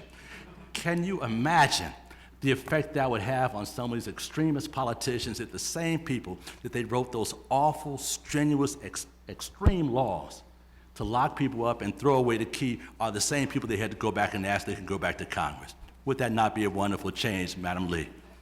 Indeed. So the last point is racial profiling, and we still have to address that issue. Racial profiling is the front end of the criminal justice system for most Americans. If you're in the wrong neighborhood and you're wrong color, they pull you over because you're suspicious. If you're driving down the road and you don't look to the side when the police cruiser pulls up, they consider you suspicious and they pull you over. If you slow down a little bit, you're suspicious, you get pulled over. You speed up a little bit, you're suspicious, you get pulled over. The bottom line is that what is considered suspicion when it comes to racial and ethnic minorities and African Americans very specifically is outrageous. As a matter of fact, we need to make sure we do a number of things on this area. First, we want to make it clear that racial profiling is an illegal practice. We want to stop that. Thank you, Mr. Chairman. I appreciate your patience with me. It's good to see you, by the way, Congressman. Good seeing you. Secondly, we want to make sure that we set the policies clear and begin to retrain our police officers on that policy. Thirdly, we want to make sure we hold them accountable. And lastly, we want to give every American a private right of action. So when indeed this kind of discrimination occurs, that they have the power and the authority to actually bring the lawsuits against the individual police officers and the police department itself, holding them accountable as well. And lastly, I would say no good policy goes without data collection. In order to manage a problem, you must first measure it. That means we have to get past a bunch of these police unions and others and make sure that every time someone is stopped, we're able to keep tabs on that, and it's a whole lot easier than it sounds.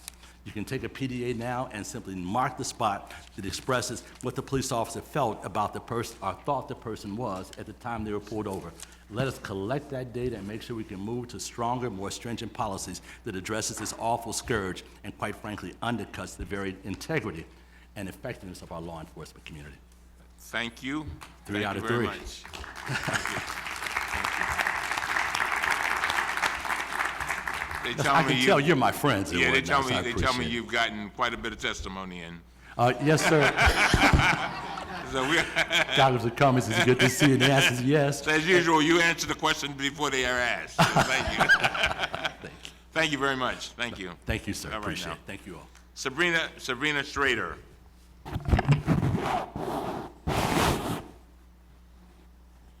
Ms. Schrader is the Vice President of West Virginia Healthy Kids and Families and is an advocate for individuals struggling to get out of poverty. She advocates for increased mental health services and programs like Parents as Teachers and in-home family education, Birth to 3, Early Head Start, and Head Start.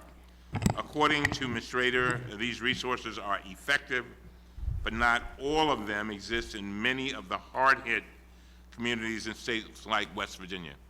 Welcome, Ms. Schrader.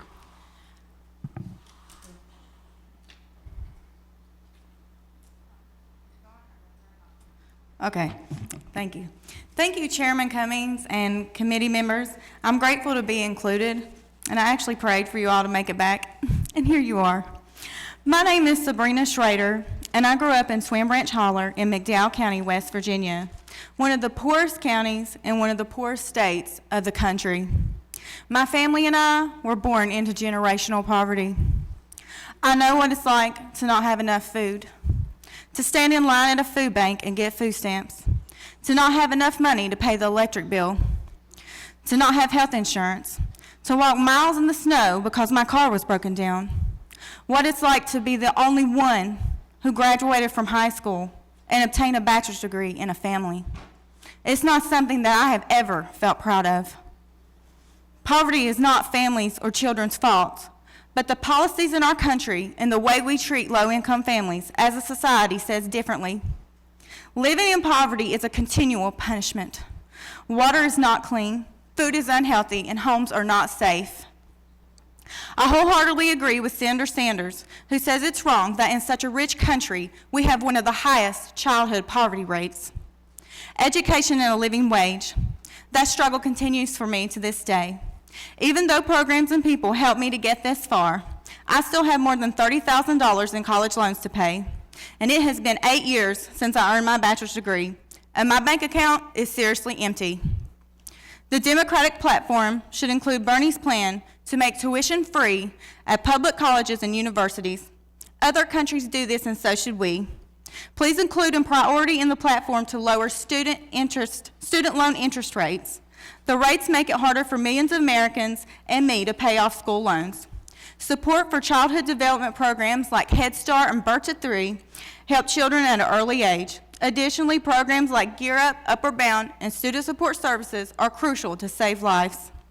Many who grow up in poverty, the idea of going $50,000 or more into debt is unacceptable and terrifying. So instead of pursuing higher education, they take jobs at Walmart or McDonald's, continuing the vicious cycle of poverty. No one who works full-time should live in poverty. We need to raise the minimum wage to a $15 an hour living wage, and we need to raise salaries for people like teachers. I'm a substitute teacher, and if I worked all year, I wouldn't even bring home $20,000.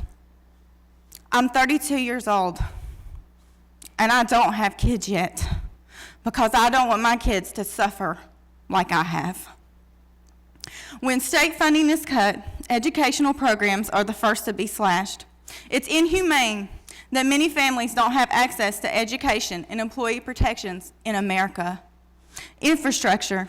Another reason for the continuation of poverty in rural Appalachian communities and other impoverished areas, there are either no roads or the existing roads are in poor conditions and they fail to connect us. Improving and building new roads will give access to resources, hospitals, colleges, and each other while creating jobs.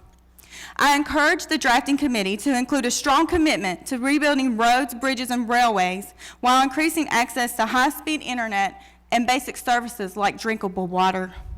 Today in America, many families I know do not have internet access or phones because the services are unreliable and expensive. Senator Sanders' Rebuild America Act would invest $1 trillion over the next 5 years, modernizing our physical infrastructure, and would create 13 million good-paying jobs for Americans. Passing this legislation is enormously important to West Virginians and all Americans. Health and addiction. Because of the roads being dangerous and people needing immediate medical help, people die on the way to the hospital. I've had several family members die, and when you're born into generational poverty, all your family is dying before you're born or while you're born. My mother's 2 favorite aunts, one died 2 days after I was born. I was born 3 months early, so she never got to see the picture of me. My mother found her dead, and the other aunt died 2 months later. Poverty leads to toxic stress, so we need more healthcare providers to combat mental illness, addiction, and preventable health issues in every county of West Virginia and around the country. We need a Medicare for all single-payer healthcare system. I have more than $15,000 in medical bills from years ago that I struggle to make payments on. Community reinvestment. The poorest communities need help the most, while they have the hardest time getting the resources necessary. There are few charitable and nonprofit organizations in Mercer and McDowell counties. The ones we have are underfunded, and we don't have money for grant writers. West Virginians are working together, and we implore you to consider a strong commitment in the platform to rural community revitalization, including trade apprenticeships, after-school programs, and mental health and addiction treatment centers and services. It is my calling to be a political leader.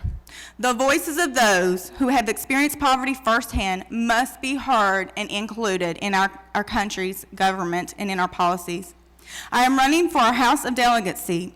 I'm doing everything in my power to combat poverty in West Virginia. God has blessed me to make it through many obstacles, and every day I am stronger, but I need help. We all do.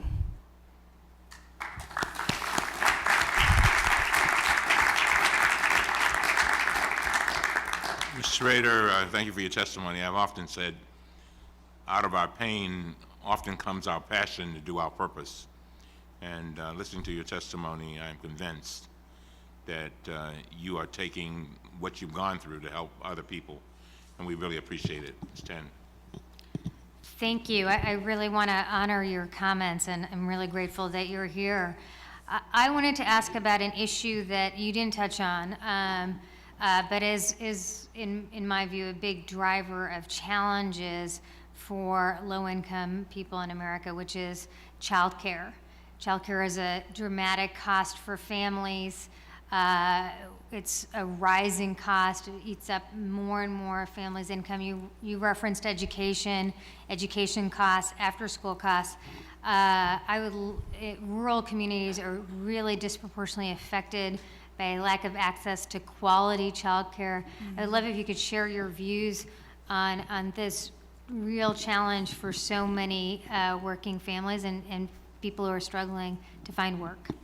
Well, you're right, and thank you for the question. In America, the reason we have childcare is so we can go to work. Well, the problem is all these people who live in West Virginia, the majority of them can't afford childcare. But if they pay for it, it's like taking more than half of their paychecks. My solution to that is for employers to provide childcare.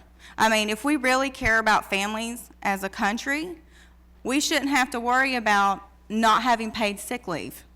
No, like if your child's sick and you can't take them to the doctor because you're afraid of losing your job, what happens? Your child gets sicker. Or a family member. If a family member gets sicker, my stepsister died a few years ago from pneumonia. She was just like a year older than me. And I've heard some of you talk about a lack of heat. Well, my dad and her stepmom had heat, but it's so expensive. The electric companies have a monopoly on our state. One electric company runs the northern part, and another company runs the southern part. So not even with just childcare, electricity is so expensive. There are a lot of issues. But like I said, if we reinvest in the communities, we can create jobs for people. There's lots of people, like we could get a grant-funded child care center, community center. Like don't just use one solution to a problem for one thing. The schools could be opened in the evenings. I mean, there's all kinds of things that we could work on to make things better and easier. But we have to bring people like me and people who are struggling through these problems to the table and let their voices be heard, because for so long our voices haven't been heard. Yes, Ms. Marker. Yes, hi. My daughter just sent me a text. First Nations Club from Everett Community College says they're huge fans and they appreciate the work we're doing, but they also said they can relate to you, the speaker, with poverty, childcare, the cost of education, and I guess my question would be, in the K through 12 arena, how can we help children in poverty? We know there's a homelessness number there. What can we do to improve the K through 12 system for these families that are struggling? Thank you, and I just wanted to let you know my dad is my grandparents are part Apache. Yes, I'm glad you asked me a question.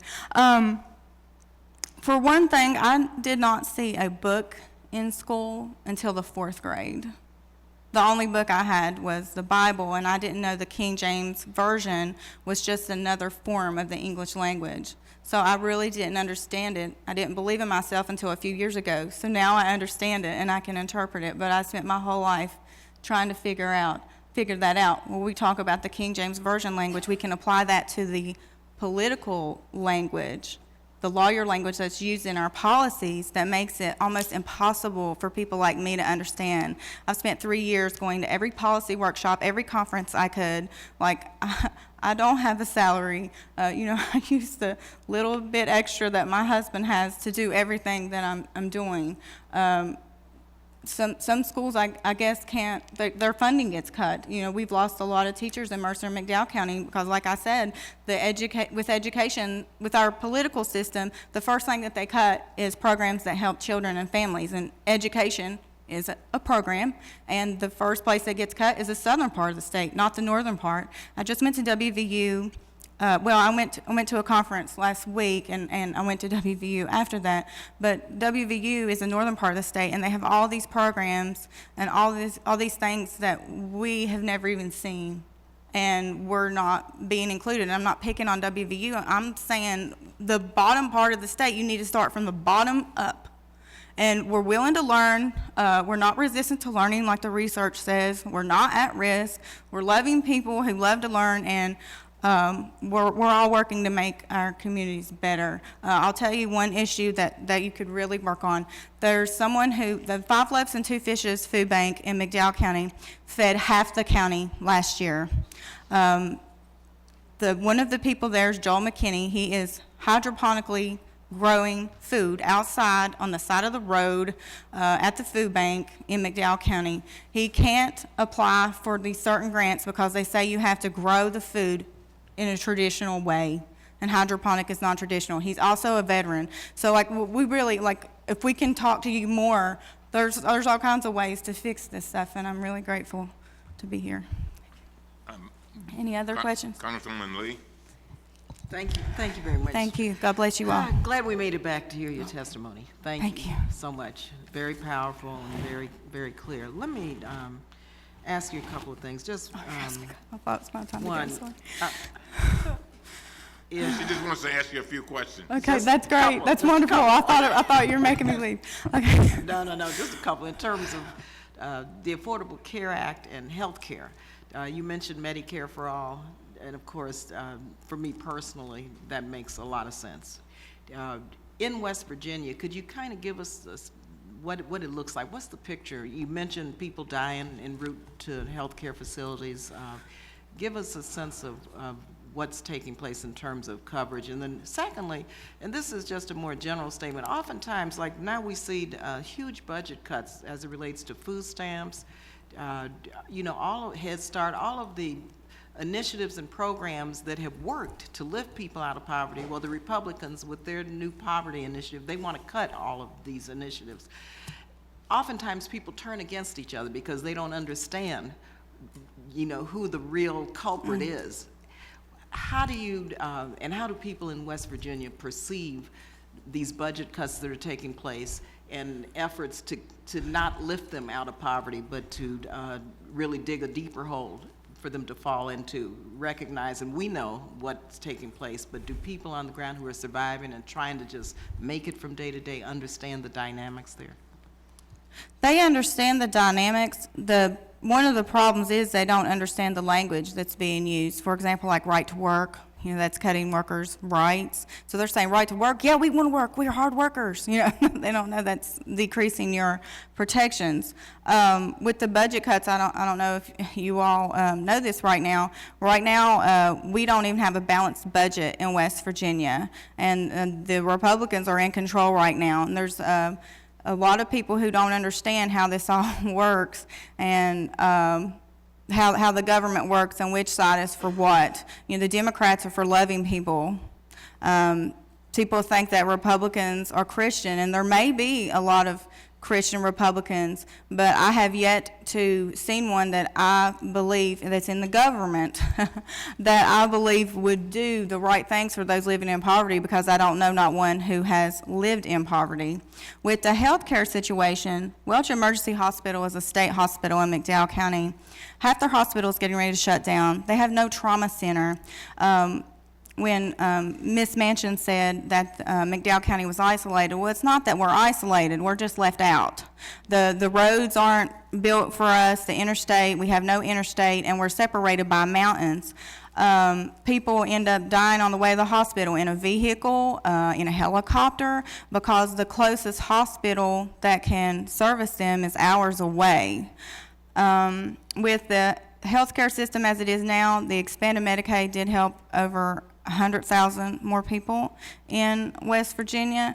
However, if you don't have even decent services, I mean, you go to a doctor and they misdiagnose you or prescribe you the wrong kind of pills and you have an adverse reaction, like I have several times before, and it almost killed me, you don't trust doctors anymore. And so you find natural ways to heal yourself. So there's that, or there's also people who have learned that when you go to a doctor, they've learned what you do is you go to a doctor because you're sick, and then the doctors prescribe you pills. So then you think the pills are going to make you better, so you take the pills. I mean, I was taking narcotic prescriptions for about 10 years, and I never did anything, wrong or bad. I wasn't mean to people, but it made me not love myself. I quit taking those pills a few years ago, and I've been healed from that. But I see what people who are addicted to drugs, I have went through what they've gone through, and it is very difficult. We don't have the services to help people, and I've been a crisis counselor. I mean, people are, when they're detoxing, it can kill you. You can die. If you're an alcoholic and you just stop drinking alcohol, you can go into a coma and die. That happens. So we have a high demand for increased healthcare access and better quality.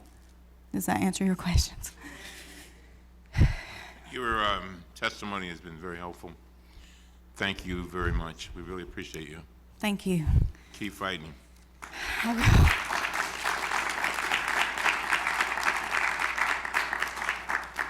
Hector, last but not least, Hector Sanchez is chair of the National Hispanic Leadership Agenda.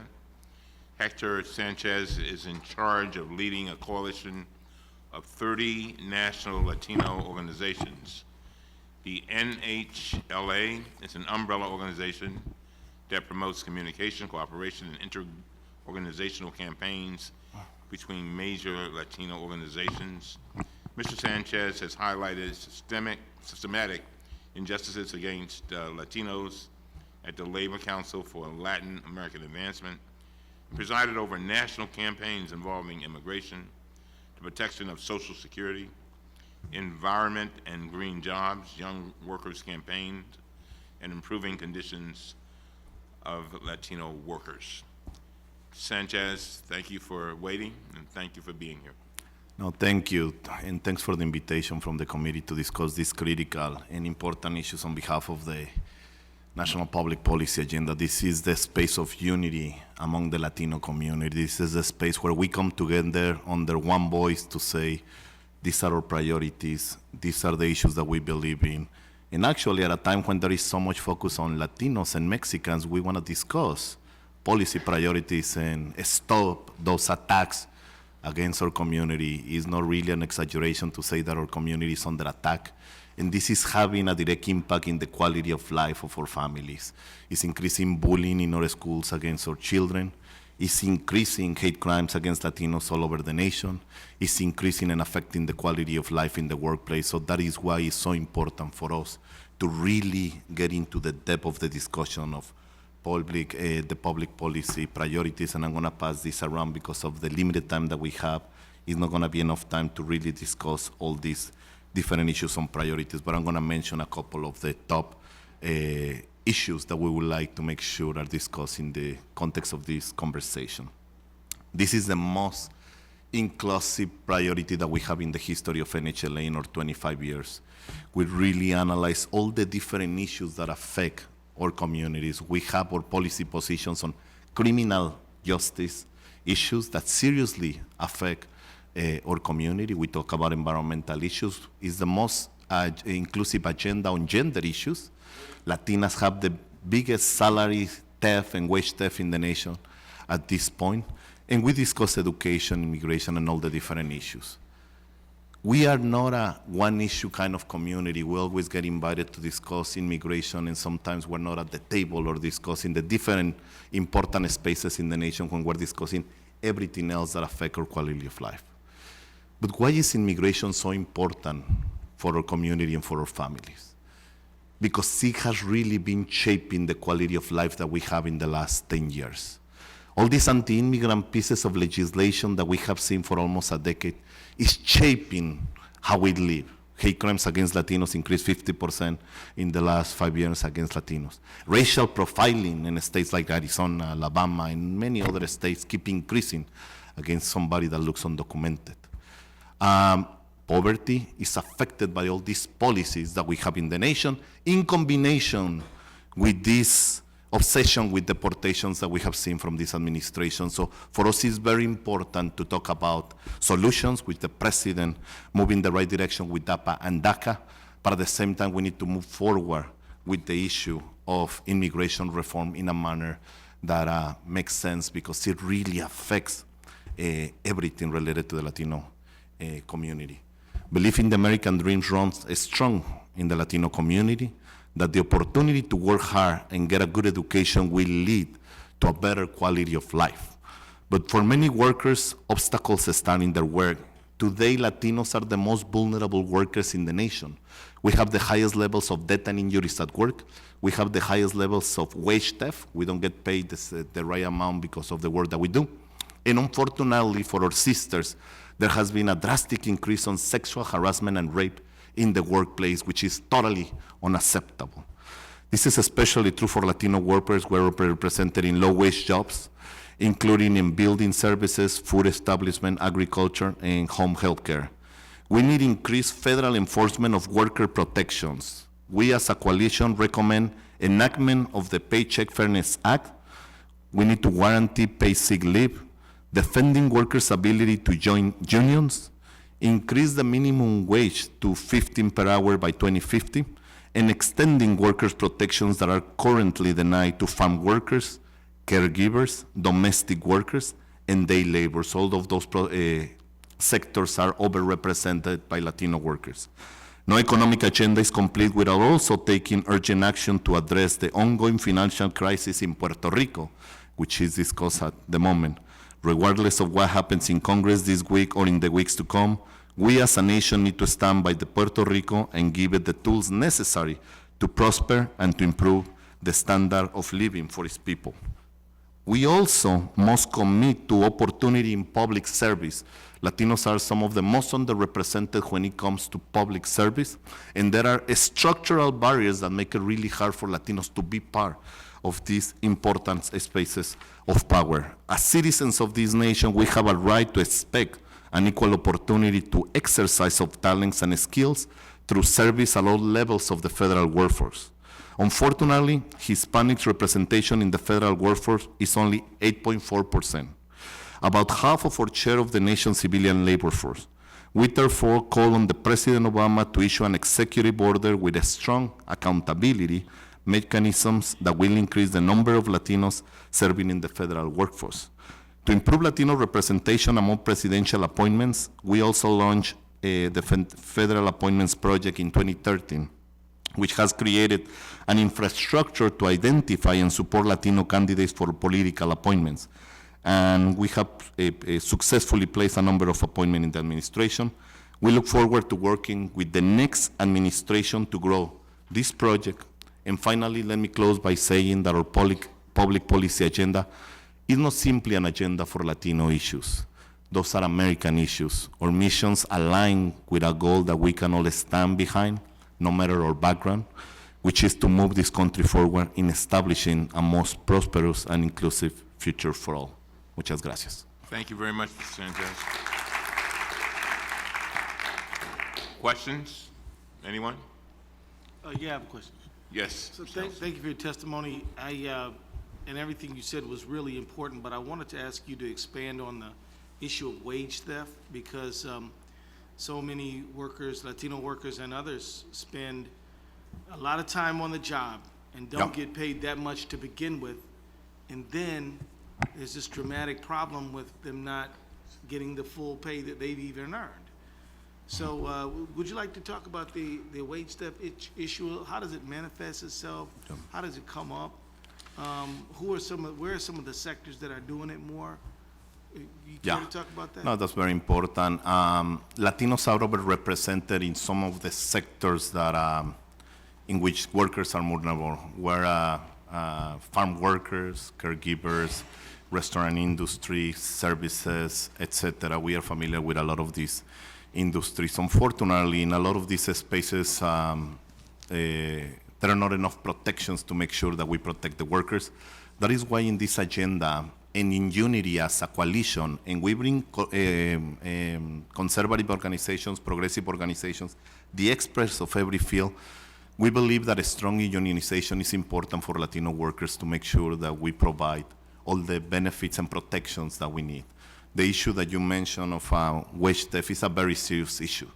Latinos, and particularly Latinas, have the highest levels of wage theft in the nation, which is 54 cents for every dollar, in comparison to 70 cents with our sisters, which is still unacceptable as a nation.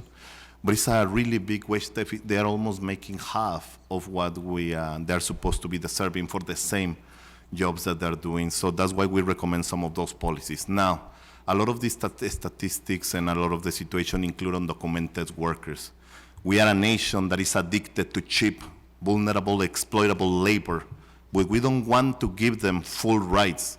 And I think that's hypocritical. If we really need, and the economy shows that we need all of these workers, we need to make sure that they are fully included in the economy of our nation, and we give them the right wages, and we give them the right ways, including a legal path to be part of our beautiful nation and society. So I just want to follow up by saying, what you said is absolutely right. The Senate Help Committee did a study on this issue, and they found that fully 26% of all workers were paid less than the legally required minimum wage in the previous work week. And it said foreign-born Latino workers had the highest minimum wage violation rates of any ethnic or racial group. But among U.S.-born workers, there was a significant race differences. African-American workers had a violation rate triple that of white counterparts. So when you said wage theft, they paying people not enough already. Yep. At least pay them what they work for. So thanks for highlighting that. Thank you. Yes, my question would be, you mentioned sexual harassment and rape. As someone who worked on the Violence Against Women Act of 2013, we're now working on the 2018 VAWA. And so I'd like to hear more about what we can do to help protect Latino women and Mexican American as well. The issue of gender, and with a particular focus on Latinas and immigrants, is a top priority. As a coalition, we created the Latina Task Force. The Latina Task Force is the most powerful committee that we have because they have to approve the priorities of every committee with gender lenses. So if the Latina Task Force doesn't approve your priorities, you cannot present to the full body. In that context, we recognize that we were missing some of the issues related to gender, particularly wage theft, but the horrible issue of sexual harassment and rape in the workplace, which is totally unacceptable. We have been collaborating with a number of organizations with the expertise on the issue, including some of the member organizations of the coalition. We have a campaign called Trabajadoras with LACLA, and really looking into what is happening in the workplace that is making these sisters, these women, much more vulnerable. The immigration system that we have in the nation is really increasing the vulnerability of working to a level of extreme that I can say I have talked to some of these sisters. I remember the story of one sister that is a farm worker that had been actually sexually abused by the supervisor for 2 years, single mother. She was so afraid of being deported, all these elements of deportations, all these elements of pieces of legislation like HB 56 in Alabama that can go after your children and the legal status of their parents, is really creating a system that is perfect for exploitation of workers. And in that system, unfortunately, we have seen a drastic increase on some of, or serious increase on some of the issues of sexual harassment and rape towards our sisters, and that's why it's important to pay more attention to this issue, and we are going to continue putting pressure from that perspective. That fear of deportation is very serious, isn't it? It's a horrible, we had a powerful story from one of our sisters not long ago, and I think it really reflects the only way we can describe it. Imagine losing everything. Sometimes we're so worried and devastated when we lose our jobs, when we lose our house, serious issues when we lose our friends. Imagine that you lose everything at once, and these families are living under such a horrible situation, constantly afraid, in which really evaporizes their rights, their labor rights, their human rights, and their civil rights, when you live under such an element of being afraid. But at the same time, we have seen beautiful examples of power and unity, like the Dreamers, all the mobilization around immigration on these issues. So, but it's very important to understand at the worker level the implications that all of these policies and all of these issues have. When I was in Flint, Michigan here not very long ago, they were telling us that they were, distributing water at municipal places, and that a lot of people were not coming to get the water because they were afraid of giving their names or just coming in contact with government. There were other times when people came to knock on their doors to give them water, and they wouldn't open up the door because they were afraid of deportation. So it's very, very serious. And then, of course, there's a criminal element, too. You got people who prey on people, and we've seen that in my city. As a matter of fact, I witnessed a very brutal situation where somebody eventually died because apparently this guy assumed that, that he could just take advantage of someone who was in fear of deportation. And it's really sad. Yes. I know we're getting late in the afternoon, but this is a matter of such urgency that I really have to ask for your guidance. We're now in the early part of June. Before this platform goes to the full platform committee, we will get to June 30th, and the United States Supreme Court is going to hand down its ruling on the Texas case that involves DACA and DAPA, and which means that there are millions, literally millions of Americans who are at incredible risk, that their vulnerability to deportation could be dramatically, increased before the end of this month. And so we have to draft a platform. And that platform has to uphold the Democratic Party's commitment to relieve the fear that all these millions of hardworking people and families are living under. What is your recommendation for what we should say in the event the United States Supreme Court turns its back on these people? Well, that's a critical question, and actually one of our members, Tom Sines from ALDE, is who defended the case and presented the case in front of the Supreme Court. It's a very important question, and obviously one of our recommendations here in our public policy agenda is whoever gets elected, we strongly believe, obviously immigration reform is the top priority, but we're asking for a continuation in DAPA and DAPA. This is the least that we can do as a nation. We heard the powerful story of the lady that was sitting here with the two daughters. What can be more American than that education, trying to succeed in life, work hard, give back to your communities? What kind of nation are we if we take away the basic element as a dreamer, as a kid that came to this nation with a fall of their own just to be part of this beautiful space? I think it's gonna say a lot about us as a nation. We are gonna fight as a community. It's a top priority. Earning DACA was just an initial step in the right direction for what we need to do as a nation. DAPA is another important step just to provide some of the basic protections for the parents of those dreamers and kids. We cannot move back as a nation. We have been moving in a direction of being more inclusive, being better in the civil rights, the beautiful civil rights movement that happened, the women's right movement, and now the issue that is happening with all of the immigrations. I don't believe there is a way back on this, and as a community, we're gonna do everything that we can and mobilize around these critical issues.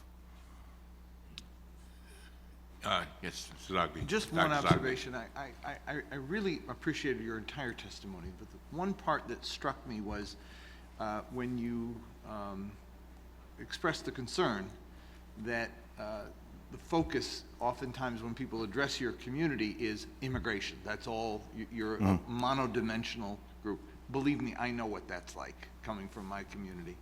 But what's also intriguing about that is that to some extent, we have failed as a party and as a country, those of us concerned about immigration, by making it just the concern of your community and not taking a look at the broad picture.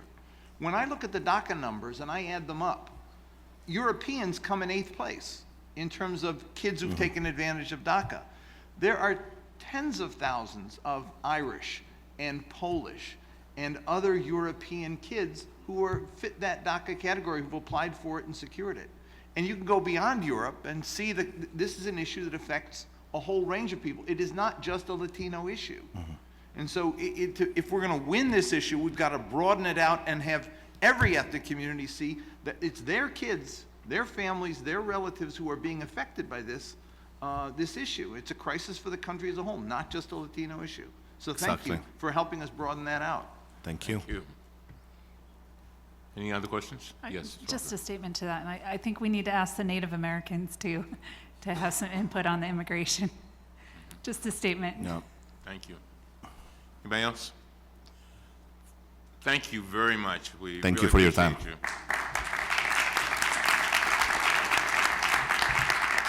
All right, to the members, that concludes the scheduled presentations for today. We've heard from many different organizations and many experts, and we appreciate all that they have contributed. And I would like to thank all of the speakers who were here today. Tomorrow, our day will begin with breakfast for members only in the executive room of the Omni Hotel. We will then move back to this room to continue our national platform hearing promptly at 9 a.m. Thank you all very much.